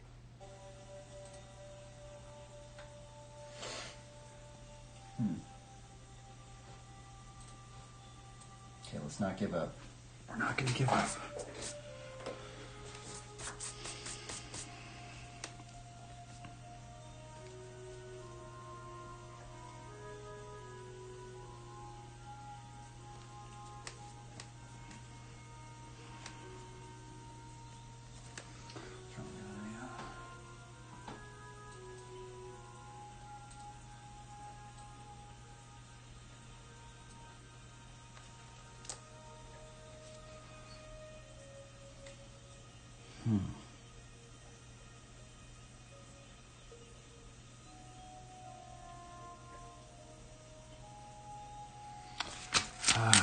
Actually started.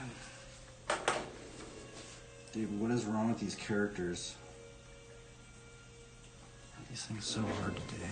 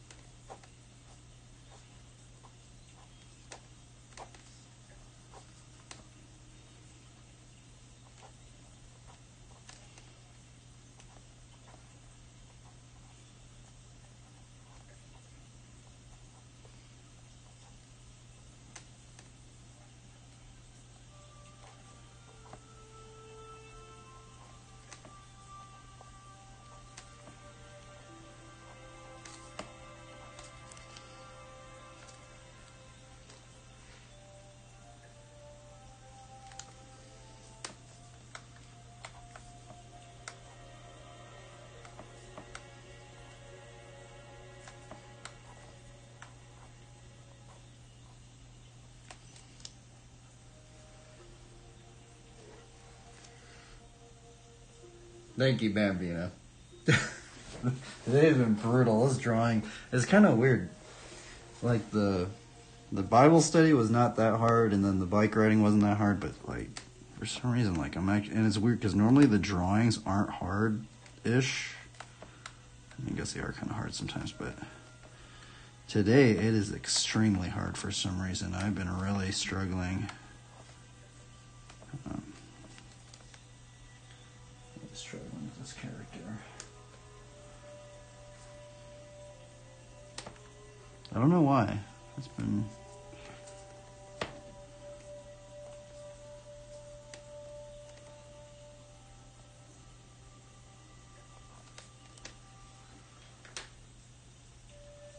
I've just been struggling.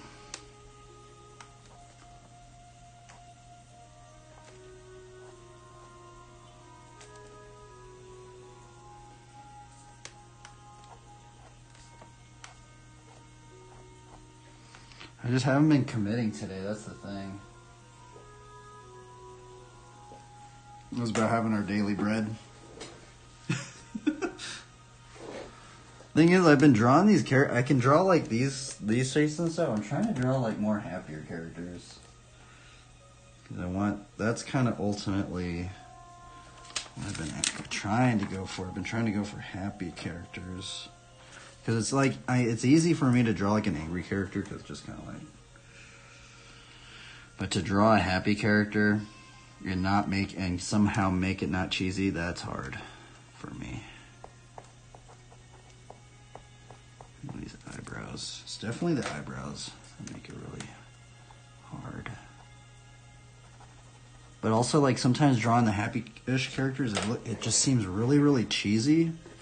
And it's, like, hard to, like, get it to look like it fits with the theme. I think that's what I'm struggling with.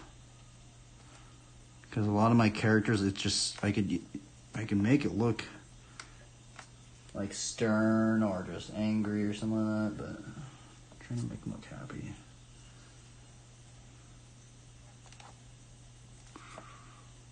But also it's just hard, it's just weird.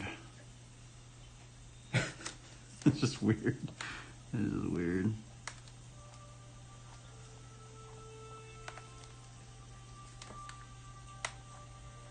I've like already restarted this one so much.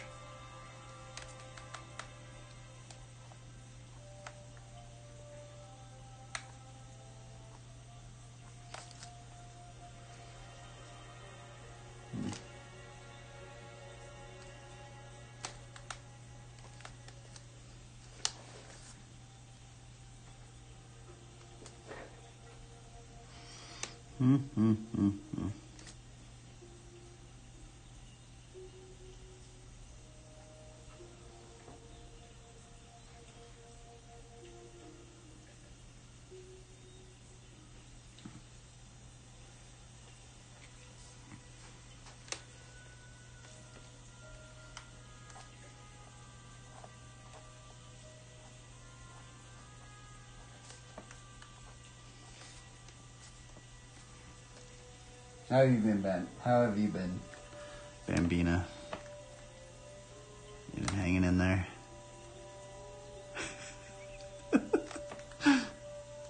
Oh, man. I'm sure with enough experience. Yeah, that's kind of the thing. It's...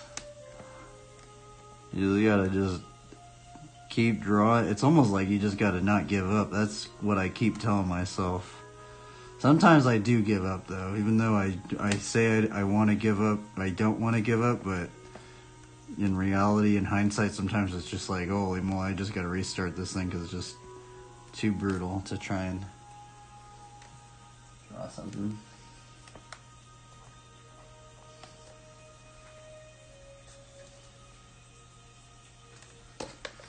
It's like the happy characters look just like, man, they're just really challenging. It's actually a really, cause like, it's like hard to get them to like not look cheesy. That's kind of the hard part for some reason, which no one's really told me that, but it's hard to get them not to look cheesy.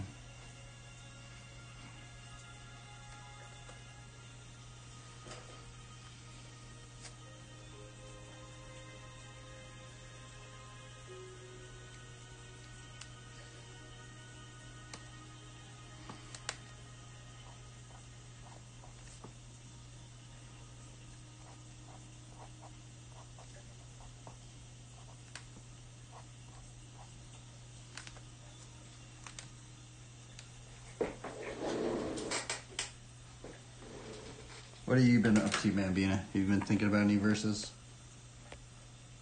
Any verses you've been thinking about? See, this is the character we're supposed to be doing. Coming up with, but why is that so hard? Why is that so hard?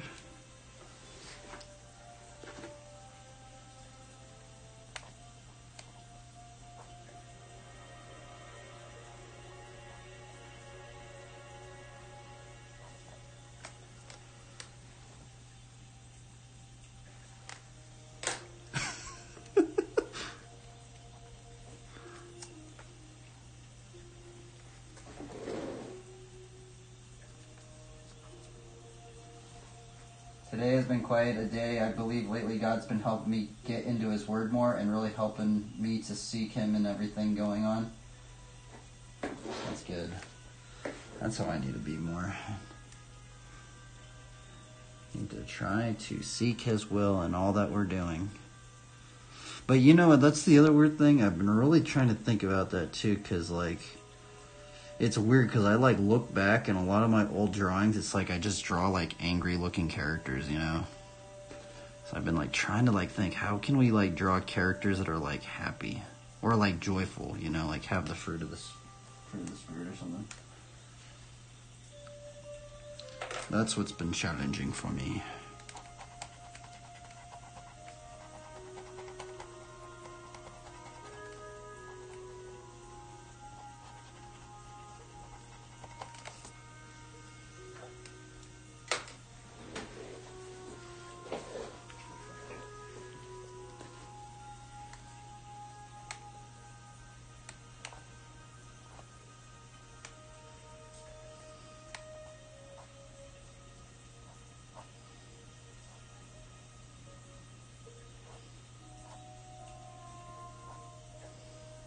I gotta just think about this as an RPG game. That's what I keep telling myself. Just think about it as an RPG game.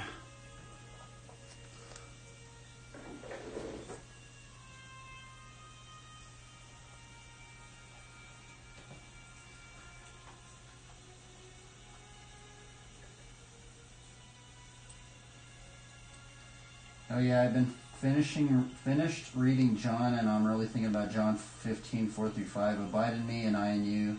As a branch cannot bear fruit of itself unless it abides in the vine, neither can you unless you abide in me. I am the vine, you are the branches. He who abides in me and I in him bears much fruit, for without me you can do nothing.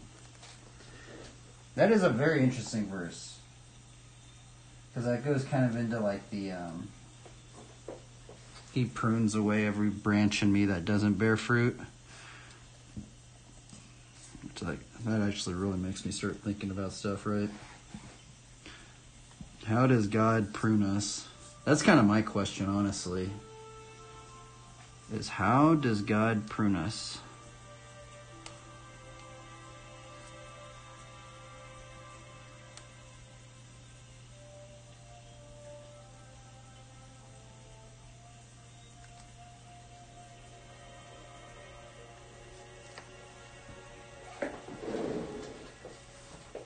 I guess I'm kind of starting to get... I guess that's the thing I was kind of thinking. I need to start working on the portrait a lot.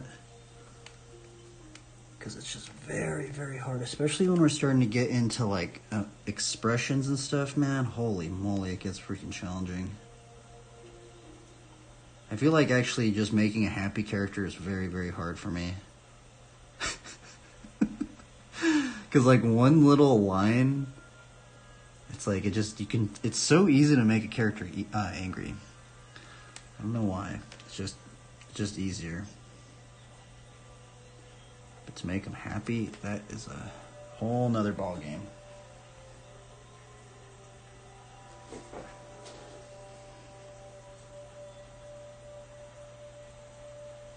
And you know what? I actually haven't really been, now that I think about it, today, you know where I messed up, I think?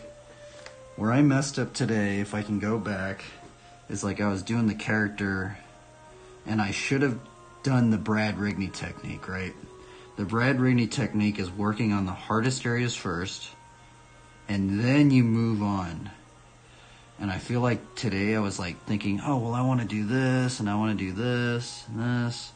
And I really should have just been trying to establish these hard areas and then work on other stuff. Yeah, especially with the scale. I guess the scale that I'm drawing in, it can really, really change a lot of like, a lot of things.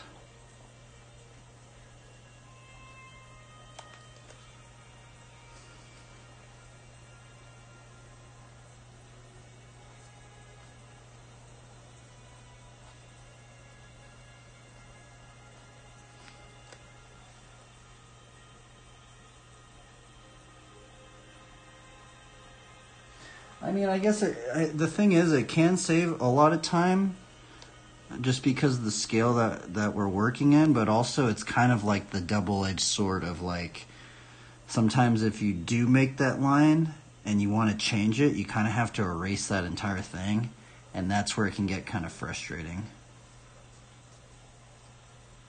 Oh wait, I guess in terms of the Brad Rainey technique. Yeah, the Brad Rainey technique is it's kind of, and the reason why I started remembering is because that guy actually is a believer.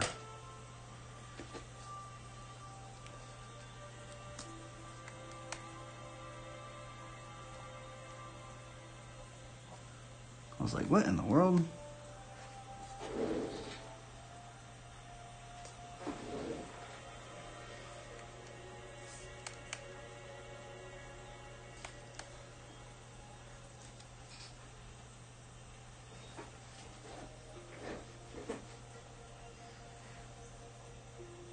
Yeah, I've been struggling. This character has been a challenge today. I don't know why, it's just been brutal for me. It's been a brutal one.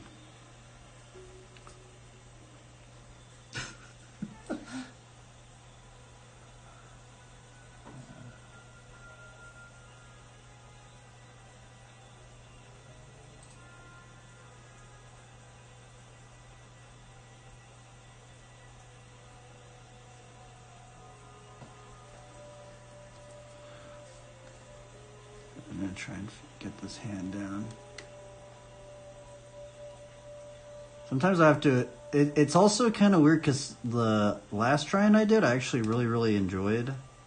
And I was like, it's kind of like hard, I almost want to like match the quality from the one that I did last time, but sometimes I can't do it like that.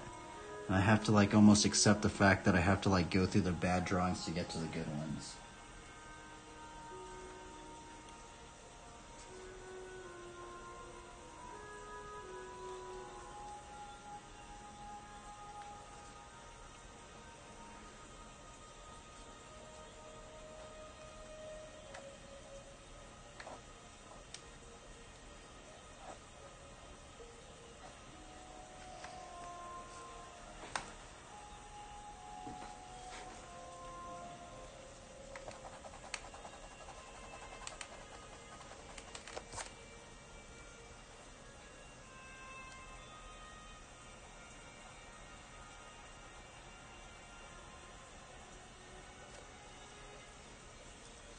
Yeah, sometimes I'll just have like, man, sometimes I'll just have some good drawings and then like, I'm like, oh, I gotta get it to that quality, and then sometimes it just doesn't work that way. For me anyway.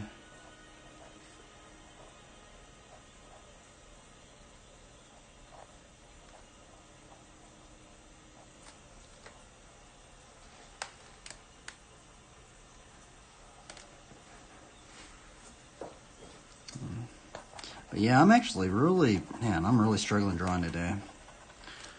I actually haven't had a day like this in quite a bit of, I think the last drawing I really struggled with was one of the perspective drawings. Now I think about it.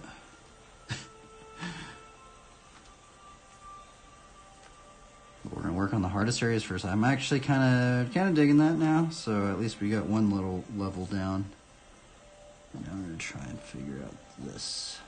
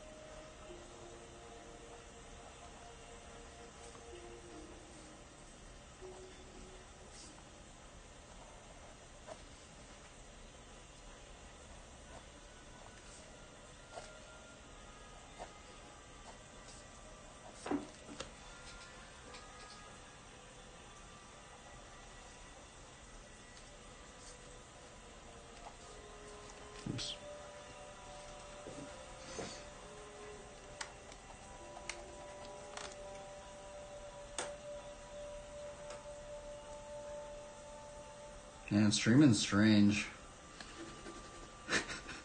Cause like, I'm gonna be honest, if I wasn't streaming, and I was like, you know, I can only, cause like I've actually been trying to edit a lot more YouTube videos. I would have been like, the thing is, I would have made this YouTube video, you guys would have not seen that entire, I mean, if you rewind this entire drawing, bro, I like straight up, I drew this one like 5 times. Holy moly, this is basically the same pose right here. Well, finally something's starting to happen, I guess, a little bit, but we're still struggling.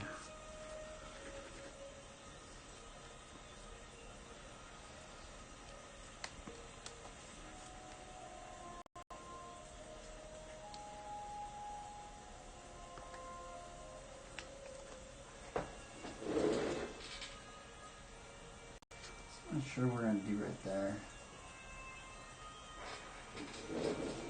Yeah, it is a process, huh? I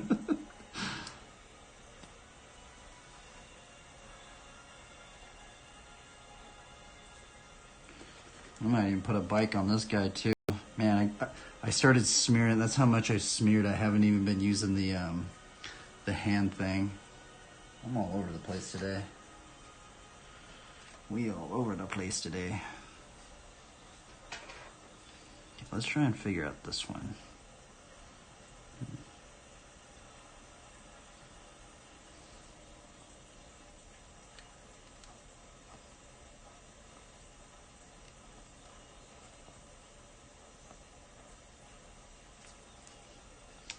I guess honestly, if there was a shield right there, I think it would just cover the hand too.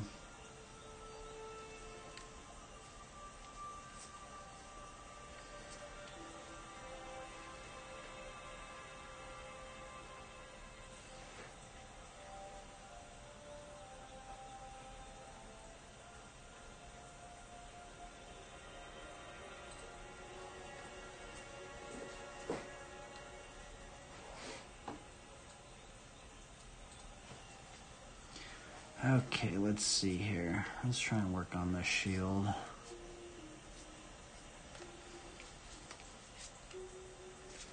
Have you been drawing any, Bambina?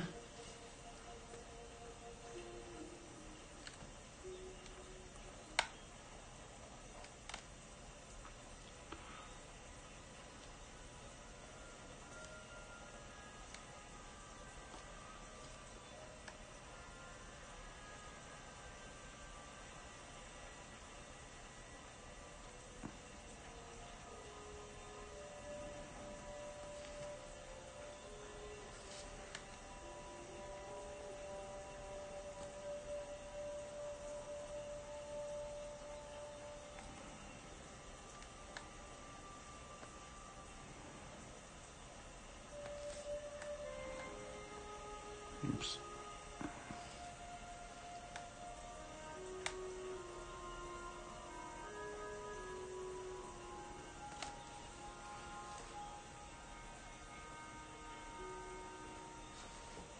It was a few minutes ago, huh?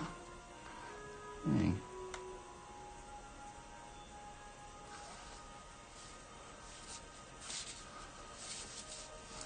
I'm trying to draw like a wooden buckler.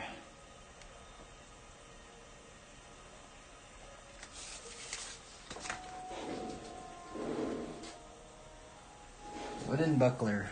I don't know if we're gonna put a cross on it, but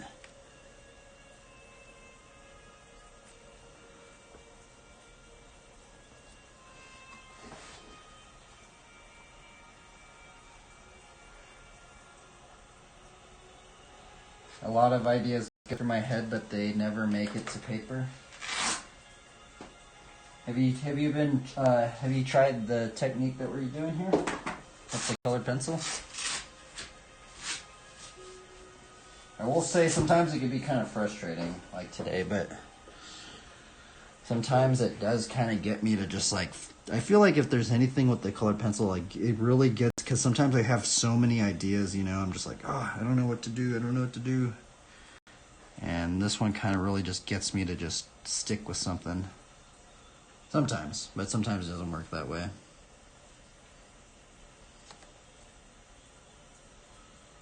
I just kind of want to put like a shoulder pad on this guy, but I don't know.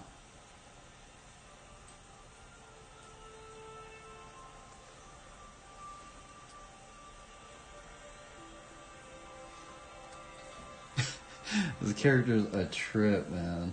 Oh my goodness. What the? What the?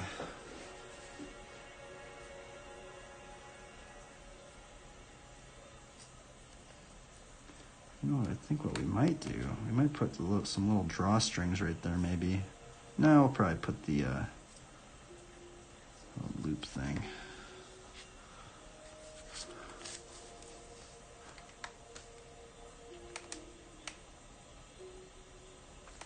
Actually, we might do the rock one. That one actually probably would be better.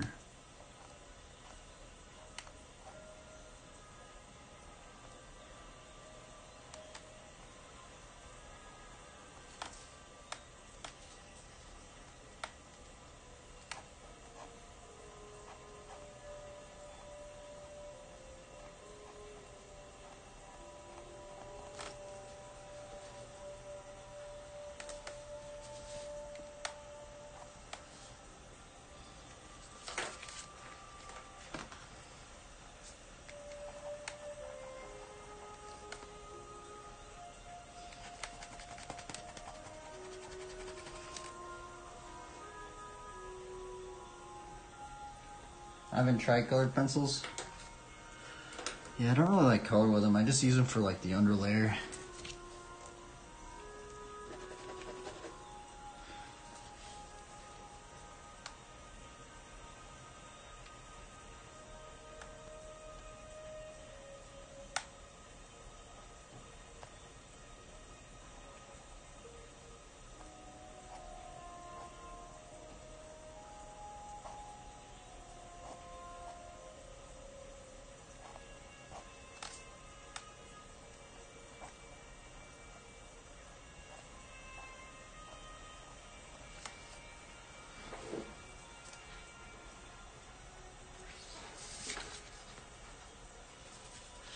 I don't even know if I'm going to put this one on the thumbnail for today. This one's just been a battle for me. But I'm just trying to finish it now. But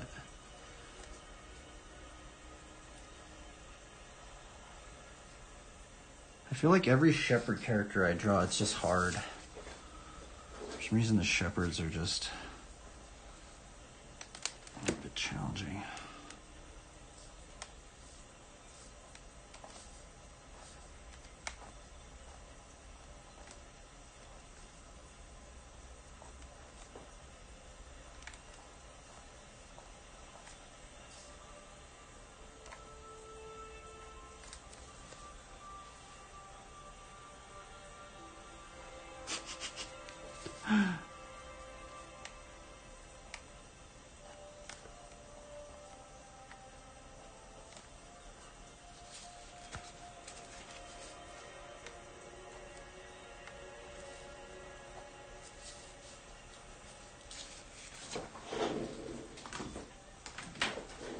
Time to change the music. Let's see here. That's $5 you win. Tech, grills. Absolutely. We got brats. Cheese brat.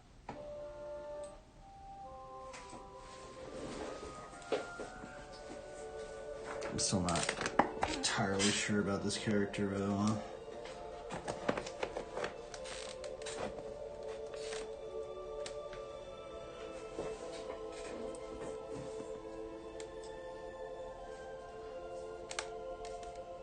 feel like it's just cringy.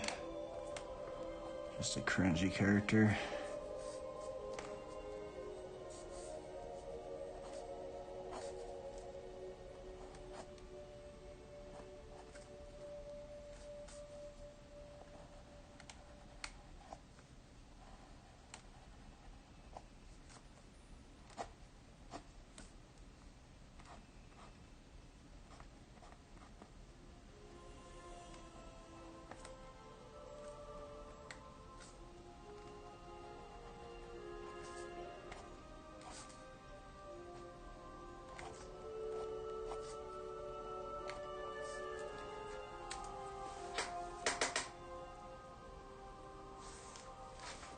Like a kind shepherd.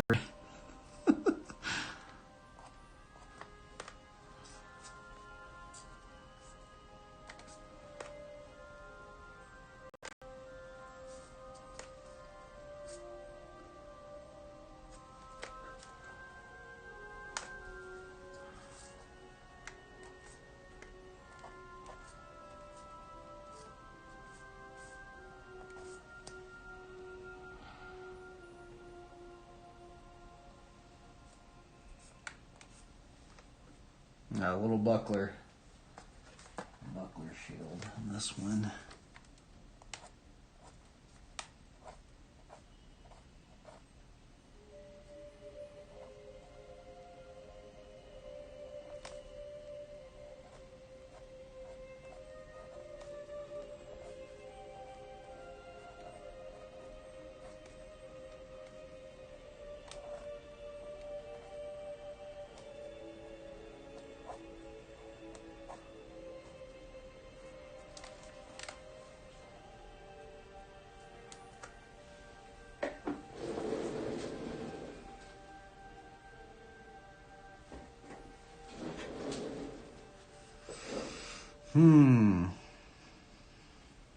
I can't believe I'm even still drawing right now. This is just crazy. I'm actually surprised I even stuck with this drawing. That was what I was telling myself. I'm like, I'm not gonna give up.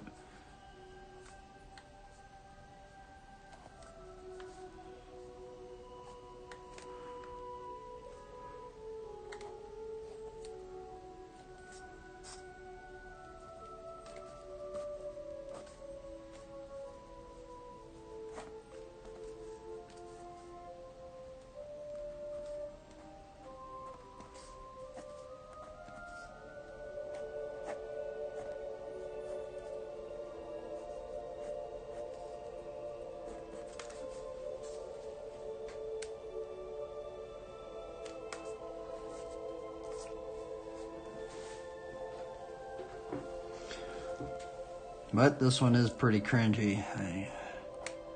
I feel like that's the other thing. It's like what I was saying in the beginning about making the happier characters. It's just like, it's hard not to get them to look cringy.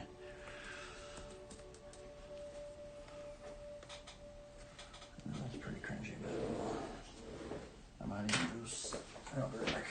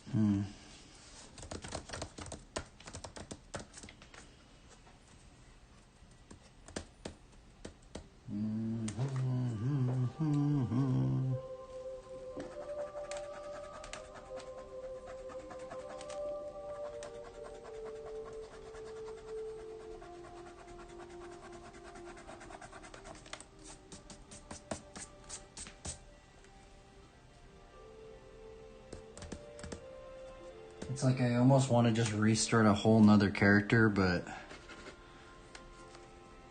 I don't know. I feel like I'm just running out of time.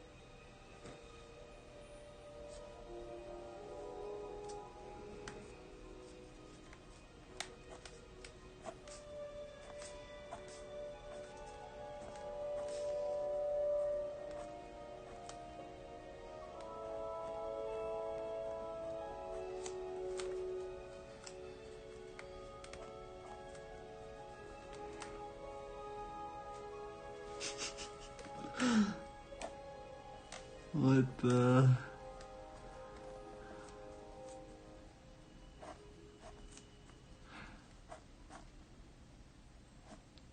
Oops, I think I got that wrong. I will. Why not?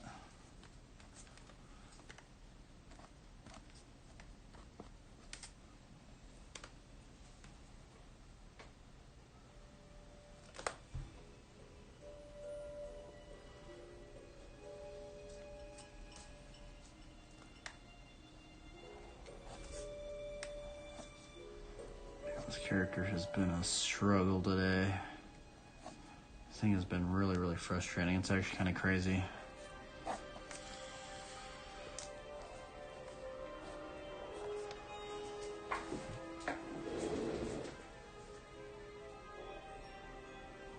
It's actually super, super crazy for me to think about how much I struggled with this character. Holy moly. What we could do, maybe we could put a squirrel on the shoulder. I guess we might as well just go full on cheese mode.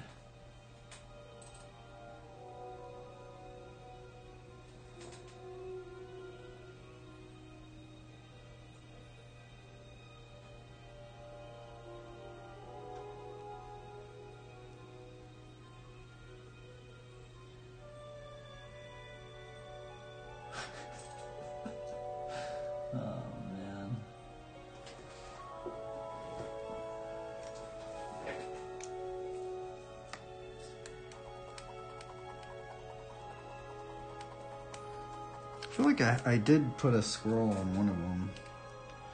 I can't remember which one I've done it on.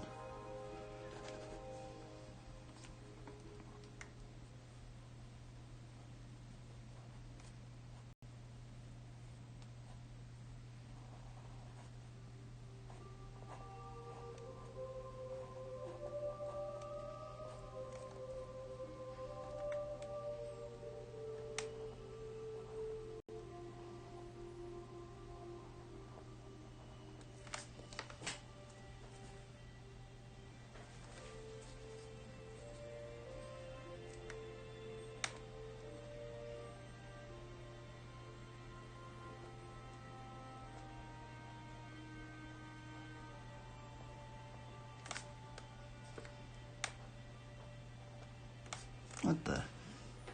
Do that.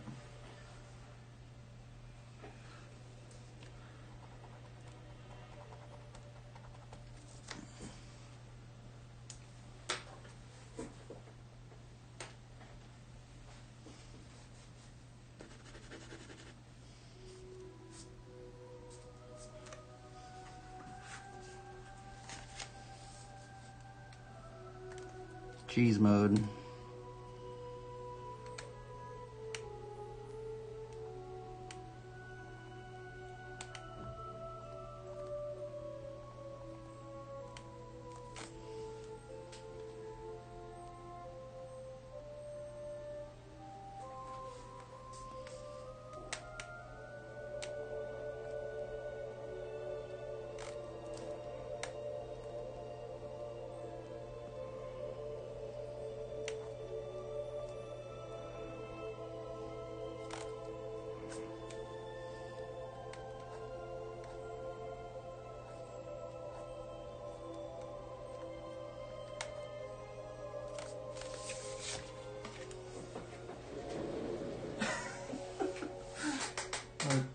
Let's see here. I do want to say that it's really neat that you always aim to give God glory in everything you create, even every detail.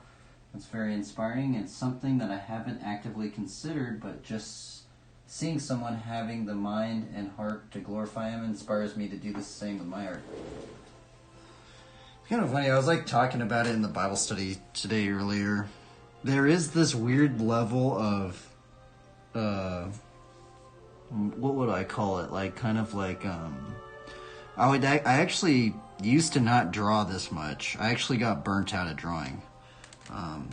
For a lot of my streams, I actually did not even do drawing streams because I was totally burnt out at drawing.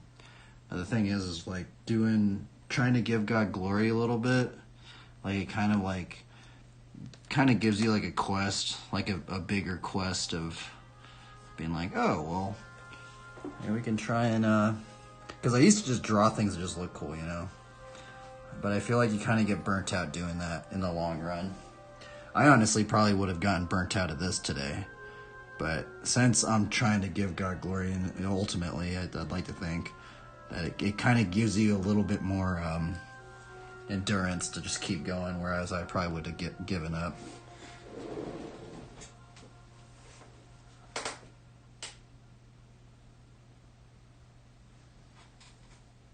Something like that.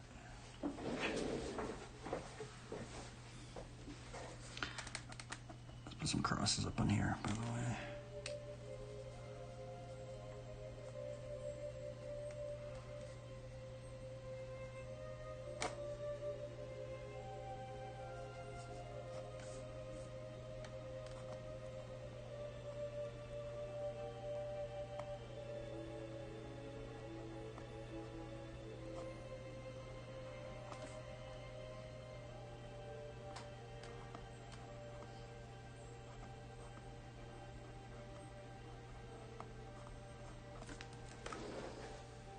That.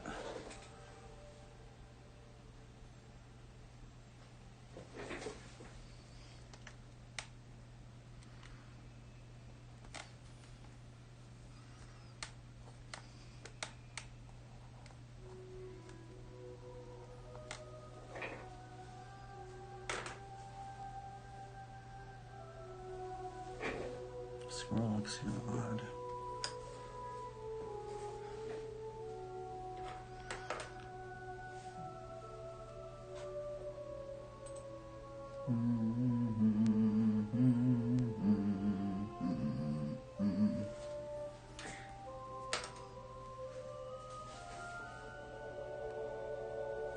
This one is cringy though.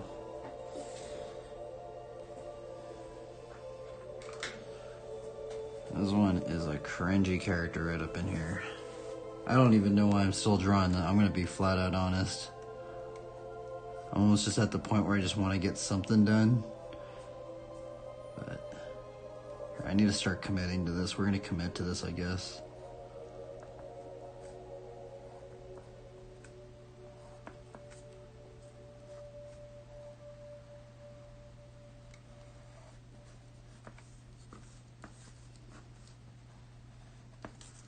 The other thing is, like, some days it's just like the drawings just are so much easier. So when I do get a drawing that's like I'm really like frustrated on, it's like it's kind of a challenge for me to just get it done.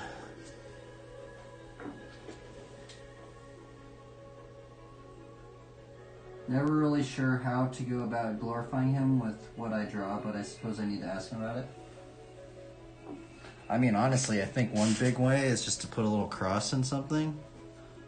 A little cross, or just a little Bible with a seed. I feel like the Bible and the seed, that's like the easiest one. That's why I do so many of these just floating Bibles with like just a little thing right there.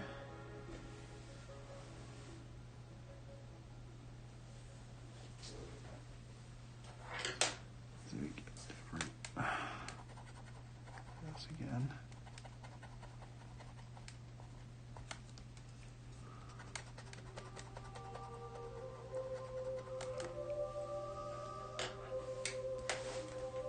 I guess we'll do the squirrel. We'll commit to the squirrel.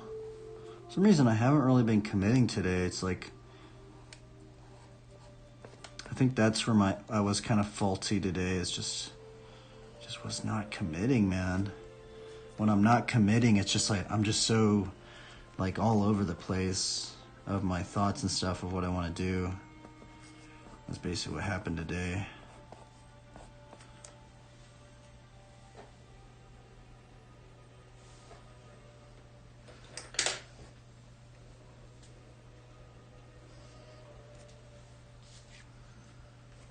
But that's actually the other thing is how I started getting into this. My friends, I had some Christian friends, they tell me just to add a little cross into something. It's kind of funny because I would do that when I wasn't even a believer. It's kind of the weird thing.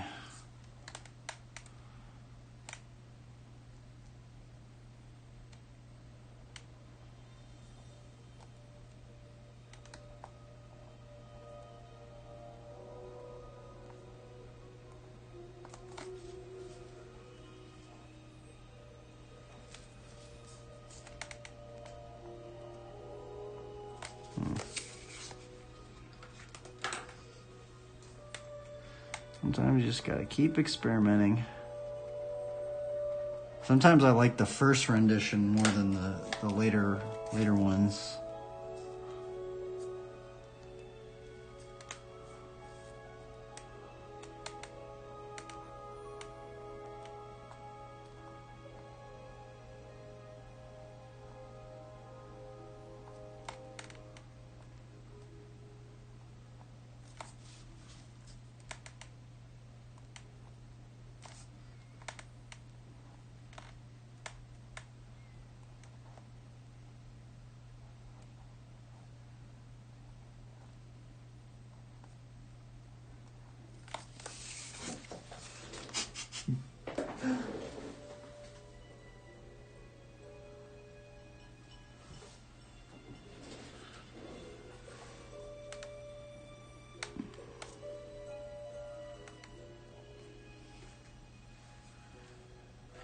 I kind of want to ink this one out just because I'm this far in. I'm not even sure I'm going to put a bike on this one.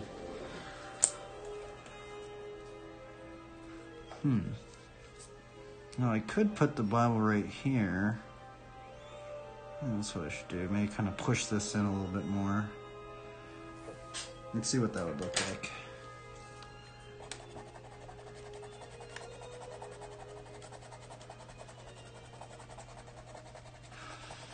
I think the other thing that kind of gets me a little bit more thinking about just trying to get a drawing done is I just kind of keep telling myself this is basically like a video game. Because honestly, like if you play like WoW and stuff and you're like trying to grind for some items, like imagine if this is like a legendary staff or something, you know. Sometimes grinding for that staff takes days and days and days and months, and if I can tell myself, okay, well, this is basically just like playing a video game, but to some degree it's kind of like a video game, I guess. I'm gonna see if I can push this Bible over here, maybe. Kind of push in some new elements. See what happens. But see how we can like experiment? See, this is why I like using this colored pencil. You can kind of like experiment, but save that.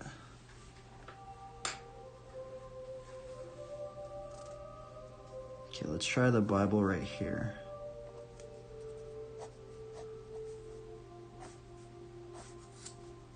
Oh, I don't know if that one's gonna work. And maybe we can push it down a bit.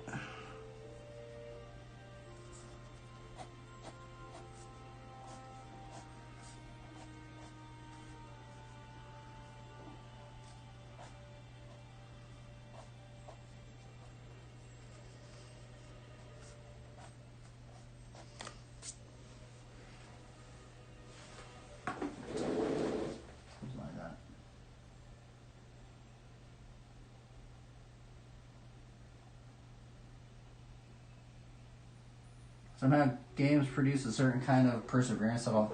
Yeah, that is kind of true, huh? I'm actually going to push this down just a little bit more because I wanted to put a little seed there.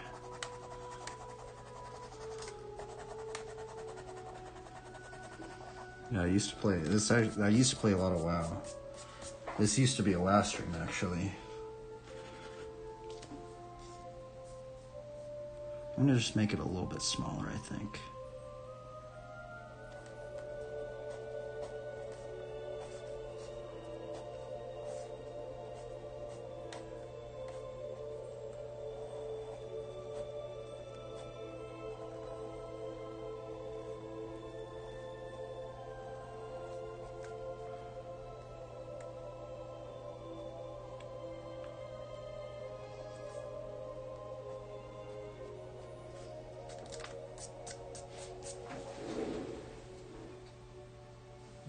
Looks like it's kind of like growing into the staff.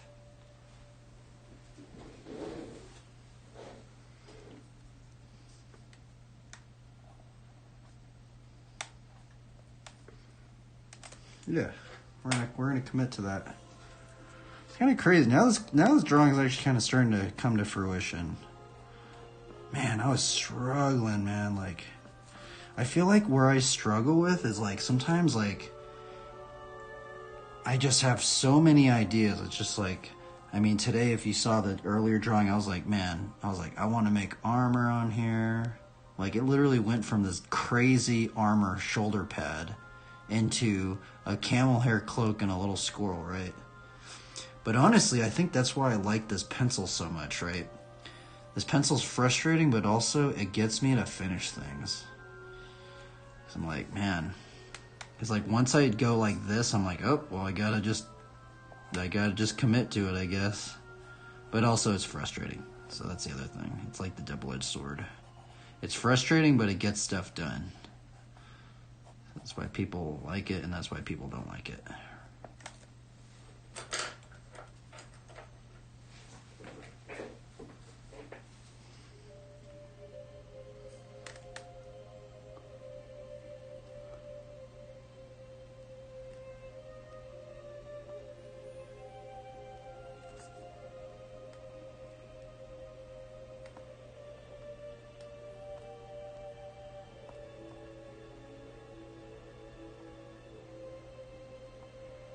Just adding a little cross right there. I think we're gonna make a little piece of bread too, because that was what I guess that's the other thing that's been kind of I've been struggling with too, because I do like the Bible study, and then some days I'm kind of like, oh well, how can I like draw something related to the Bible study? Which many times it's not like that, but I wish every time I did a Bible study, I'm like, oh well, I'm gonna do a drawing, kind of like the Bible study, but it's hard. It's hard to like do it that way. But it is a good challenge to kind of try and think about it, but put a little notch in here.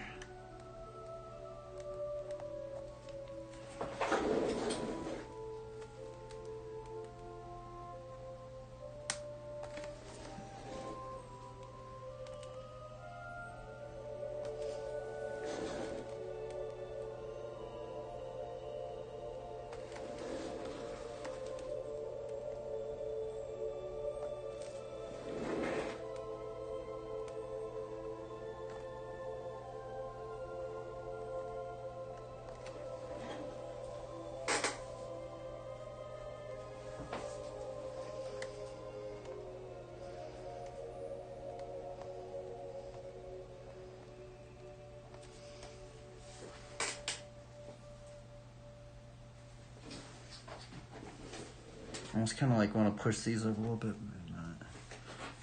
I mean, I guess I want to maybe put a shepherd's sling. I was thinking about that. I guess we could put a shepherd. I haven't done a shepherd sling in a drawing in a very, very, very long period of time.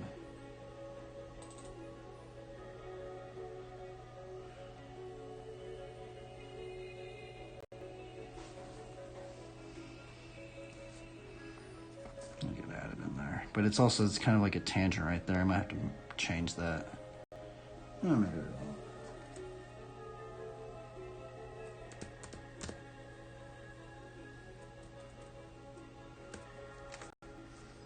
I was gonna do maybe some floating bread right here, but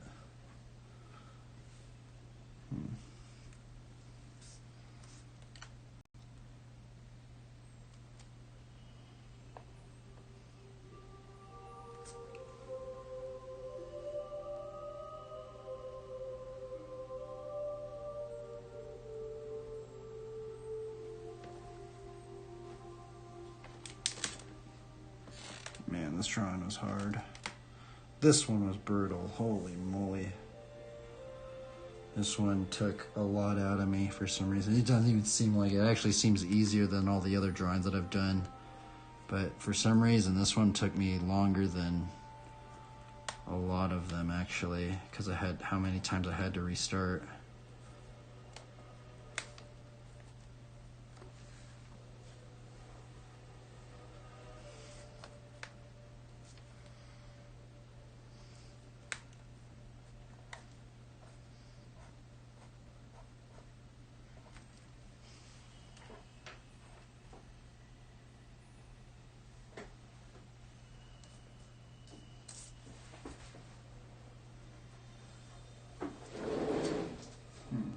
Let's clean it up. I'm clean up all these little lines up in here.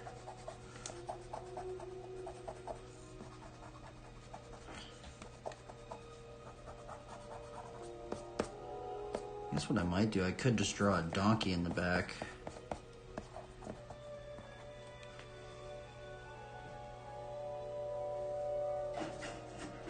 A donkey instead of a bike.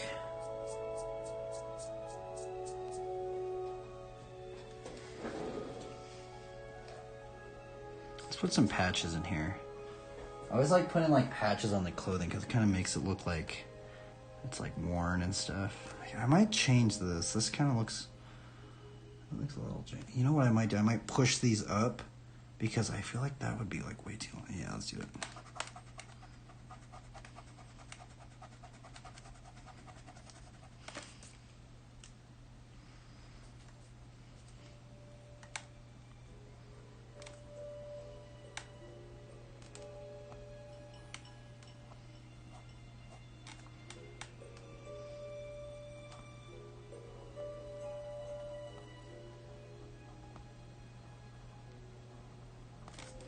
That's the other thing is sometimes I'm like, sometimes it's like, it sounds weird, but sometimes like I get afraid of changing things.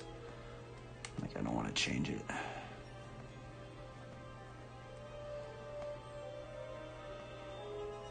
There we go. That looks a little more even.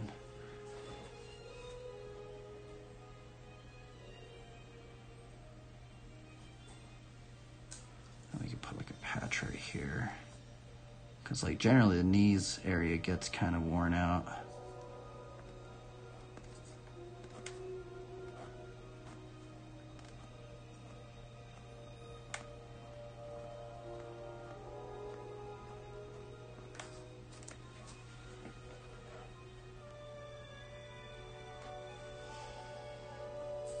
Put another patch over here. We're gonna carve this one in like this.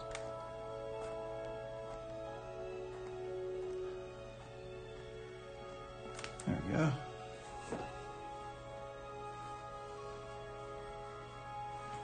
Some hair on the hobbit hair on the feet. Wow, this drawing actually kind of came out. Holy moly, this thing was... I was so close to giving up on this thing. Holy moly, people are going to think I'm crazy. I was literally like... I was like, what in the world? Why is this thing so hard? Like, I was about to give up.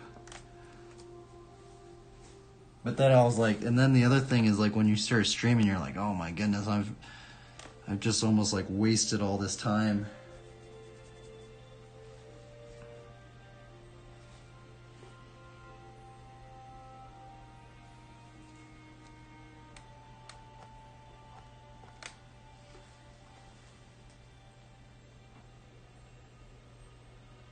At least we got something done.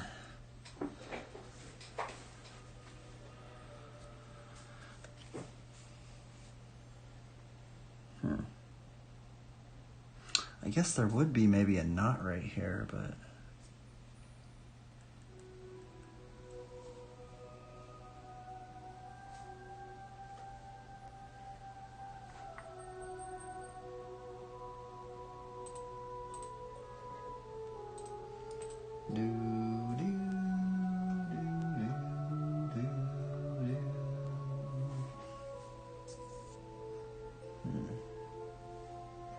I do kind of want to just add a bike in the background, but I don't know if I am going to put a bike in this one. I'll just keep it like this. This is just so cringy, I don't know if I should put a bike in this one.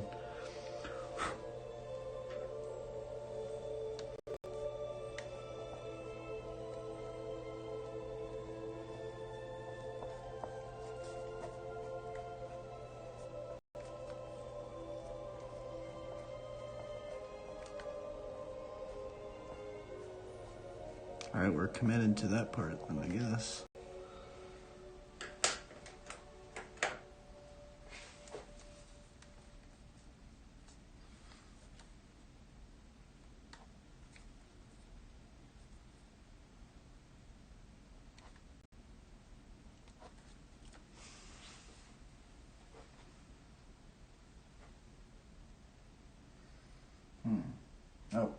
of music. New zone.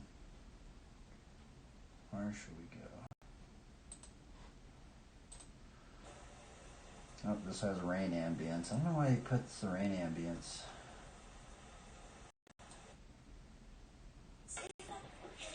Perfecting your swing is hard. Nice shot, Dad. Mother.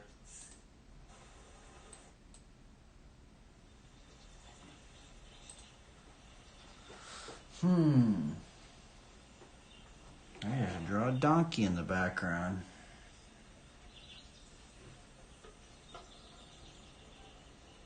What am I gonna do?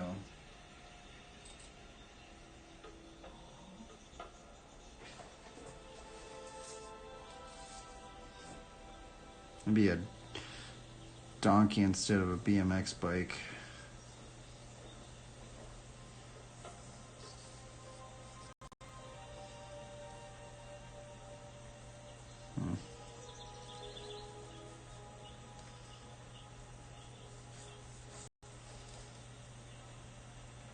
Oh, there's gonna be a tangent right in there.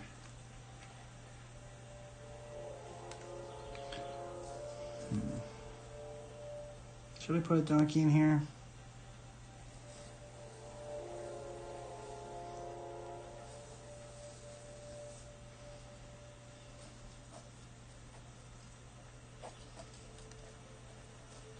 Oh, I missed. Oh, darn. Let's see here. Let's see.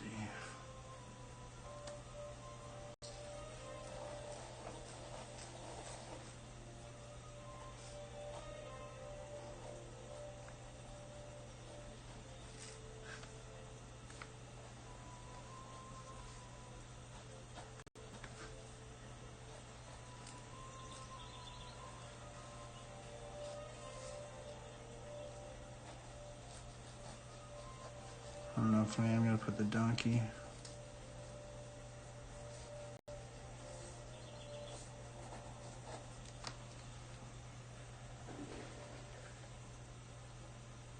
This reminds me of back in history class. I was tired of writing all the answers down in words. It was a lot, so I just made the answers into little comics. It got me through that whole class without making me completely give up, and plus there was no rules against it. That is interesting, right? That is very, very interesting. Kind of makes me think, like, there are ways, what are some ways we can make something that is boring fun?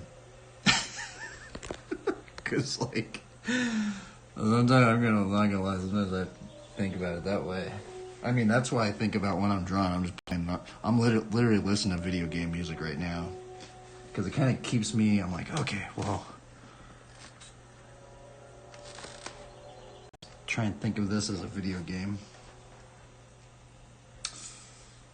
I don't know if we should put the donkey in the background, but maybe. I mean, honestly, a BMX bike is somewhat of like the donkey family of bikes. That's like what I like to say. Wow, I've never seen that trick before. Wait a minute, let me look at that real quick. Dude, what in the world?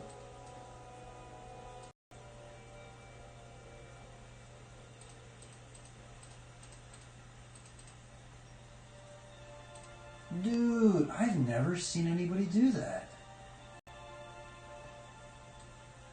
Holy moly, it's so weird. I've actually watched this edit, but I've never really paid attention to this moment right here.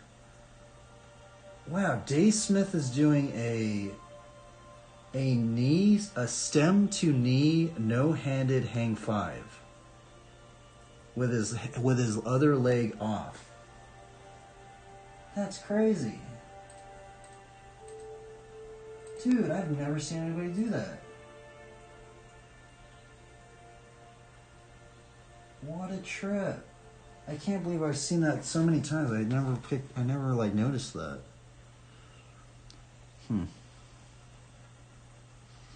Alright, well, let's I guess we'll go for it.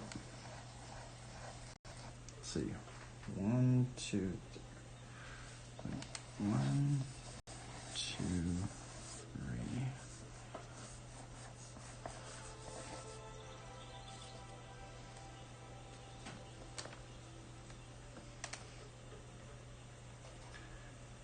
this is we're just going straight into commitment pencil.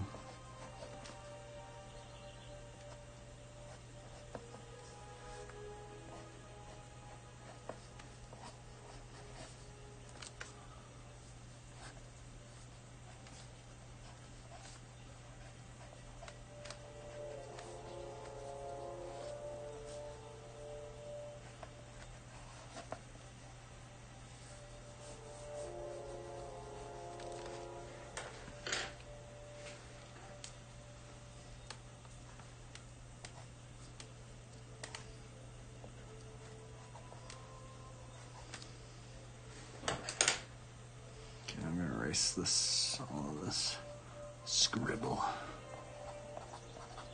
clean it up.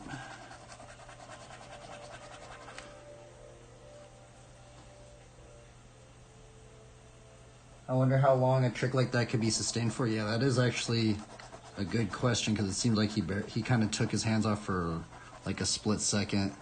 Some of those tricks you kind of have to do it that way.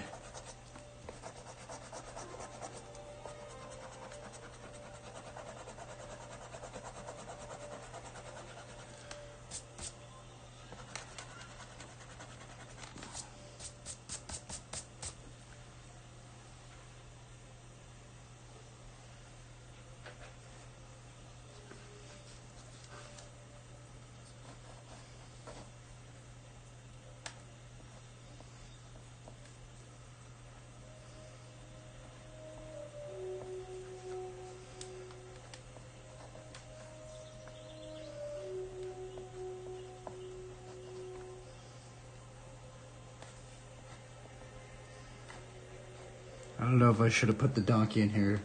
I'm having second doubts, but I'm already this far in. We're gonna go with it.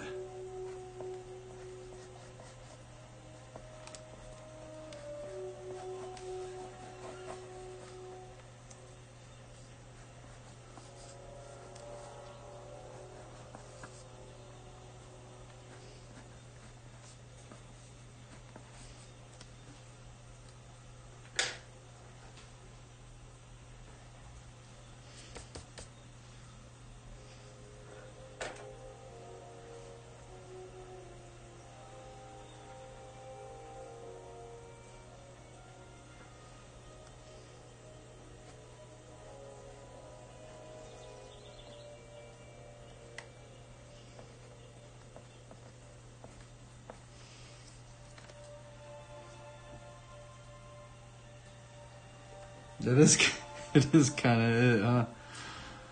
The funny thing.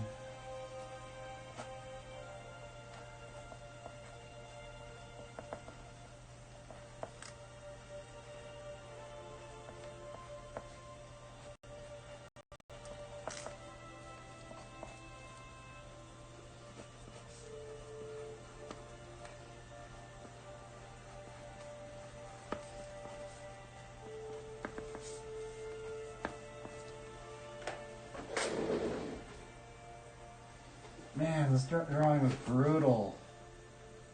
Holy moly, today was brutal. I'm changing this one. This one, George DeSantis.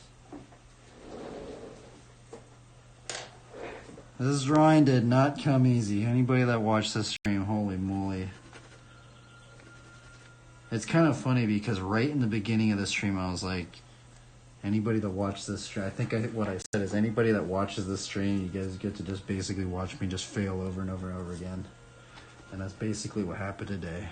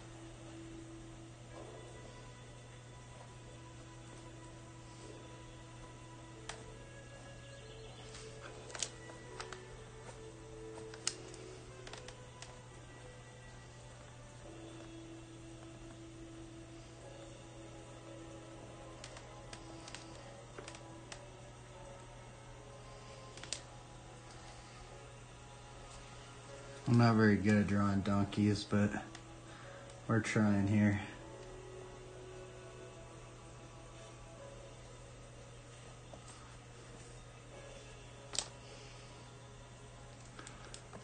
We got the eye wrong.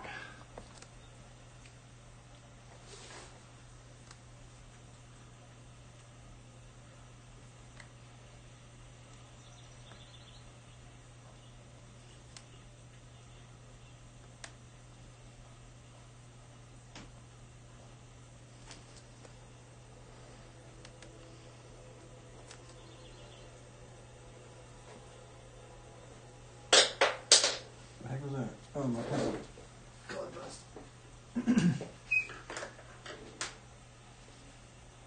That's cool, yeah. Sometimes the process is very frustrating, though. I mean, I didn't really say it I mean, maybe I did say that on the stream. I'm pretty sure people could just tell I was just super frustrated, but... Because I'm, like, just sitting there just erasing and erasing and erasing.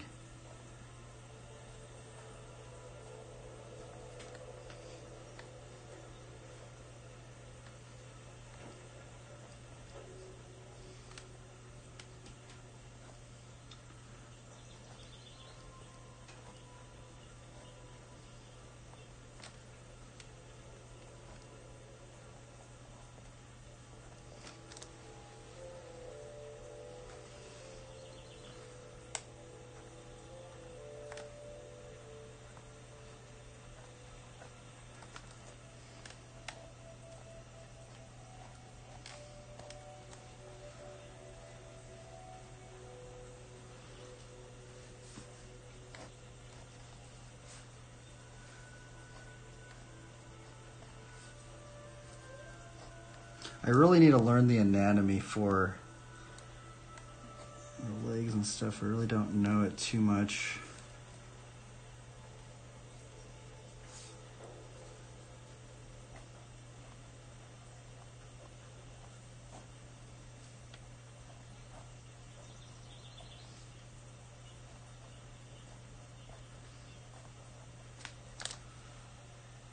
It kind of looks like a dog.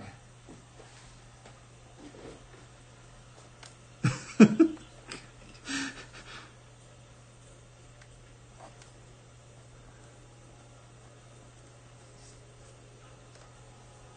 think it's too furry, but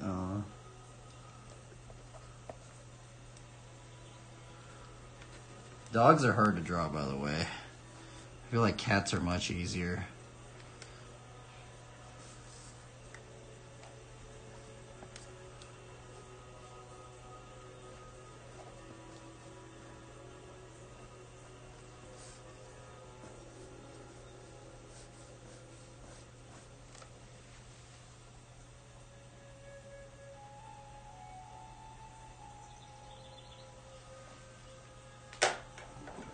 What the?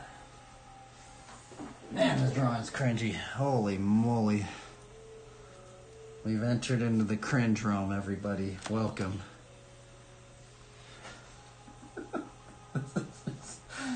This is cringe. This is a cringy drawing, but we're gonna just keep going with it.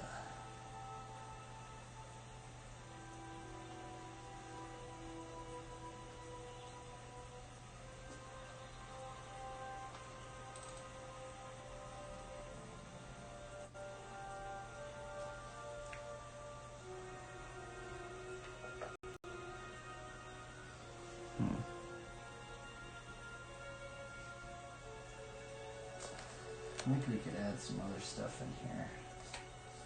And down here, maybe.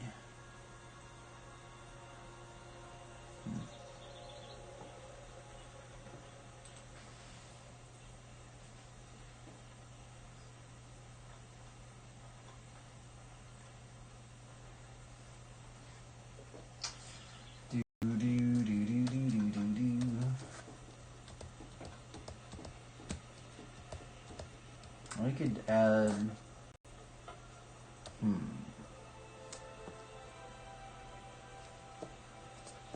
we could put one sheep right here, maybe.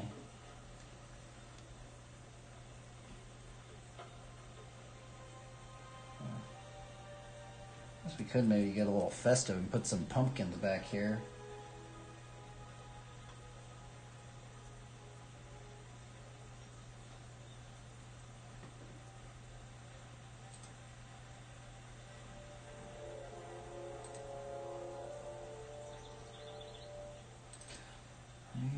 We could do, I think we know we could do.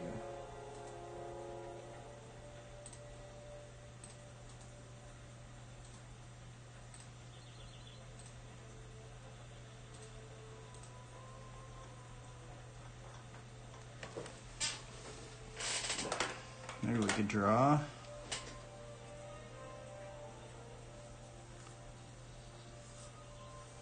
Something, let's see here. I'm going to try and make it look like it's kind of like even in here.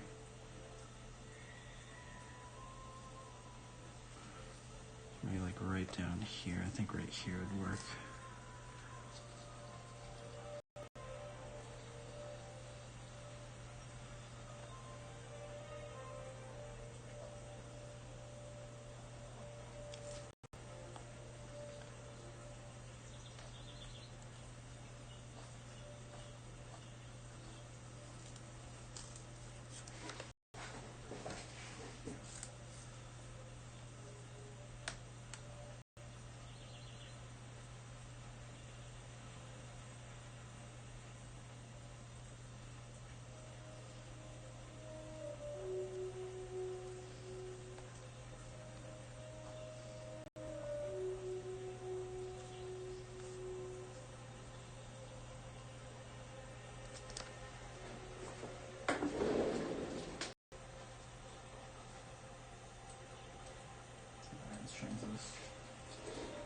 Alright, turn off the air conditioner real quick.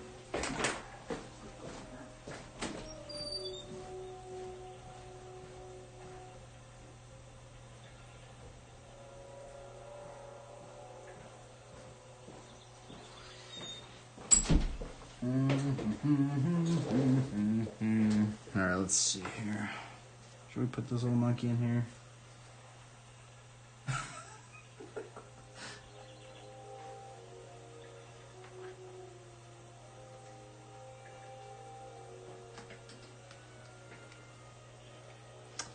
Maybe we could put a different animal in here.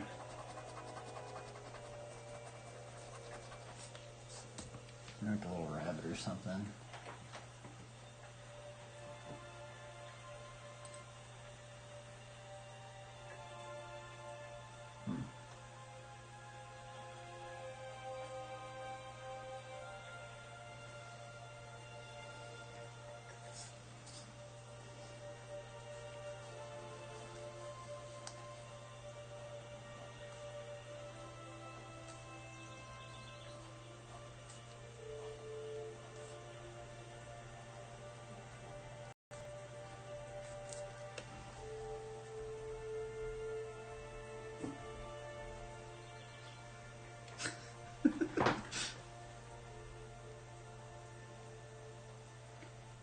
Oh man.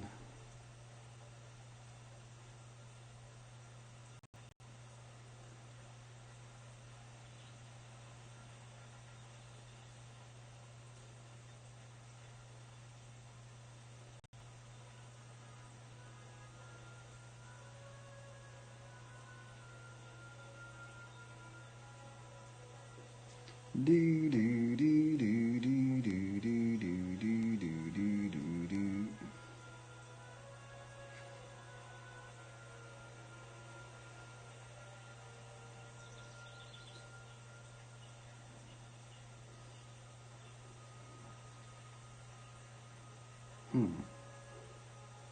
Intriguing.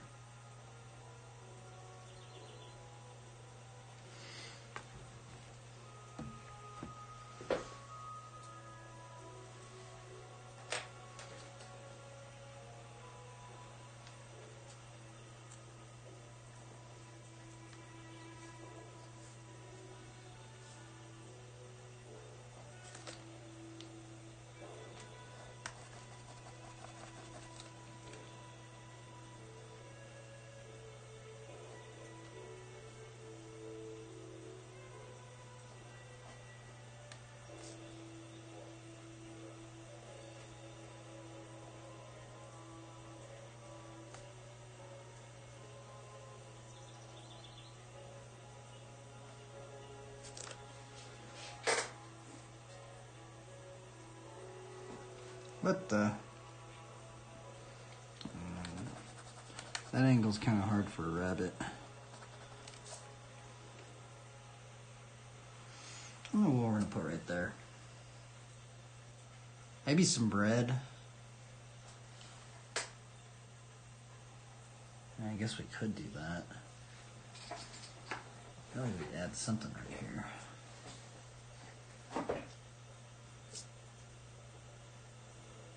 I mean, I guess everybody's eating.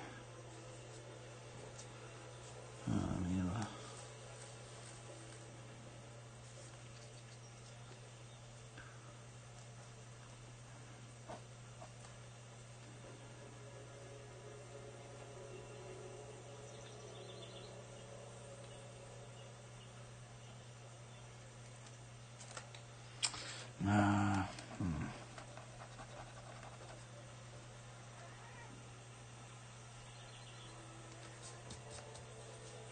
Farewell, Bambina. Thank you for tuning in. Brutal stream. Brutal stream today. Continue to try your best and have fun.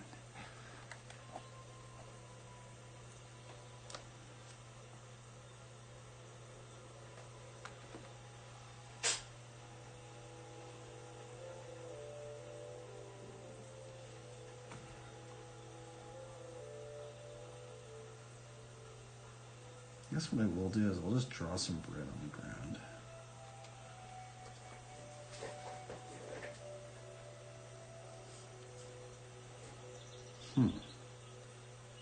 Maybe I could put in a plate.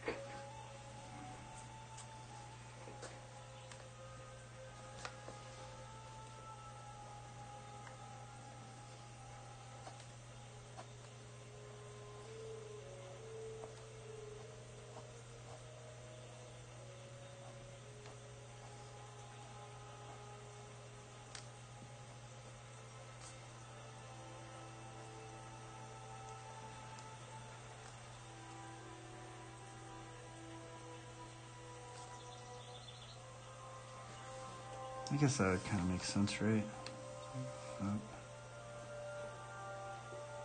Should I just commit to that right there?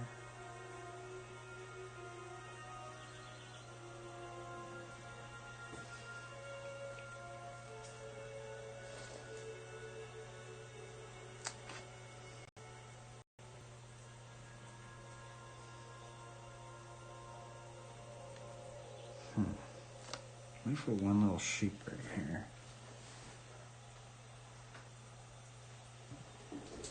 I don't know if I should commit to that or not. I think I am, though. I mean, maybe, I don't know about the plate, because I just feel like there wouldn't be a plate out here. So let's maybe try it without the plate. I think that looks better.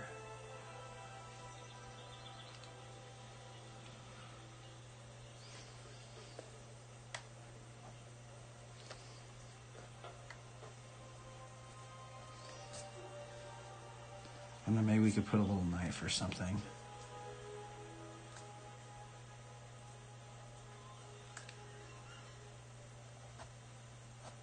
I want to put more knife. Let's see, what does more knife look like?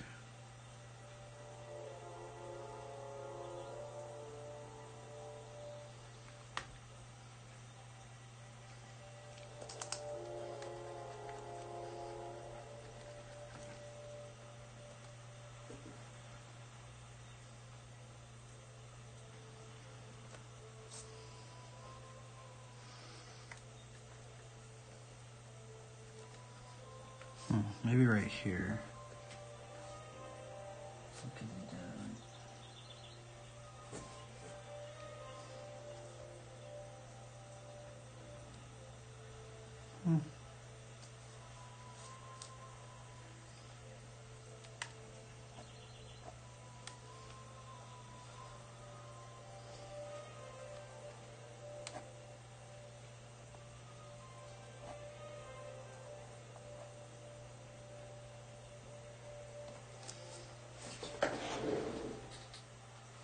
Doesn't work. How would I make? I guess maybe right here. Maybe like right there. Then I kind of had it.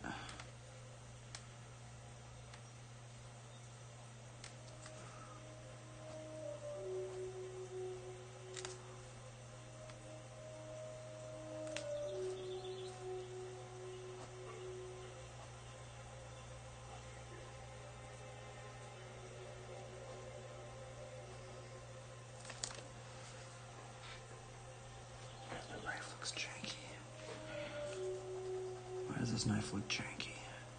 I guess let's just make it look more like a dagger or something.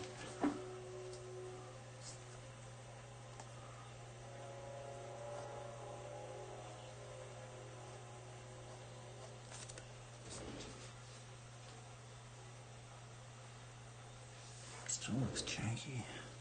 Maybe I shouldn't put it in there.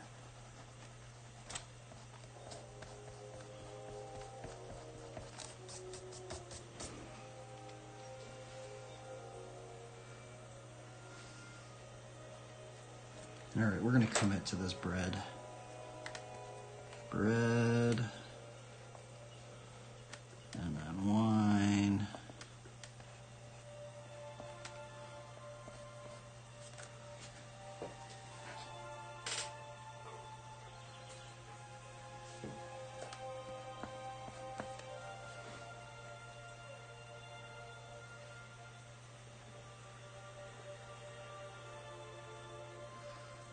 I kind of want to just put a bike right back there. It'd be hilarious.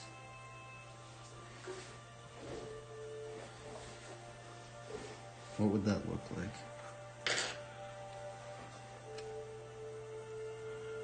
Just like, what in the world? Why is there a bike back there?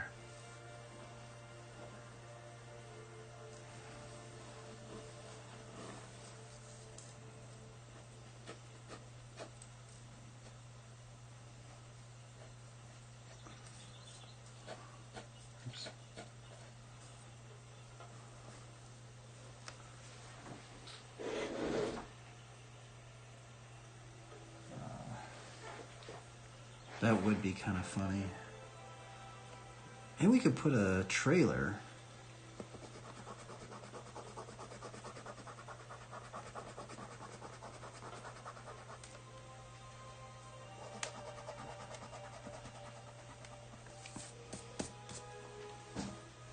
Kind of like what we did yesterday, but it'll just be like the trailer for like, maybe, let's see here. Nah, Because then what do we put in the trailer? That's kind of funny. It actually looks like the lid to the Apollos thing.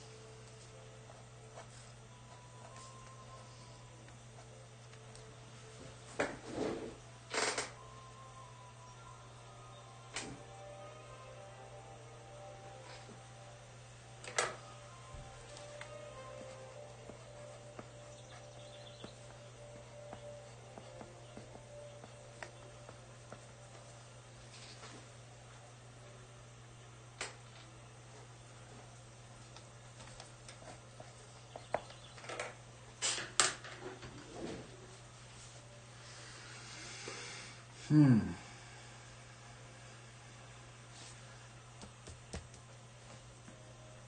a sheet back there, huh?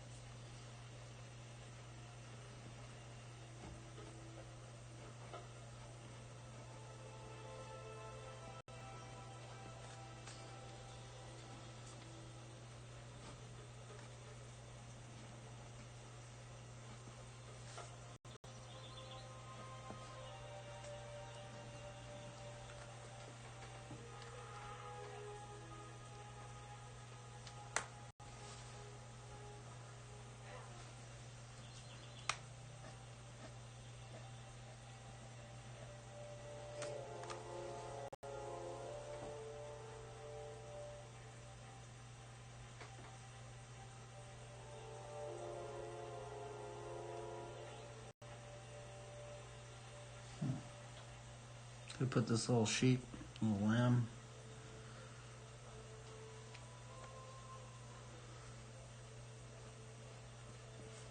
I guess we should put a shepherd's sling then.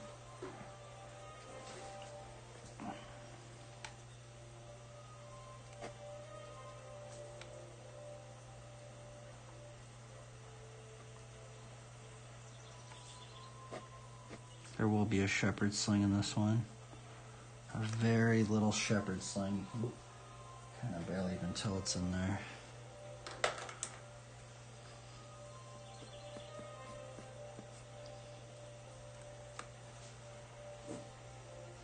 Yeah, let's just commit to it.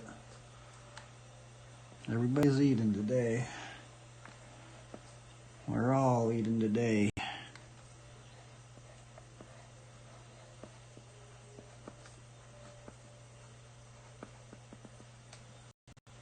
The donkey's got food, the dude's got food, the squirrel's got food, the lamb's got food.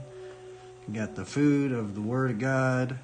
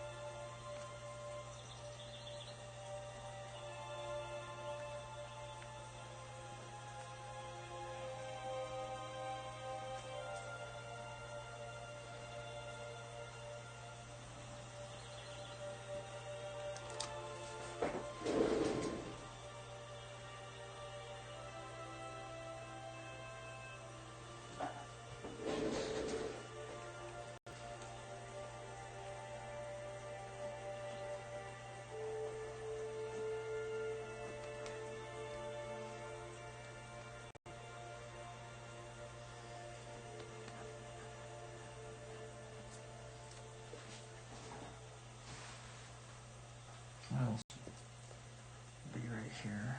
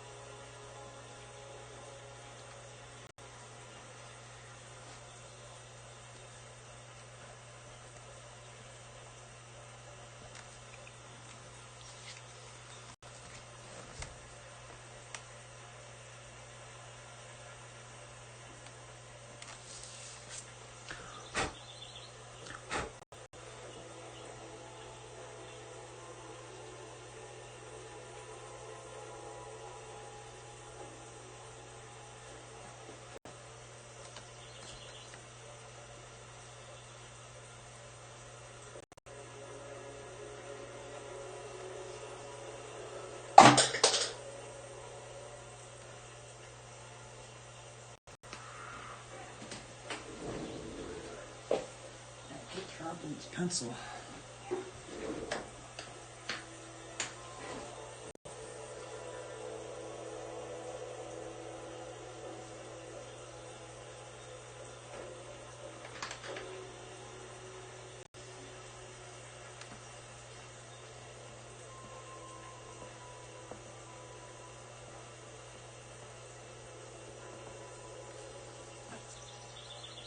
Alright, I'm kind of in mode where I'm not really doing much.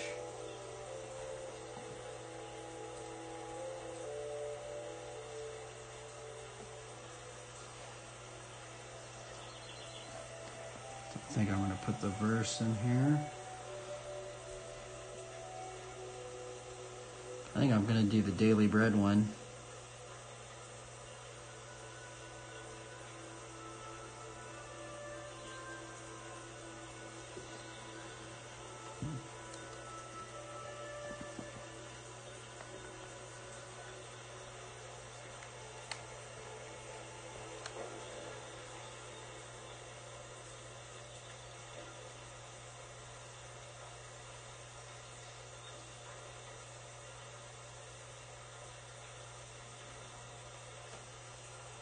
I mean, we do have this on the perspective grid. We could put it in there too.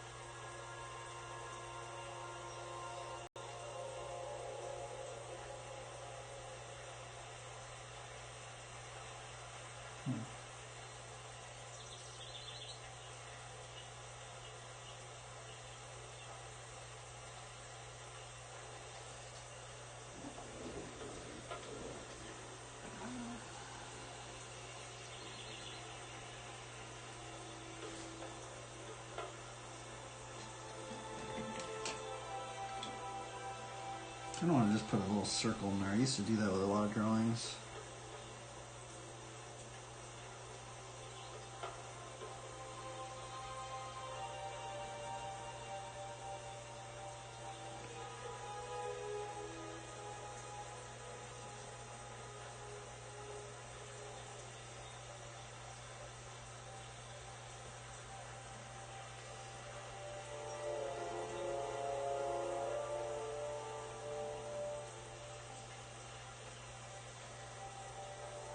Should we do that?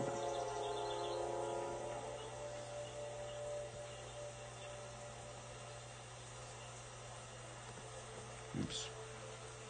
I guess we can expand that.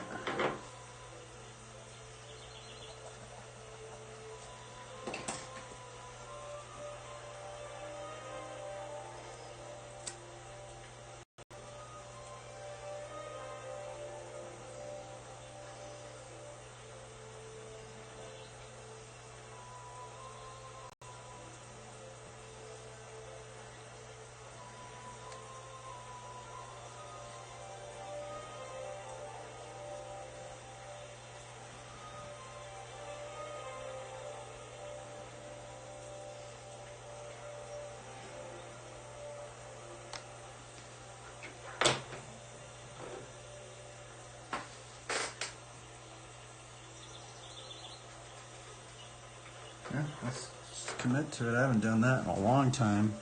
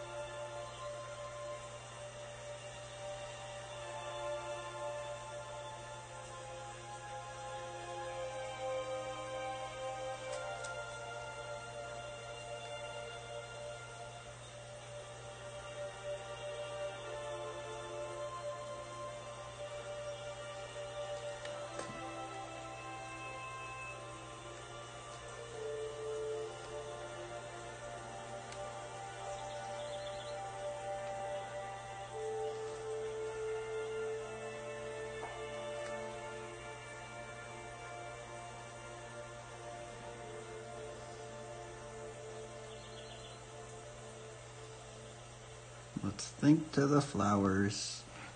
I guess since it's so lush, we should add some mushrooms. Hobbits like mushrooms.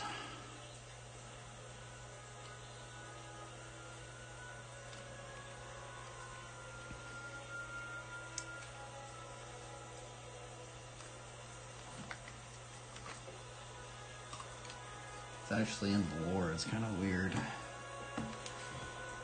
Hobbits are fond of mushrooms.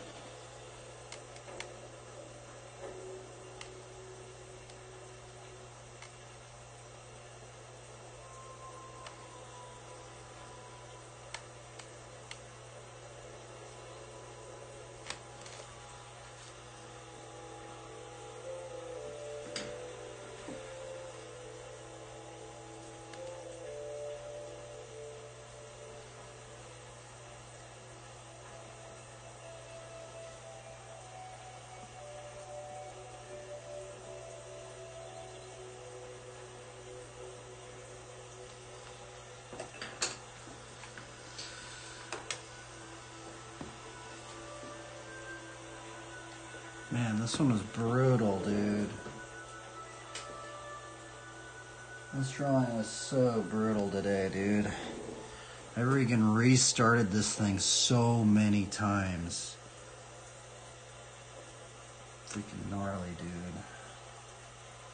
This one was a battle. It doesn't seem like it was a battle, but this one was brutal in my mind. This did not come easy, this one.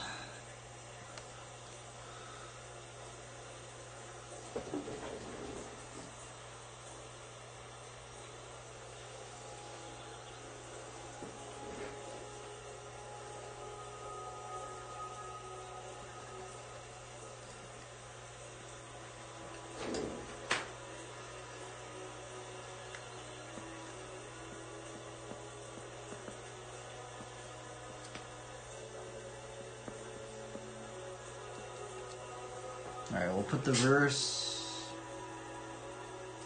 measure and call it a day. We're going to do Matthew 6. What was the verse that we did today?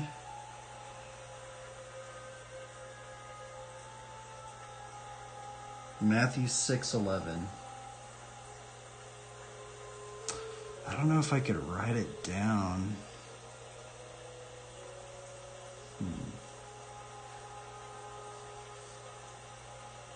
I think I'm just gonna write it like right here and call it a day.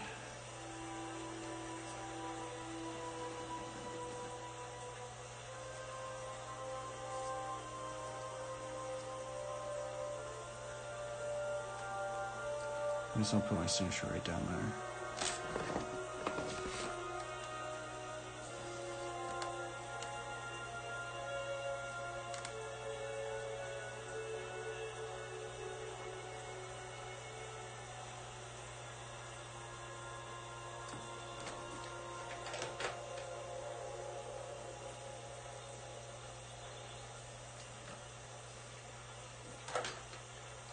Maybe I'll put it right down there.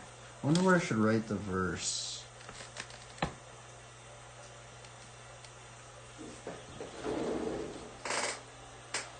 Maybe right up here. Yeah.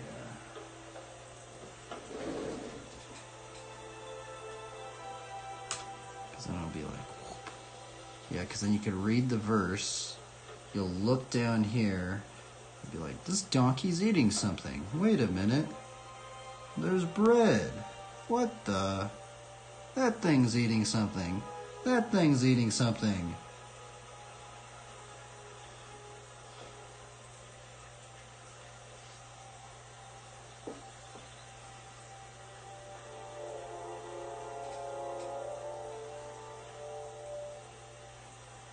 Where's my...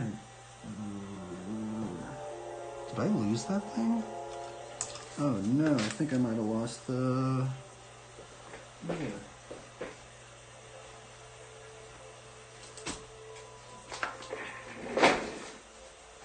Where did that thing go? Huh. That's not good. That was like a really good ruler. I just lost somewhere. Has to be somewhere around here. I used it.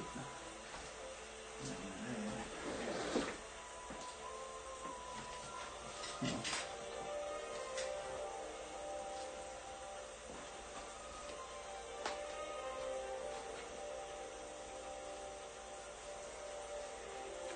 Where did that ruler go?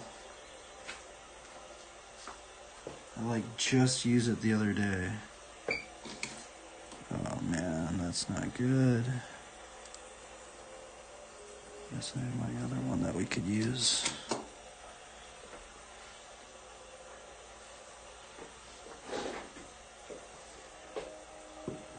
Darn, where'd that thing go? It disappeared on me. Fudge.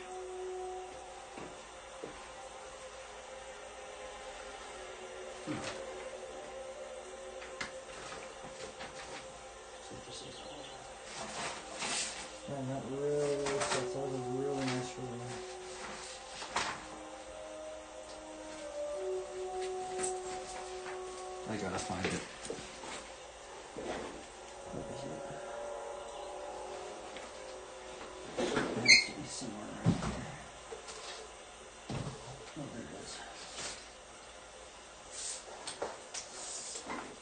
so glad I put this green tape on here.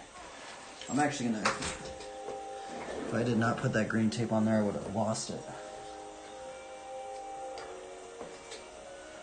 Alright, what verse were you putting in there? Matthew 6:11.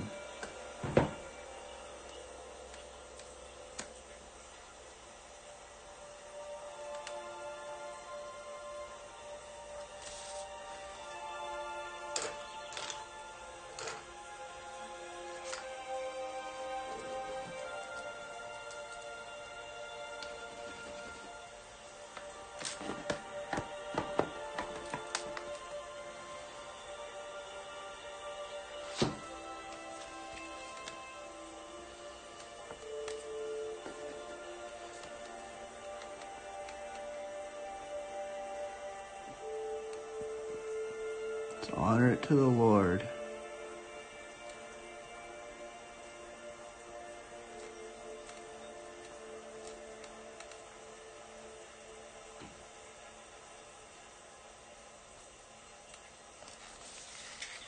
Oh, I think I should push it to the side. Oh, darn, it's not even. Fudge. I'll just erase and just rewrite it again.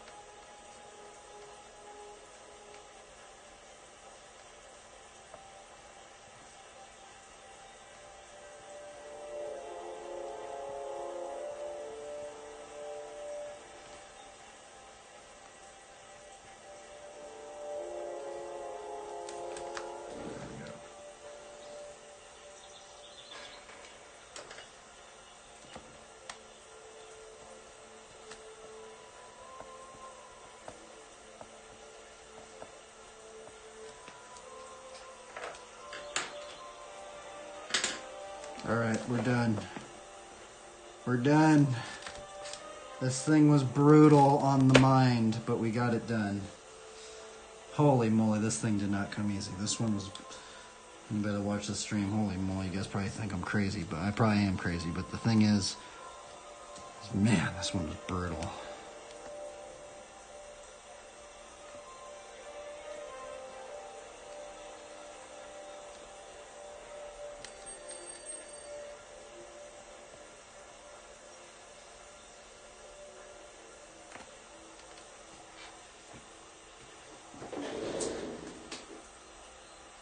I don't want to just keep fiddling around. It just still feels like it's not done.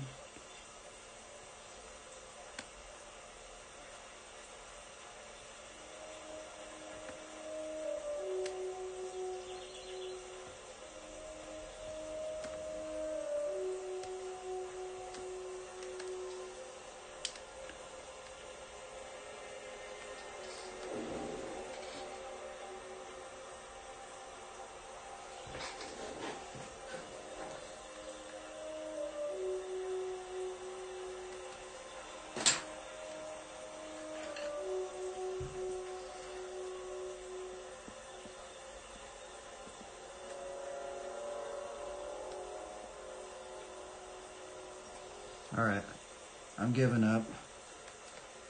I'm just gotta call it a day.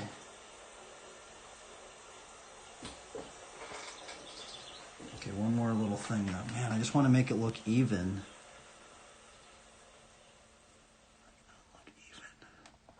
By the way, I'm paying for our pedicures. By the way, maybe next time. People with the Wells Fargo Active Cash credit card prefer to pay because they are...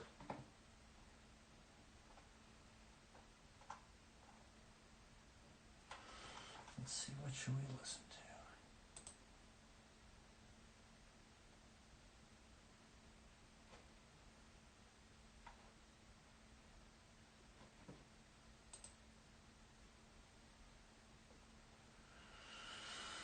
I think there's some good songs in here. If you've been getting scam texts like these,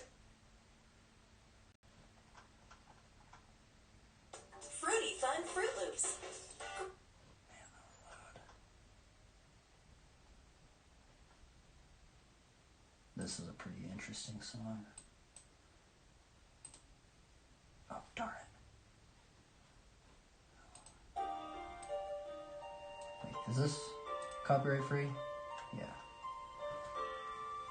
It wasn't this song. I was going to put on a different song, but...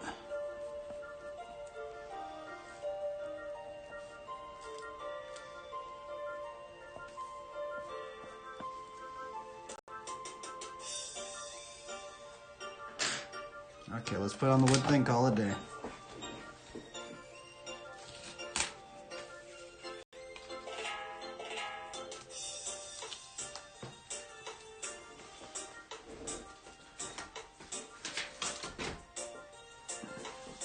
Man, that one took 2 tries. Look at, holy moly, dude. We did not give up.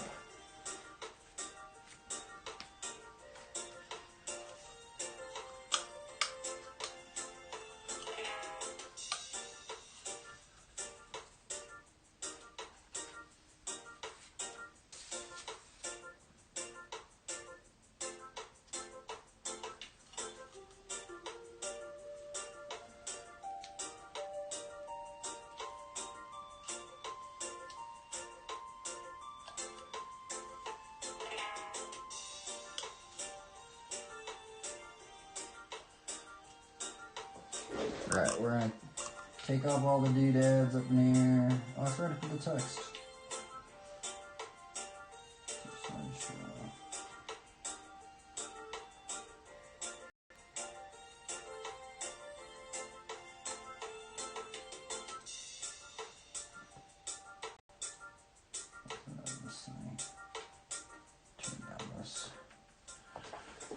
Well, travelers, holy chabungo, man, today was brutal. I was this close to giving up on this thing. Anybody that's gonna watch this stream, this drawing almost made me give up, I'm not gonna lie, in the beginning. I literally drew this thing like 20, maybe even 30 times today. Let's find this character, but get some close-ups. So we got... I kind of wanted this thing of everybody's eating. I guess that guy's not really eating it. Well, I guess he was eating the bread. We got this little squirrel wagging its tail, eating something. We got the lamb eating something. Got the donkey eating something. Got this, and then the seed of the word. We got the staff that's growing, like on the vine or something. We got the shepherd's sling. We got the buckler. We got the camel hair cloak. And I guess this is like bread and wine or something. Something like that. And this music ran out. How about this song? This is from a BMX edit. Now we're gonna get a thumbnail. It's always hard to like get it like even on here.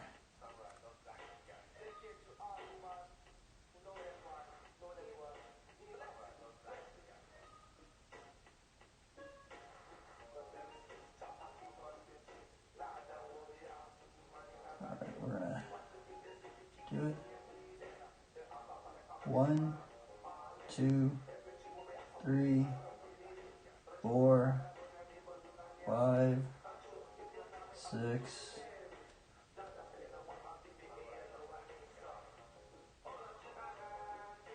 7. Wait, let me 7. 7, 7, 7, 7. Alright. Well, that was a brutal day.